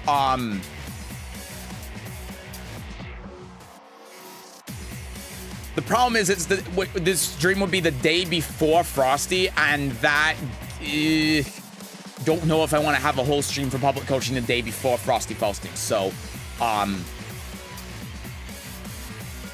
Haru, just as we ended, said I'm up. Anything goes. I think little bit late. Little teensy bit late.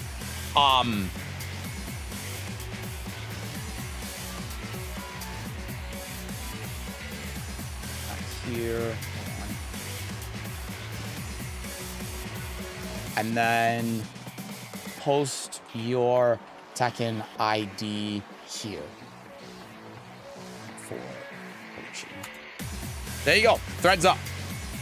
So for anyone that was asking today for today's stream if they wanted to participate immediately. If they wanted to participate in public coaching, here you go. In our Discord, !Discord, under events, there's this thing that's public coaching number 8. Click on it, go to the thread, put your Tekken ID in here, boom, you're done. If you have a specific game you want me to watch or a specific character or whatever, post that in there too. Because if you're not here when we do the coaching, I'm just going to pick a game, and I don't want to leave you out. I don't want to pick a game that is. I don't want to pick a game and you have a specific game in mind that you want me to play, or that you want me to watch. But at the end of the day, if you're not here and you can't tell me, then I need to do it so I can finish the stream at some point within a 24-hour period. So if you post your Tekken ID in here and then you edit it later and say what game you want, that's perfectly fine too. You can do that. Just please, please, please get it in here before the 22nd. That's the next time we're going to be doing this. I might do it earlier. I don't know because of Frosty. I might do it on like Tuesday instead of Wednesday. If I do that, then I will let you know in the Discord. I'll decide later. I don't know right now. I'm just like, it lines up really badly with Frosty Fausting, so we'll figure it out. But throw it in here. That's where you go. For anyone that wants to participate next time. Oh. Well, want to see that game I had? You're gonna head off. Oh, I forgot about that. Yeah, Lissetto, if you could post your ID again, because I don't have it anymore since I've been copy pasting all the time. I'll take a look. Is there a cooldown for the public coaching? Nope, not right now. Maybe in the future that will change if there ends up being too many people that that ask for it. But as of right now, like, yeah, it was like, what, 7 people today, and it took 4.5 hours. It takes a long time, but that's fine. If it gets to the point where there are like 20 people that are asking, then we'll have to implement a cooldown or something. But for now, you're good. You're good. There's no limit on it. There's no gotcha. You don't have to be subbed. You don't have to, the only thing you have to do is be in the Discord so that you can post the stuff in there. That's it. It's completely free. I know that there's this whole thing, there's no such thing as free. For me, it's free. And you can do it however many times you want until I say that you can't.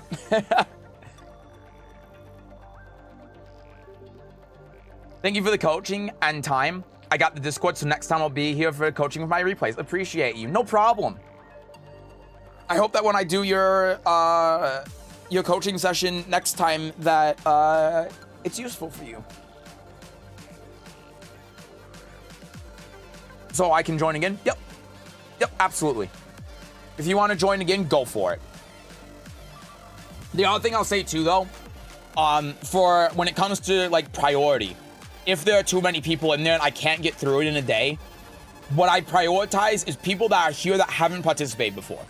So if you've never participated before and you're here, you're guaranteed to have it done while you're present. Basically the order I go by is if they're present and in order. If there are way too many people, I go by present, and if they haven't done it before. And then I go by if they haven't done it before, and then it's people that have done it before and aren't here. That's basically the order. I also know that I'm talking in circles, I'm repeating myself a lot. I'm so sorry if it's annoying. I'm very hungry. My food is still sitting there, by the way. It's been sitting there for like an hour and a half.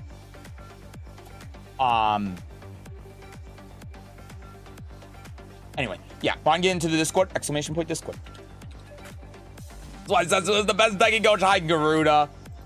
Thank you. I'm doing my best. It'll be right at the top. It was the last game that I played. Okay. This one then, right?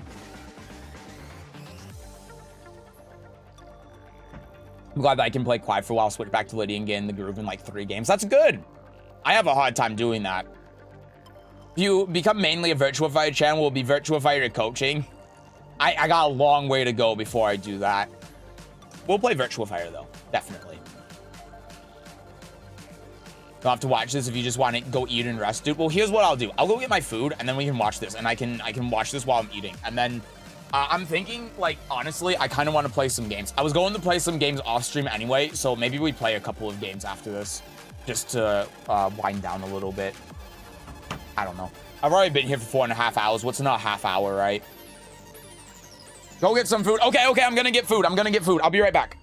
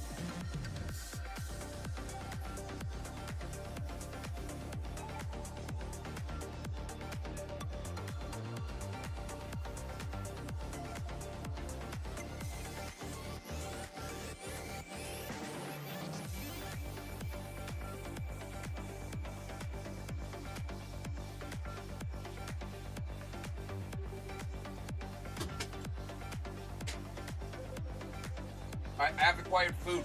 It's my first food of today. The entire day. Thank you for the 10 bits. Lydia only eats sweets. That's definitely canon. So his emote is also canon.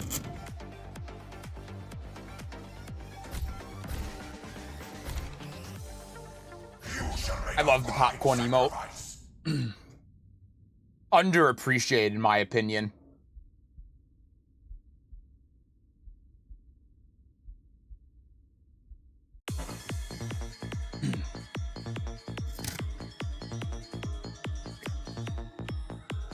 Taking a while to load. There we go. Your nightmare has begun. Fight! Down back. There's the jab. Running 1+2. Just waiting it out. Yeah, I mean, that's the move, right? Oh, no. Big swing. Oh, my God. Demon breath. Oh, my God. The beach ball. And they say Kuma's heat smash is better. Huh. I don't believe that for a sec. Oh, my God. The G-Puff cannon.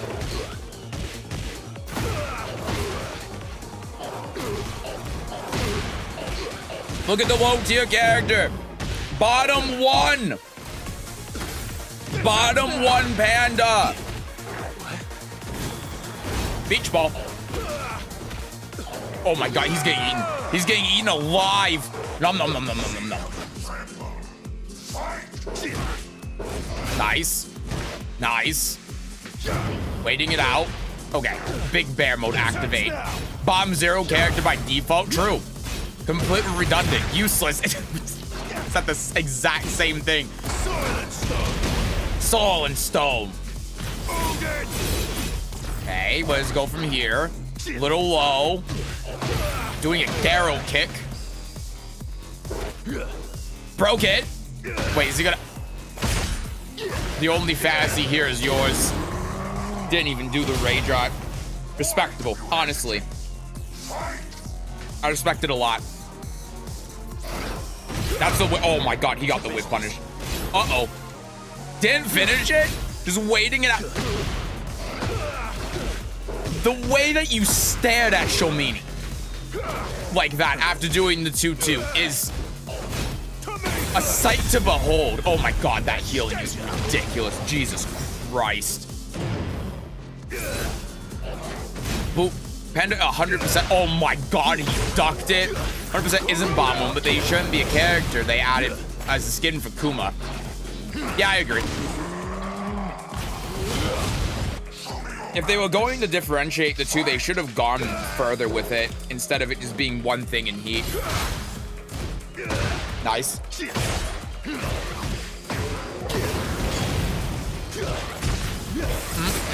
Oh my God. What a combo. Oh no. Oh, that's not good.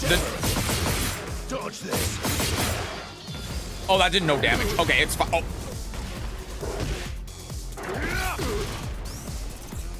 What? Excuse me? Not only does this move balcony break, which I didn't know, but hold on, this is gonna get weird maybe. Huh? I guess when you look at it this way, I can kind of see it. Kind of? Huh? That's wild. Being in G-Plus sometimes when he did the God Break. Big plus. Oh my God. The barrel breaks the floor. That's crazy tech. But no. Ha!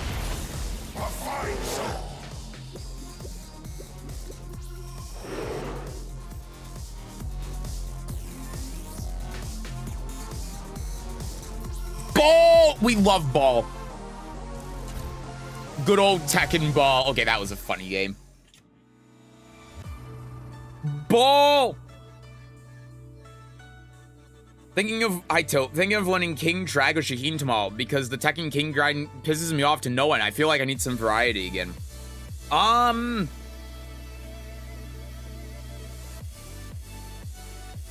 Man, all those choices are... Yeah, I wouldn't pick any of them personally. I don't know what I'd advise you to do. The rules do not apply to Panda. That's true. Panda lives in her own little world.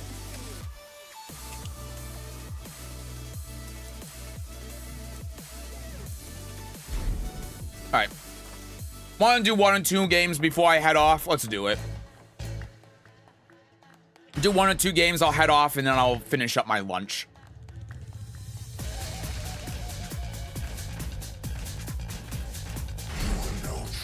This game's real fun. That comeback was great. For me, to quote him, I feel robbed, and wake up kick balcony break is a first for sure. Yoshimitsu used to be able to do that in Tekken 7. And like Paul and those characters that had that, the spring kick that was the front roll. For sure, Lydia is about the only low overlap we have in characters. I think you're right. Hit some people with the hammer. I spelled it wrong. I don't care. I'll try. I'll try to hit one. I'll try him with the hammer and the screwdriver.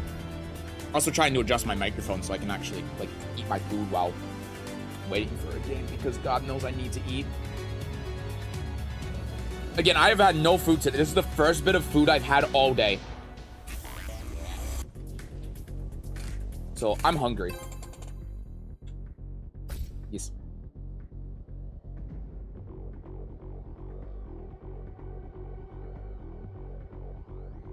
Played Lydia, Claudio, and Steve. You played Lydia, Yoshi, and June. Well, really Elisa, but...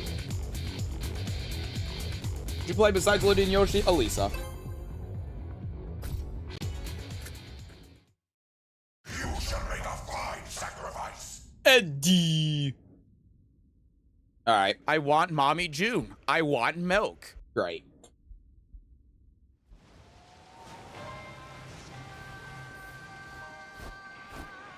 Você salvou minha vida. Okay, let's try it. Oh my God. I tap forward. Okay. That's interesting.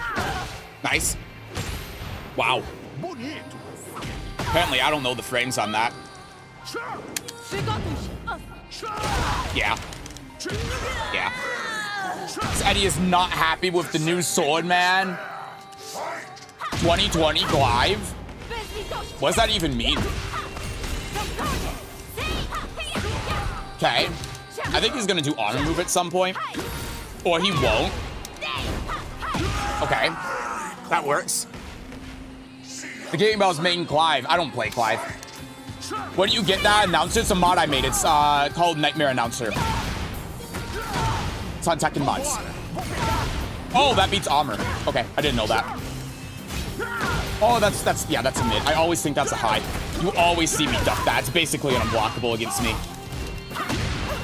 Okay. Nice. Sidewall. No effect. He's dead.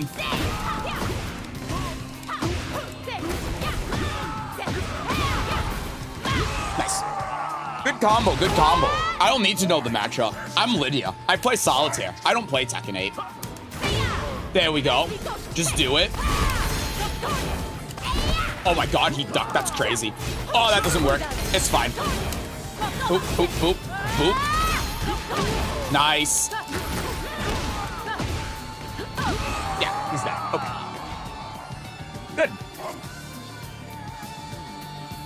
So deeply unhappy or deeply happy, but he's playing Eddie, so I'm assuming unhappy. I kind of want to see what rank he has Clive at. Someone in Discord stopped Freakers, destroyed low tier, got early, managed to get into a clip compilation. Nice, that's funny. Just get my stack here, it's the most important thing. Oh my God, that's a fucking mid, it's not a high. 1+2 here. Oh, he sidestepped, but he did the wrong way. Okay. I don't know where the wall is right now. Oh my God, my wild running one. Okay. Go here. Bop, bop, bop. Nice. Calm on the wake up. That could have been better. I thought the down 1+2 was going to kill, but I only had one stack, so that's probably why. There we go. Will he crouch? He did not. Go here. Counter hit. Go here again. He blocked it. Okay. I should have done back one there on wake up. Doing the down forward two make no sense. Because he didn't have the frames to do anything. I should have just done back one. I think he's in armor. He didn't armor, but that works. That's also fine. I'm just mashing. I'm Lydia. I'm Lydia. I just mash. That's all I do. Okay, that's fine. Oh, I did try blocking all that time, but I was late. Whiff punish. 2. Beat the sidestep because he sidesteps the wrong direction. That didn't kill. He... Yay! We did it! We beat the Eddie! We beat the Eddie! Anyway, I want more food. I'm hungry.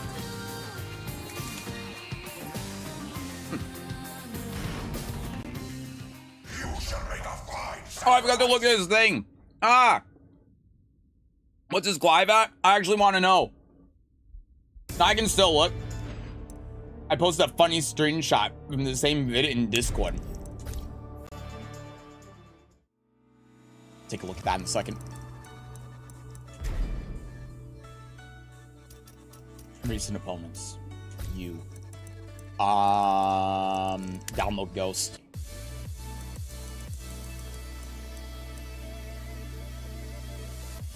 Play them today? Well, actually, he played Clive tomorrow. That's crazy. It's currently January 9th, and it says that he played Clive January 10th. I didn't know that this game could see into the future. That's insane. 4D game. The first 4D fighting game. Maybe he's ambivalent about Clive? Maybe. I never use Heat Dash with Lydia, I just realized. I mean, a lot of the time you actually don't want to, but when you do, it can kill them. Basically, you use Heat Dash when you can kill them. That's the idea. If you can't kill them, then you don't use Heat Dash. Which I know sounds stupid, but a lot of the time, you see a lot of Lydia players do this, where they'll just, like, go in the heat, and then they'll do nothing, and then they'll Political Storm in the Heat Dash. You don't want to do that a lot of the time. You're losing out on so much potential damage.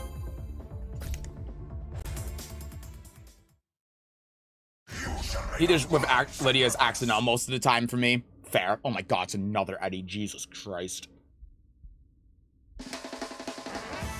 It's January 10th. It's January 9th here.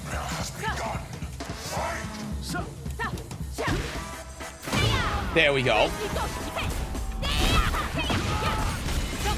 I don't know why I did it like that instead of doing the one, but it's fine. Oh my god, I'm done. Oh, that whipped. Wow, that evaded that. That's crazy. Wake up kick. There we go. I guess Eddie can punish that. It's a 13-frame launcher, huh? There we go. Beat the devil out of him. Oh! Go here, heat smash now. He tried to do that sidestep move, but it didn't work. Nice. Oh, I didn't know the frames on that. I tried to armor. I was right about him hitting a button there at least. There we go. Nice. I don't know if that's minus 13 or not. Is that King of Fighters music? It sounds like it, doesn't it? No, it's not. It's from Tekken 5? It is 5, right? It's not 6. But I see how it sounds like that.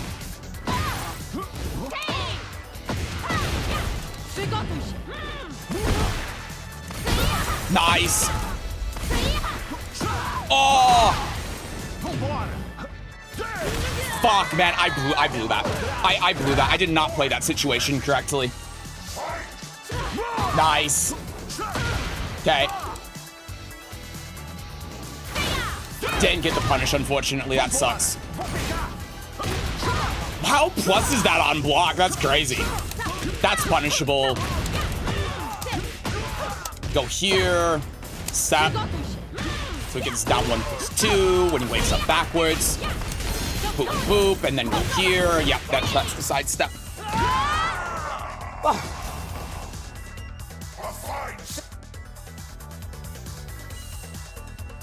Sounds like something I would hear in King stages. Yeah, I can see that.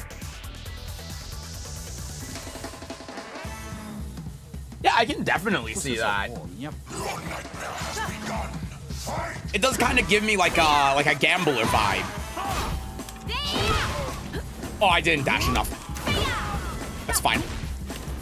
Oh, that one I just couldn't. Nice, fair. Oh, that's a shame. Yeah, that's also a shame. Okay, he did the mid. I just got strong every single time. It happens. King equals gambling. Well, I guess it depends on the king, but yeah. Oh, wow, I was out of range. I still can't believe I was out of range there. I, like, touched his face. It's a good whiff punish, though. Oh, my God. I tried to whiff punish him. Oh, that's a high. Yeah. That's fine. I got a sack now. Back one. Down two. Back one. It whiffed. Oh. Nice block. Just get back into King of Fives with 15 and Mark of the Wolves. 2D scene is great right now. Yeah, with Garou coming out soon. It's a great time. Oh my God. I wasn't expecting the no mix-up. I thought I was going to hit a button, so I went for the counter hit.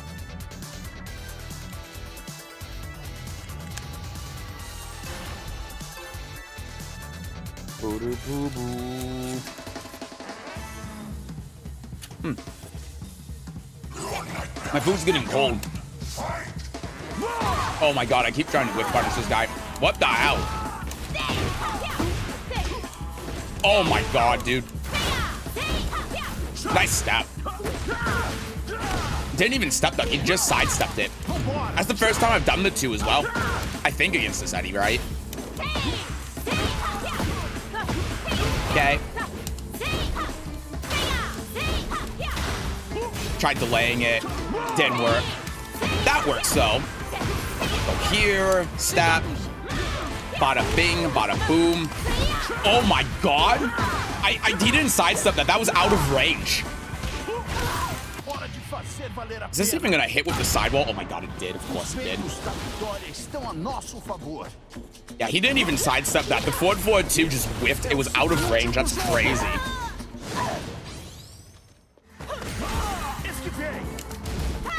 Wow. Okay. That sucks. I don't even know if that evades a 3. It probably does. Okay. Oh my God. This fucking character being able to just evade punishes off of that is so dumb. Okay. Hello?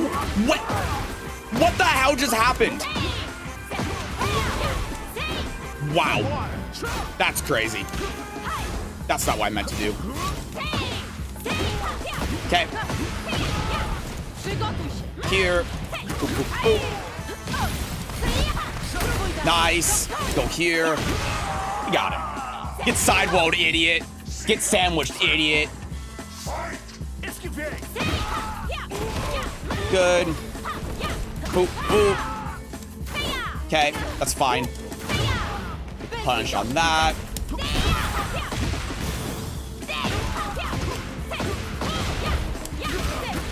Kill him.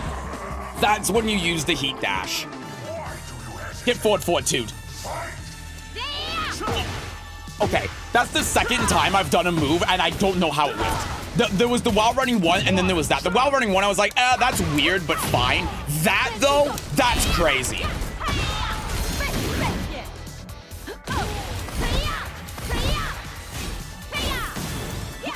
Nice. Okay, we'll take that. I don't know. I'm just flow trying the forward 2, assuming he's going to wake up, but he didn't. He stayed on the ground. He was patient, but it worked out. GG's.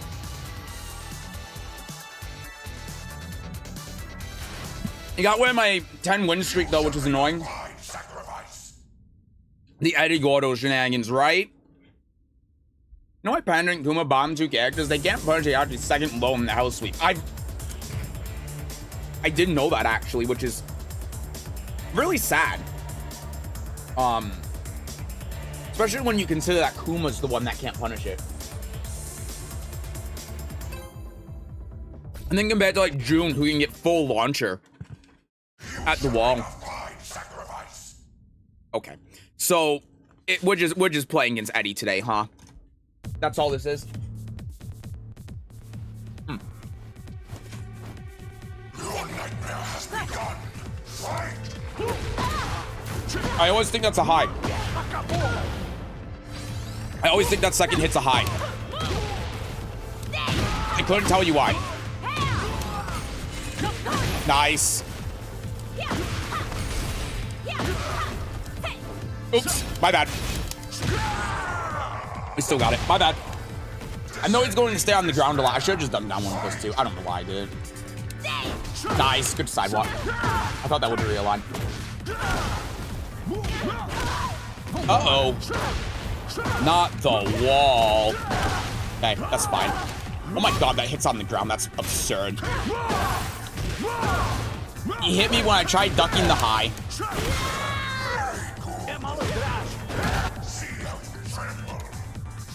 This down back 3 onto having an earth. It can. Okay. Punish that. There we go. Down 2. Throwing a little run up down 2. See, that's why it's good. You see what I mean? Give me stack number 3. Oh, oh, sip. Down 4-2. Down 4-2. Ah, whiffed. Dang, I actually ducked there. But I also ducked for the low, so, you know. Sucks that I tried whiff punishing him and I never am able to do it. Oh, that's not what I wanted to do. Oh, can you not? Okay. I thought you could armor through that. That's bullshit. I'm just saying, that's bullshit. That he can do that. Dude, that's like the 3rd time in just this round I've tried whiff punishing him and I just haven't been able to. Okay, that time I blocked the low. I blocked the low and I got hit by the mid. It gave me my duck after the low hit me. Like, I ducked for the low and then I stand blocked after the low and it just didn't give it to me.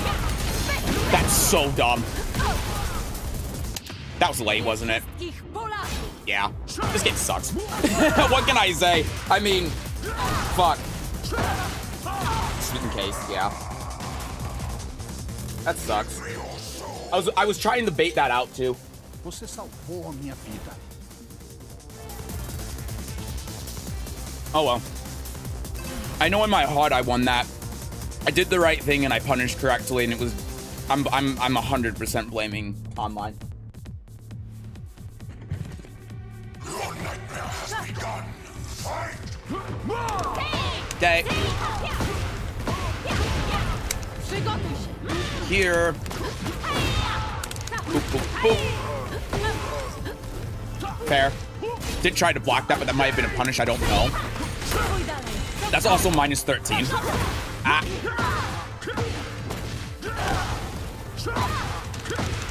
It's a shame I didn't get a second stack there. I was... Okay. That was a down 4-2, by the way. I couldn't tell you what's happening with my defense this game. That one's gonna whip punish.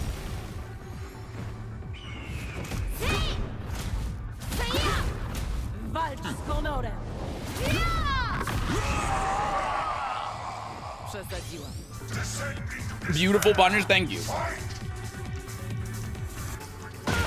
Okay. I can't remember what that move is. On block. Oh my god, that doesn't work. So silly. Go here, activate. Okay, that's fine. Oh my god. That was a punish too. Break it. Dude, you gotta be kidding me. He's airborne there? Are you out of your mind? Okay, that worked. It was a trade. It almost didn't work, but I saw the jump and I'm like, I know I can whip punish this. I know exactly what he's trying to do. He's trying to do the low launcher. Oh my god, I thought I knew the timing of his... I saw what he was trying to do, and I thought I knew the timing of his sidestep, but apparently I didn't. I should have just ran in and done back one. I was kind of afraid he was going to do down forward 3 for keep out. That's just the way this guy plays. Dude, how is this shit whipping against Eddie Gordo? I ducked that. I want to point out, I don't know if that's a high or a mid, but I ducked and I tried doing while rising too. That is not what I did.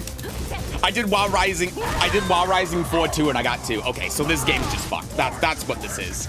All right. That's what I've learned from this.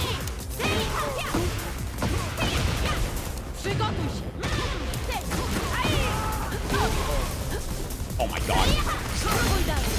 Got that. Did that. Here. And then I'm blockable.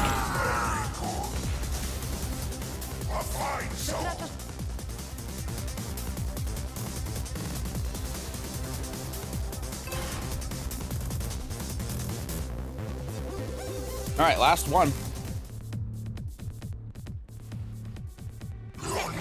Magic is mindful what you did. I actually didn't know that, but I forgot. Thank you.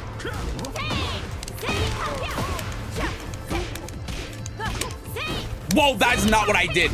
I did a heat burst. Fuck. I thought I timed it right.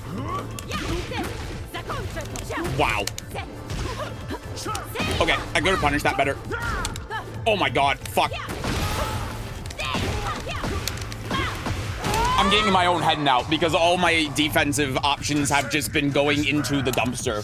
So like I'm trying to do things that aren't the correct things because I'm scared with how this game, how the netcode's been. Yeah, like again, I tried to block that low. Okay, nice, good armor. I don't know what that move was. I ducked. Wow, okay, so that tracks the sidewalk. Okay. I committed to the duck. Yeah, I still couldn't get a whiff punish there.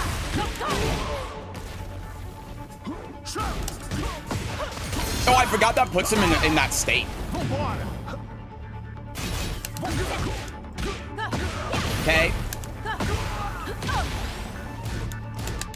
There we go. All right, I'll take that. The instant while rising one. Unblockable working? Maybe.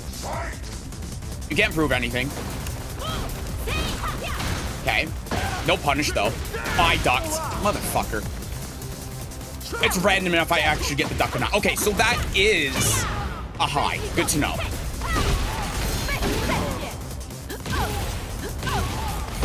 Nice. All right, GG's. Os, picking up my apples. Os. All right, everyone. We played 3 games. Unfortunately, they were all Eddies. Nothing against any of the Eddies, but, you know, it's Eddie. That's going to do it for me. I'm going to get out of here for today. This grab from handstand is rude. It's a little tricky to tell it's happening, and it wall splats. Yeah, it gives him full combo. It's insane. I tried to duck under it, but I didn't get it. Besides the 3 characters I mentioned earlier, I suppose I could really be really boring and play Clive. Embrace the DLC lifestyle. If you want to win, you can play Clive. 3 Eddie, we got 3D. Shit, you're right. This is a great place to end off on then. Lydia saved Eddie's life, didn't she? They said he was simping for her in the DLC. Yeah, apparently off screen, Lydia saved Eddie's life. This is canon. Somehow, it's canon. But yeah, anyway, I'm gonna get out of here so I can finish eating my food. Thank you all for coming by for today's short stream. That was 5 hours long. I'm going to try to have the season finale of Guess the Rank up on YouTube later tonight, but considering it's 9 p.m. and I want to take a break, no promises. But I'll get to it and I'll get editing it and hopefully we'll have it up. But considering it's 10 games, I doubt I'm gonna be able to get through it today. Don't kill yourself. I'm gonna do my best. Thank you, Seth. Yeah, no problem, of course. Thank you, Lizelle, for the 10 bits as well. But thank you. Thank you, Lasettle. Thank you, Wobble. Thank you, everyone. Make everyone respect heaven and earth. where they let you do a heat smash or forward 1. Yeah, and it's great. It's great when they just respect it, because they shouldn't. But it's so rare that anyone doesn't respect it, and that means I can just go, chip damage. Take care, Seth. Hope you get some sleep. See you next stream. Thank you, Britt, bro. Good night. Thank you, Till. Thank you, everyone, for coming by for today's public coaching. I hope you learned something. If you participate in the coaching, I hope I helped you out. We'll be doing it again in 2 weeks. Again, the thread is already on Discord. I'll make an announcement about it in a second. Take care. You too, Leonard. Thank you. Tomorrow we're going to be continuing Yakuza, well, like a Dragon Gaiden. So for all of you on YouTube, that'll be on youtube.com/@Sesujin. It won't be on the main channel. And then Saturday we got viewer games. So more Tekken on Saturday if you want to stop by and play some games. If you happen to be going to Frosty Faustings and think that we're going to be in the same bracket and you want to get some games off me so you can learn how I play and then kick my ass because I'm not going to know who you are. Because I don't know what you look like. To do that too.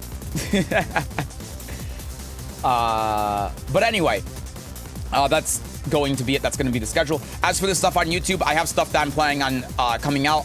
There's one thing from this coaching session I want to put out. Guest rank obviously needs to go out. I have a tier list video that I need to finish recording and then put up. And then I have one more thing. Oh yeah, I have some of my Clive games to Tekken God that I also need to put up because I've been neglecting doing that. It's been like a month since I got on God Destruction. I don't even have my Tekken God games up. So there'll be a couple of things going up on the YouTube channel as well. It just depends on how long it takes for me to edit everything. But yeah, look forward to that. I'm going to get out of here. Thank you all for coming by for the Rare Thursday stream. I'll see you next time. I'll see you either tomorrow or Saturday. Good night, everyone. Bye-bye.